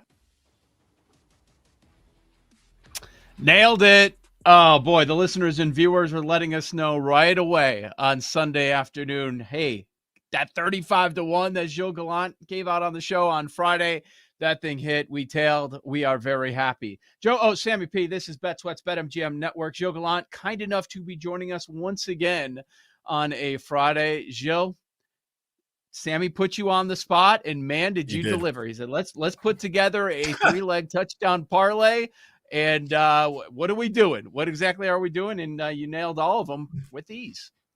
I appreciate that. Yeah, I went back and listened to the segment, and I realized that I went 7-2 on all the picks that I gave out. The only 2 that didn't hit were Garrett Wilson. He was around plus 240. He got hurt in that game, so the Void crowd at least got their money back. But then also Olamide Zaccheaus. We just talked about this before coming on air. Like, he could not catch a ball that week. He was around plus 450. So pretty good week overall.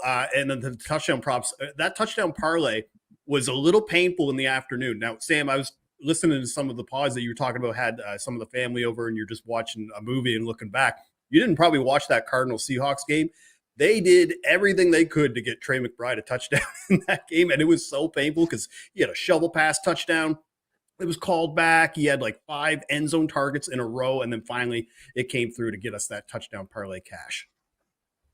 It was for moments like that where I wish the sports books had a tip button, because anybody who hit that bet should have put money in your jar. I wholeheartedly believe that, and maybe that's something that people can figure out down the road. But you made so many people money, and I got at least 10 DMs about Gilles coming back on. So naturally we have to do this. Although I'm not going to lie, in the video coming back from break, you didn't have a hat on. Now you got the hat on. It makes me nervous. I don't like changing the vibe. Oh, no.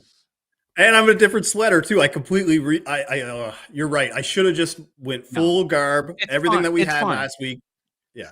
It's fine. Friday, same time, same place. You're in the same studio. We're in the same studio. Vibes are good. We're fine. Don't worry about the hat, non-hat thing. It's the Cowboys hat too, why he's getting after me. Yeah, that concerns me.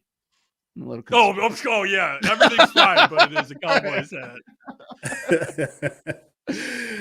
All right, where do you want to start?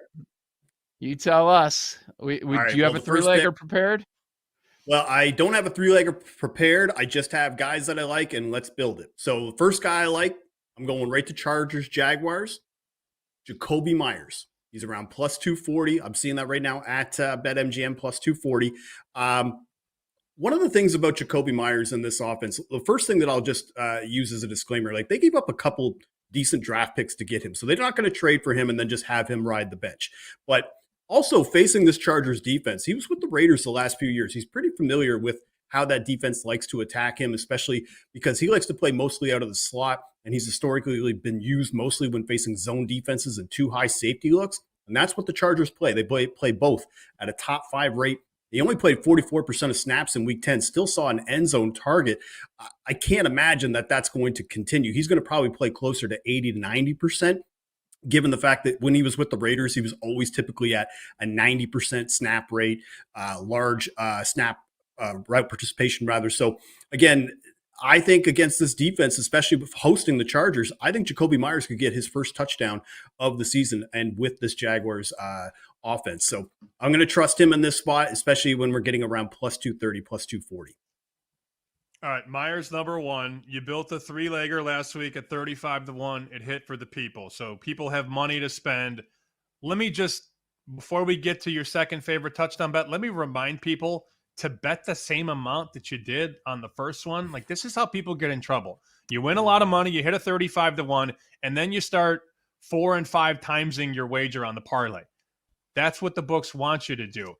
If Gilles hits a 35-1, you should bet the next 10 parlays at the same price. And if you lose all 10, you're still up 25 units. You got to have the money management here. All right, Myers number 1. How about number 2? Who do you got? Yeah, I was going to say, Sammy, everybody hits a parlay and all of a sudden they want to scale into being a pro bettor right after that, don't they? But that being said, Bengals Steelers. T. Higgins, that's the next pick for me. Right now, with Joe Flacco quarterback, just been a touchdown machine. 4 of his 6 touchdowns have been scored in just the last 3 games. One against the Steelers defense we faced who he faces this week. But the Steelers defense, not that I want to slight them, but they're pretty predictable in a sense that they play man coverage at a top 5 rate and top 3 rate of single high safety. And they've done that for years. And this bodes well for both Higgins and Jamar Chase, but Jamar Chase, he's around minus 125. Higgins, you can get him around plus 150 to plus 170. So with Joe Flacco, a quarterback, similar to my reasoning why I like Jacoby Brissett and Trey McBride last week, when you have a quarterback like that that's just going to spray the ball all over the field, you know that those wide receivers are going to see a ton of targets, especially against man coverage. So T. Higgins will be the second pick that I like for this parlay. All right, Myers to Higgins to what's another leg you like? All right, so this one, all right, like I initially was going to do Mark Andrews for this one, but right now his odds are they're not going down, but the total is dropping like crazy in that game because of the weather. So I'm a little iffy about that. So I think we should just go to Nico Collins right now against that Titans defense. Davis Mills, I'm not going to pretend like he is CJ Stroud, but he was actually doing okay last week. And I think he's got a great matchup against the Titans because even though they're one of the worst run defenses in the NFL, they're still going to have to throw on this team. And Nico Collins, he saw 36 total targets over the last 3 games, leads the team with 11 red zone targets. And against this Titans secondary, who's playing a lot of zone, Nico Collins leads the team in target share. So again, I think this game is going to be a little bit closer than what we saw in the 26-0 shutout from a few weeks ago, where I think the Titans are going to be able to keep a little bit of pace, which means that the Texans offense is going to have to lean a little bit more on the pass. So Nico Collins is how I would round that out. He's around plus 130, plus 135. I am not lying, not making this up. I'm checking the boxes on MGM, and they let me do Jacoby Myers. They let me do T. Higgins. I cannot bet the anytime touchdown market in Texans and Titans. I don't know if BetMGM is listening live right now. I don't know. But I literally cannot complete the parlay on BetMGM because, Joe, they will not let me bet any touchdown guys in Houston, Tennessee. I can bet first touchdown. I can do 2 touchdowns, but I do not see anytime touchdown in this game, which is crazy to me. Well, I imagine that market's going to come back up. It's probably because of the uncertainty of whether or not CJ Stroud or Davis Mills is going to start this week. But I mean, come on, every other place has got their odds up at this point. Now, I will say, if you wanted to do it, if you want to just pivot to somebody else and just replace him, I would probably just replace him with Juwan Jennings again. Juwan Jennings, again, another solid matchup against the Cardinals. And against zone and man, he leads the team in targets per route run against those coverages. Brock Purdy is supposed to be back this week. I'm not sure if that's going to be a downgrade or an upgrade, but I do think the 49ers passing offense is going to be able to move the ball on this Cardinals team, and a Cardinals team that I think is also going to push the pace offensively as well, where the 49ers are going to be forced to have to keep scoring as well to keep pace. And they always play typically pretty close games, except for that Seattle game last week. So if you can't do Nico Collins, you could just pivot to Juwan Jennings. Right now, he, to me, wide receiver 1 in that offense. I think he could still get another touchdown against this Cardinals defense. Okay. That one is 23-1, Joe. 23-1. Myers, Higgins, and Jennings at BetMGM. And if it's, I went to another site. If you have Collins instead of Jennings, that's about 17-1. Okay, that's reasonable. That's a fine follow up from last week. Great. It's great. Right, let's do. Oh man. Well, what if we did 4? Well, if we got a 4th, what if we added Scotty Scheffler to win the Masters? What if we did that? Yeah. How about that? Exactly. Okay. If there's a 4th one, then I would go Troy Franklin. I would go Troy. I've got a 4th one. If you want to, we'll do 5. Like if that's what you want to do. But also, the more, just Sammy, you brought this up, a little disclaimer. The more legs that we're adding here, please reduce the stake. on this parlay. If you're like with 3, if your typical is like $10, once you make it to 5, maybe reduce that down to $5 or whatever you're planning to do from a bankroll management standpoint. Because again, touchdown props, there's a ton of variance, and we could be sitting there on an offer. But I'm not going to go with that approach. We are going to hit at least 3 of these. So whether or not you want to take Juwan Jennings or Nico Collins is up to you. But I would say Nico Collins, I like him just slightly better than Juwan Jennings. But if you can't get Nico Collins, Jennings is a fine pivot.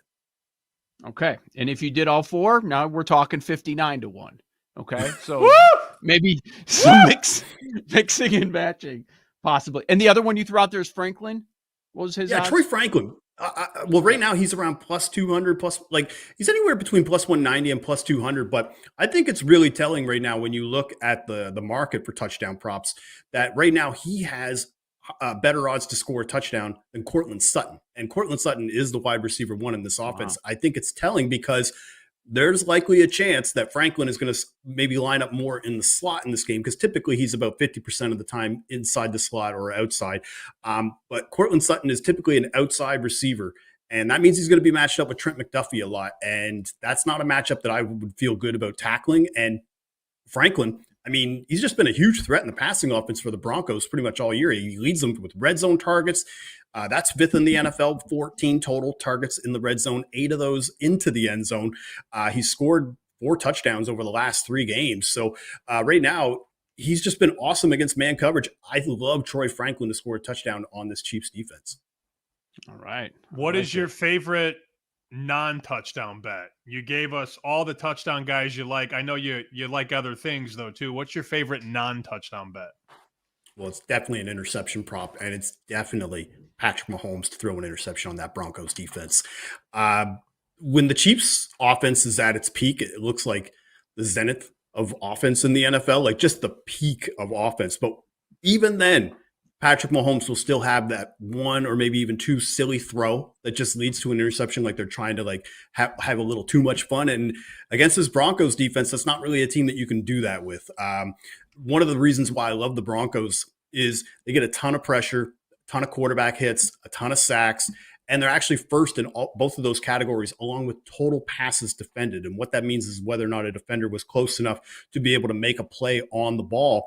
But the problem is they have 61 passes defended. That's first in the NFL, but only 5 interceptions. And that's kind of a positive regression spot here, because typically teams that have, at least 45 passes defended have 8 to 10 interceptions already forced this year. And then you're playing against Patrick Mahomes, who is likely going to have a little bit more pass attempts in this game. And then you look as well at Mahomes and his time in going to Denver. Last year, they didn't play in Denver, or he didn't play in Denver because it was week 18 and they were already locked into the 1 seed. But the prior 2 years, 3 interceptions, 2 interceptions, close to like 60% completions. It's just not been a great fit for him when he goes there. And the fact that right now we're getting around plus 110 to throw an interception, a divisional game on the road against a tough defense, it's kind of the Josh Allen formula. Now, he was facing the Dolphins last week, clearly not on the level of the Broncos defense. But the fact that right now we're getting plus odds on Mahomes to throw an interception against arguably the best defense in the NFL on the road, I'm going to take that every time. All right. So we've got 5 touchdown props. But if you parlayed them, it'd be 180-1, by the way. All 5 of those. An excellent look on interceptions. I did crack up, Joe, when I saw Jameis was minus 200 for an interception this week. Anything else? It could be as far as game, like we've got 3 excellent games going on this weekend. You have a take on a game, another player you want to throw out there for this card? Well, we didn't talk about the Madrid game. And honestly, I got a little bit of a long shot touchdown prop that I like for this one. Do you guys remember Greg Dulcich? Greg Dulcich, Dolphins tight end now. He's going to be tight end UCLA. 1 now. Yeah, so some people, they might not remember, like when he kind of came onto the scene with Denver where he scored 2 touchdowns in 3 games. Then he got hurt. And then he kind of fell out of the rotation in the tight end rotation with Denver because he wasn't really a Sean Payton guy. And, they signed Evan Ingram. They have Adam Troutman, Nate Adkins. There was just not enough snaps for him to go around. And then you realize he's actually only 25 years old. Like I thought he was much older than this. And now he's got the opportunity to be tight end 1 in the Dolphins offense against a Commanders defense that just has not defended the tight end well. at all. 6 touchdowns allowed to the position, 4 of those over the last 4 games. Dulcich as well, 9 targets over the last 2 games.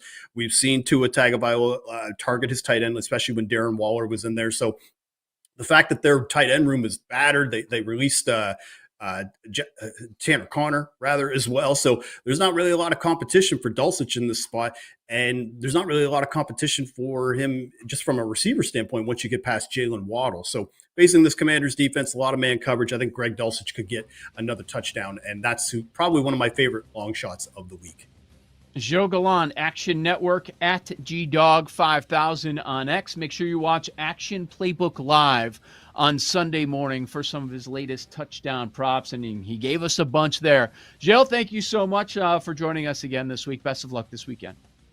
Thanks a lot, guys. Let's hit another parlay. Yes, sir. 2-minute drill is up next. We'll find out where the room is at on the other side. Joe O, Sammy P, you've got Bet Sweats. You're listening to Bet Sweats with Joe O and Sammy P on the BetMGM Network.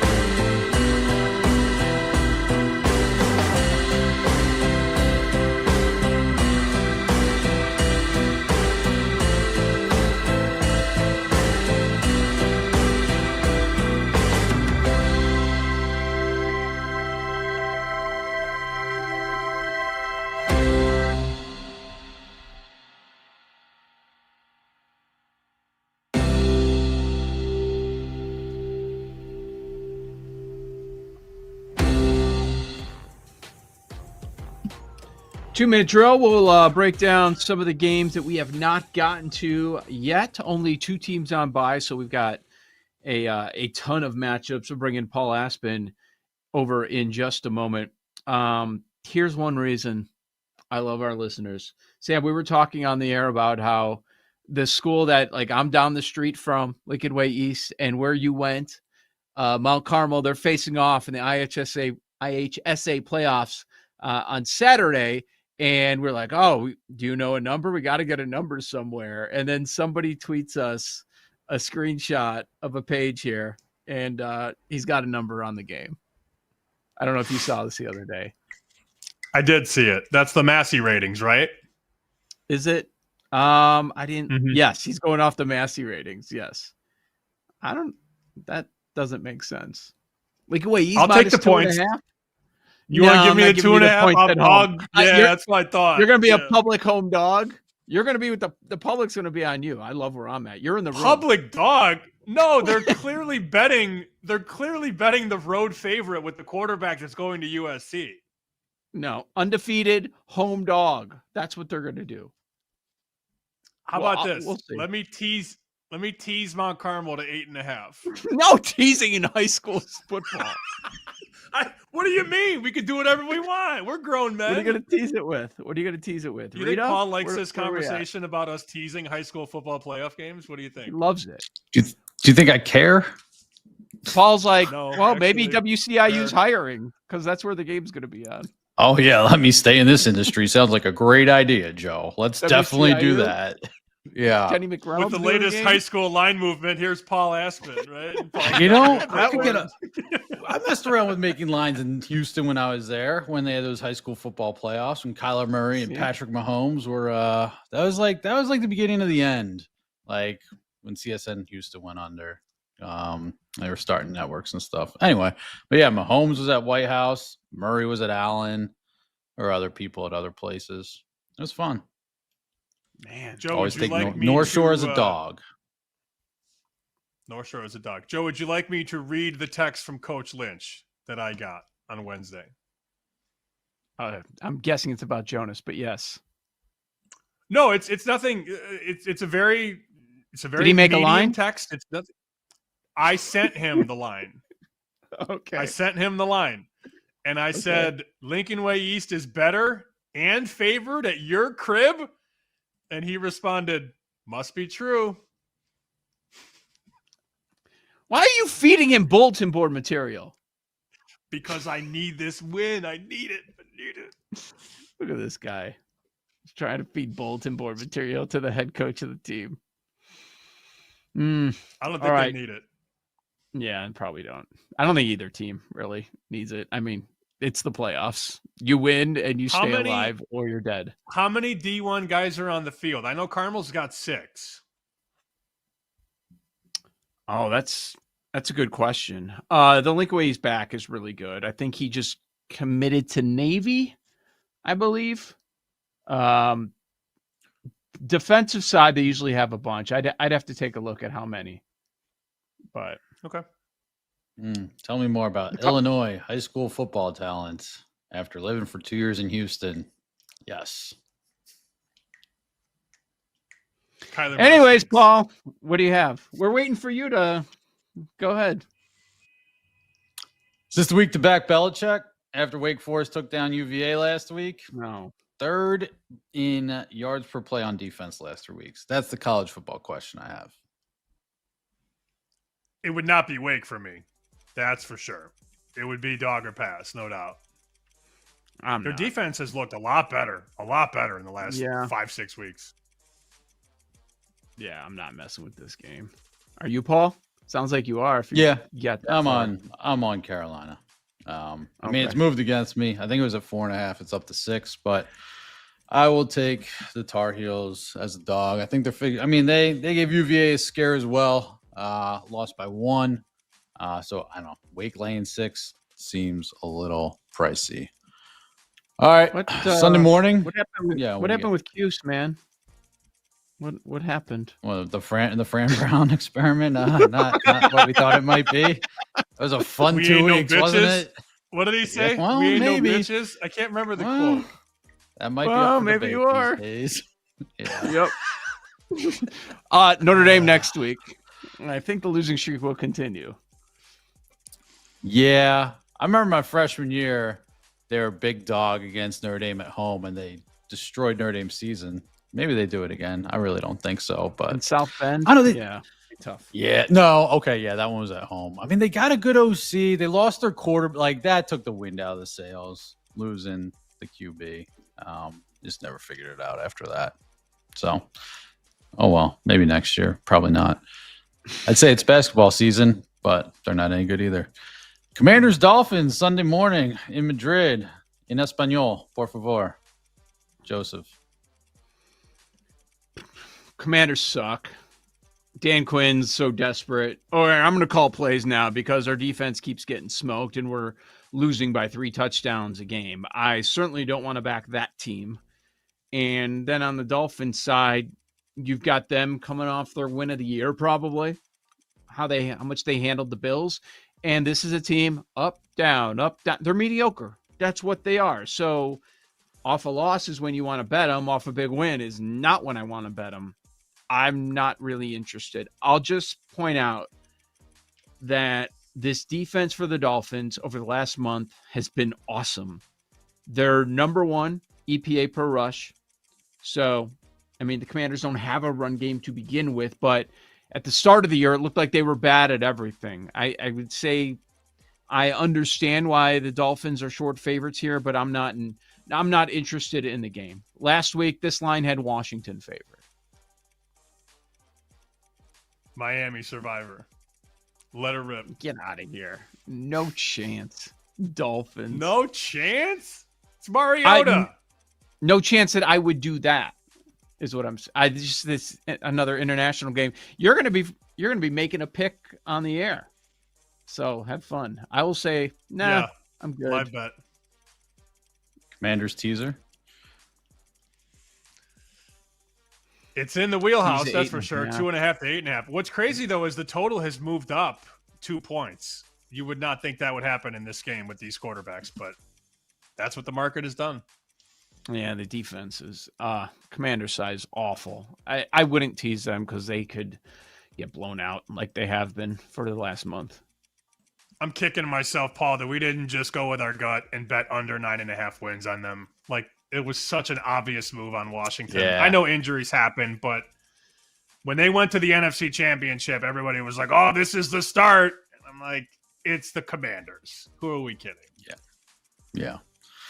VR, maybe next year. All right. Other NFL games after that. I lost my spot in the rundown, so let me catch up. Texans, Titans. It sounds like you guys are not interested in the dog here, catching 6 in Tennessee. Mm-hmm. Sam.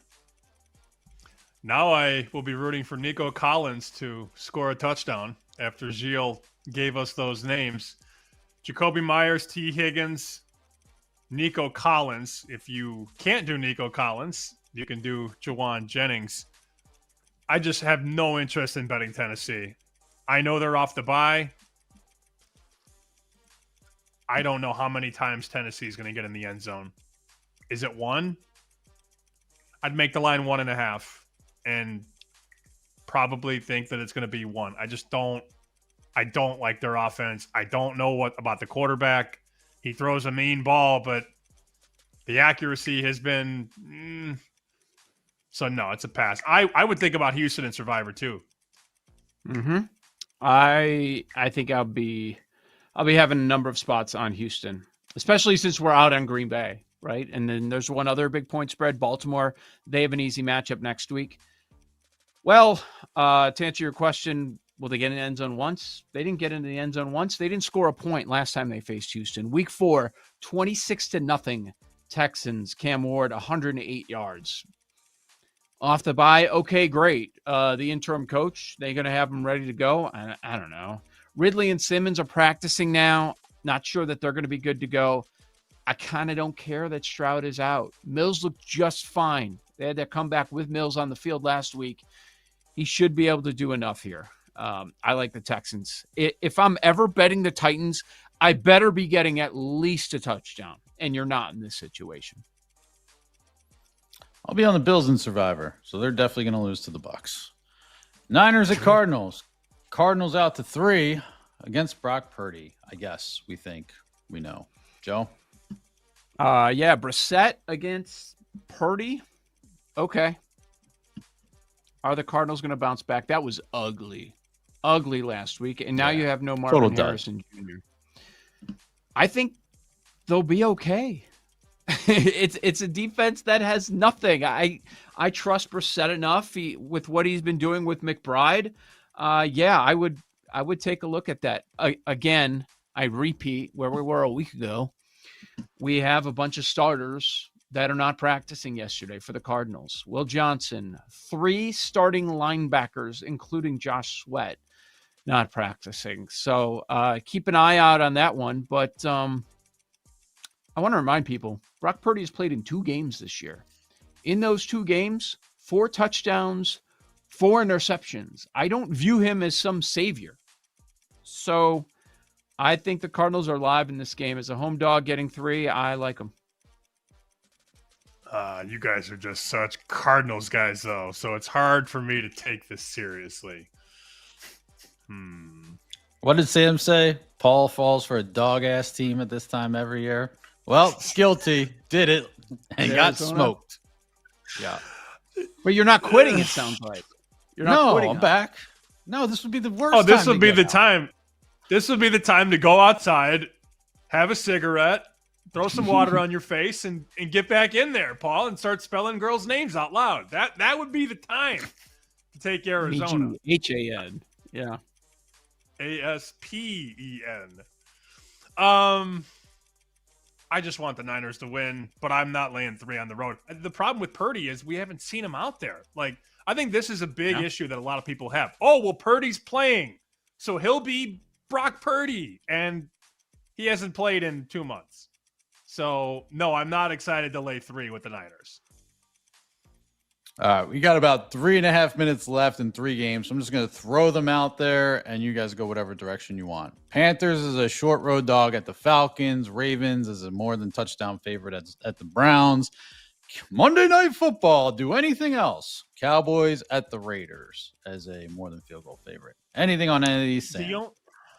The only one I would bet would be Carolina. I think this is the perfect role for them. They were just favored.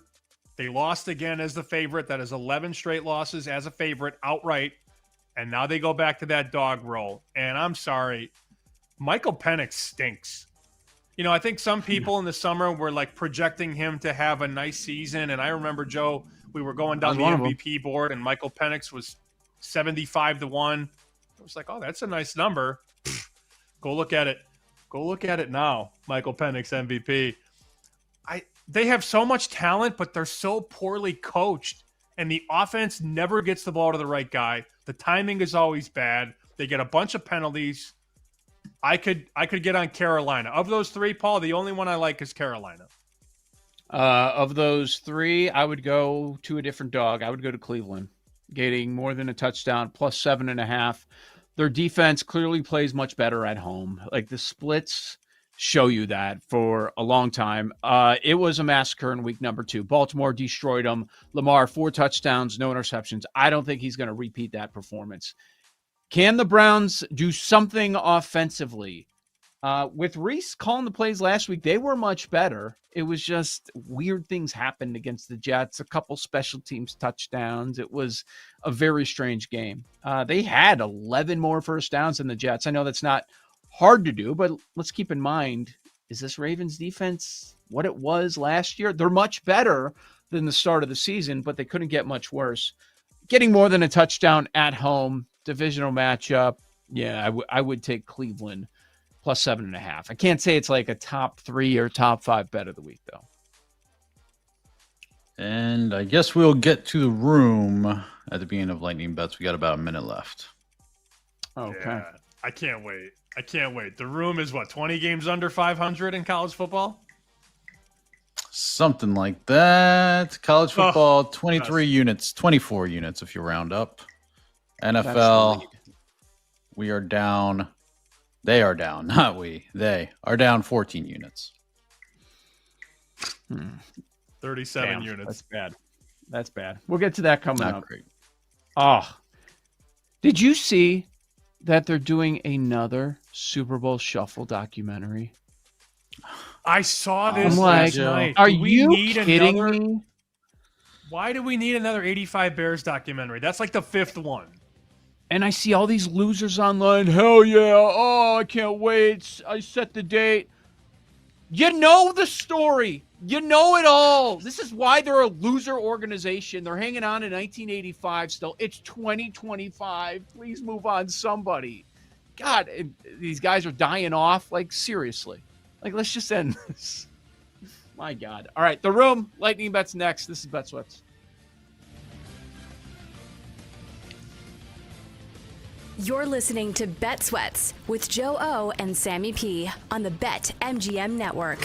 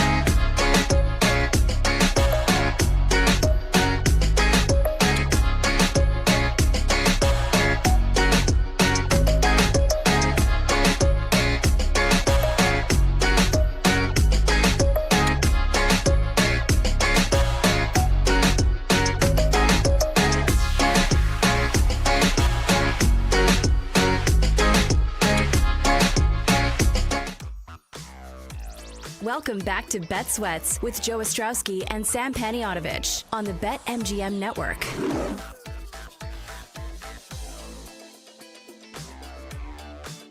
All right, we'll get to the room. We'll get to lightning bets coming up in a few minutes. I saw this tweet, 6:55 a.m. Was at the gym already this morning. Chest, biceps, we do things different around here. And a group of bodybuilders stopped mid-set and yelled, "Hey, Mr. Saturday, anything you like for NFL Sunday by chance? Our Commanders don't look so bleeping good." I dropped my 85-pound dumbbells and replied with enthusiasm, "The Commanders will cover the 2.5, and Zach Ertz will catch over 3.5 balls." Entire gym erupted with cheers. Haven't seen anything like it in years. Ryan Horvath.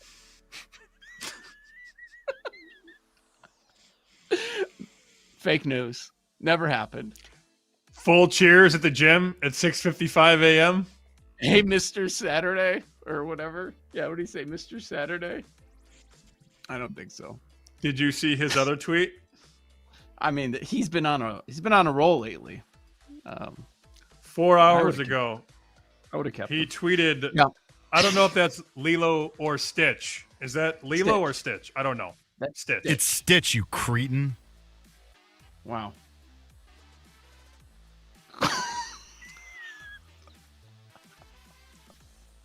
It was uncalled for. He tweeted a picture of Stitch at the beach holding a beer with the caption, "You can't have a bad day at work if you don't go." Where did Cretan come from? Because he didn't know if it was Lilo or Stitch. That came from Jake's soul. That was hurtful. Sounds like Jake's drunk. Is that the Jake that shows up when he's drinking? I've heard stories. Starts yelling at people. Dumb stuff. Oh, now he's quiet. Yeah. No, he's had nothing to say. Oh, I thought that was a question for Sam. No, it's a question for you. I was actually going to request that Sam FaceTime me this weekend when he's being a butterfly on Saturday, but I digress. You guys Jake sent me a picture last weekend. Somebody had thrown up in an alley, and Jake decided, I'm going to take my phone out, take a photo of this, and say, I didn't know you were in town, and send it to me. Stop. I thought that was funny. Gross. It's gross, Jake. It's so... Some decorum, All right, my bad, please. guys. I guess my last day is the day. Talk to you all later. Yep. Bye, Jake. No. Your last day is Take when me with my last you. day is. Me too. Yeah, do it now so I don't have to work Sunday morning. All right, what are we doing now? We doing the room or are we doing our contest plays? Let's do I the feel room. like we should find out where the room is at before we do our contest plays. Good call. All right. Where's the room?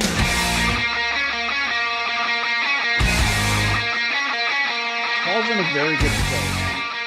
I wish he was on the mic during Friday Field today. Oh, I was going to do all Spanish and basically give everyone a rundown of where to go in Madrid. I'm sure all of our listeners are in Madrid. If you're there for the game, it looks like it's going to be 50 and rainy all weekend, so that's actually perfect. But almost moved to Madrid after college. Nope. Instead, I went the career route. Definitely should have moved to Madrid after college. Lesson there. I was thinking about, I don't know Spanish. I'm an idiot because I didn't take Spanish. Not that I would have remembered it from high school. But the kids nowadays, they're much smarter than us. They all learn multiple languages. They have the Duolingo app. And like every day they're learning a different, they go through it and like, I got to do it reminds them every day. Okay. You got to do so much here. And they're learning other languages and planning what languages they're going to do next. And I was like, I should probably use that app to learn Spanish because I might need it next. Anyway. I'll just say, disculpe a todos en España para este equipo entre los equipos muy malos y terribles. Did you swear? Sorry for the no. But I was thinking Michael if we Buffer? just speak in Spanish, we can say whatever we want. So that Does definitely crossed Odyssey my know mind. that? Does Odyssey know you're bilingual? You may be more valuable than they realize. I take the fifth. I plead the fifth because yes, That was emailed. This is an email. En español, por favor. Yes. All right. Ahora hacemos college football. The room. All right. Fifth, cinco, most bet spreads at BetMGM for this weekend's games. Muy triste. See Brian Gertch. Okay. Minnesota plus 25.5 against That's tonight. Oregon. Oh, that's why. That's It's a a game Friday tonight. game. I feel like Makes a sense. Friday game always makes a top 5. Minnesota's in no. trouble. Their offense is horrible. Horrible. Oregon's still playing for style points. I guess. I mean, like they'll run it up, right? Oregon's got some guys out, though. That's the problem. Like a lot of those guys that didn't play last week, I don't know that they're all back this week. Jeff loved them, right? Minnesota. Schwartz. Yeah, well, because Oregon has, I believe, USC on deck, so he's looking at the. Jeff also loved Oregon last week, so Jeff loves Oregon every week. Who are we kidding? Yeah, true. Indiana, we're just better. It's okay. USC. Speaking of USC, minus 6.5 with Iowa coming to town. Does Iowa lose the Oregon game twice? With the room on USC, maybe they hang tough. I was expecting the room to be on Iowa for sure. That's a surprise. Yeah. They dominated at home. That's the tough part. They win all their home games by double digits. They struggle on the road, USC. And then they saw, I don't know, man. You're right though. It's a tough spot. I'd like to get there on Iowa, but it's a really difficult spot.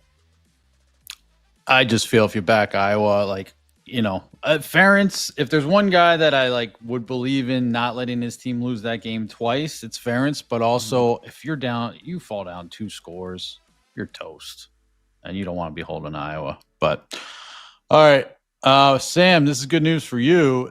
The room is backing the Irish minus 12.5. That Pitt. The number is so big, guys, so big. And it was funny during Bear Bets yesterday, the producer after the show was like, "You're picking against Notre Dame? You love Notre Dame." Love is a strong word, first of all. Second of all, everything has a price. And now that Notre Dame is getting bet like crazy every week, they make the number too high. Like the game against Navy closed at 31. It opened at 24.5, 25. So they decided, all right, everybody's going to bet Notre Dame. Let's open at 10. And here we are, 12.5. There's a 13 at Circa in Vegas. It's too many points. It's too many points to be laying on the road. I think it's going to be a very interesting matchup. Just that Pitt rush defense, the freshman quarterback doing good against bad defense. How does he do against Notre Dame? But you're right. That's a large number. A little worried about that Pitt offensive line against the Notre Dame pass rush, but we will see. Bama laying 6 against Oklahoma. Okay. There you go, Joe. It's good for my you. Spot. Oklahoma. Okay. What's number 1? Number 1, Louisville minus 2.5. Yeah. What? Of all games this weekend? Yeah. So random. That's a Friday game. That's tonight. Okay, so again, they're taking the cheap home favorite tonight. That's a 7:30 kick on the East Coast.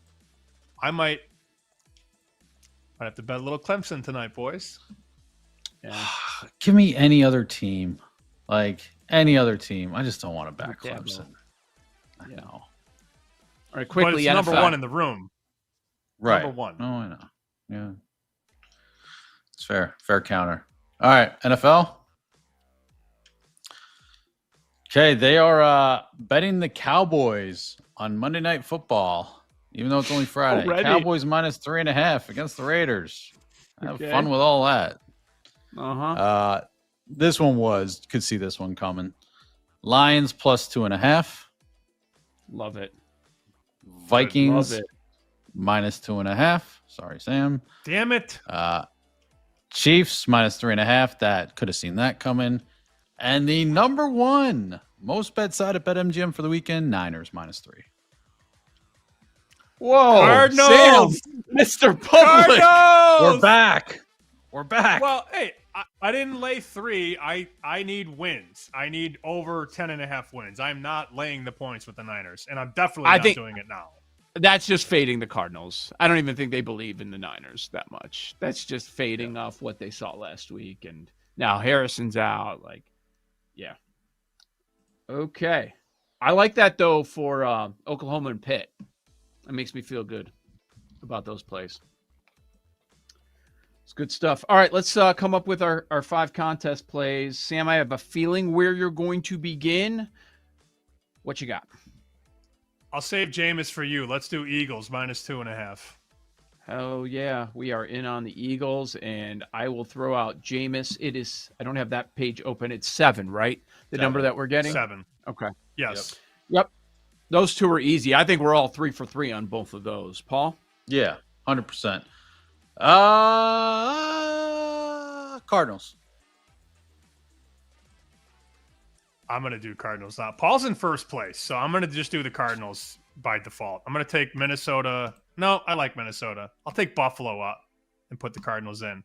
Paul, pick another one. You're on fire. Take one more. Yeah. Why are you going to us? Jacksonville. Chargers stink. Damn it. Hey, you asked for it. Vegas Rick loves it too, so maybe that's the move. It's only 2.5 in that contest. Yeah. Sorry, they're going to win Does that outright. matter? Wow. Last one, Joe. All right. Let's see. Giants, no. Oh, I guess I got to go Bengals. 5.5. As long as you guys are fine with it. All right. Yeah, I got them plugged Works in. for me. I was wondering if you're doing Cincy Jacksonville or Seattle. 2.5. 2.5 for Seattle. I didn't want to do it. Got it. Yep. Let's All right. go Ole Miss, boys. I need it. I need Ole Miss. Oh, Bang. big. Destroy the number, whatever it ends up being. For Sam, I'm Joe. We'll be back Sunday morning, then Monday here on Bet Sweats, the BetMGM Network. Thanks for listening to Bet Sweats. If you missed anything on today's show, make sure to listen back on the Odyssey app or wherever you get your podcasts on the BetMGM Network. Make it legendary.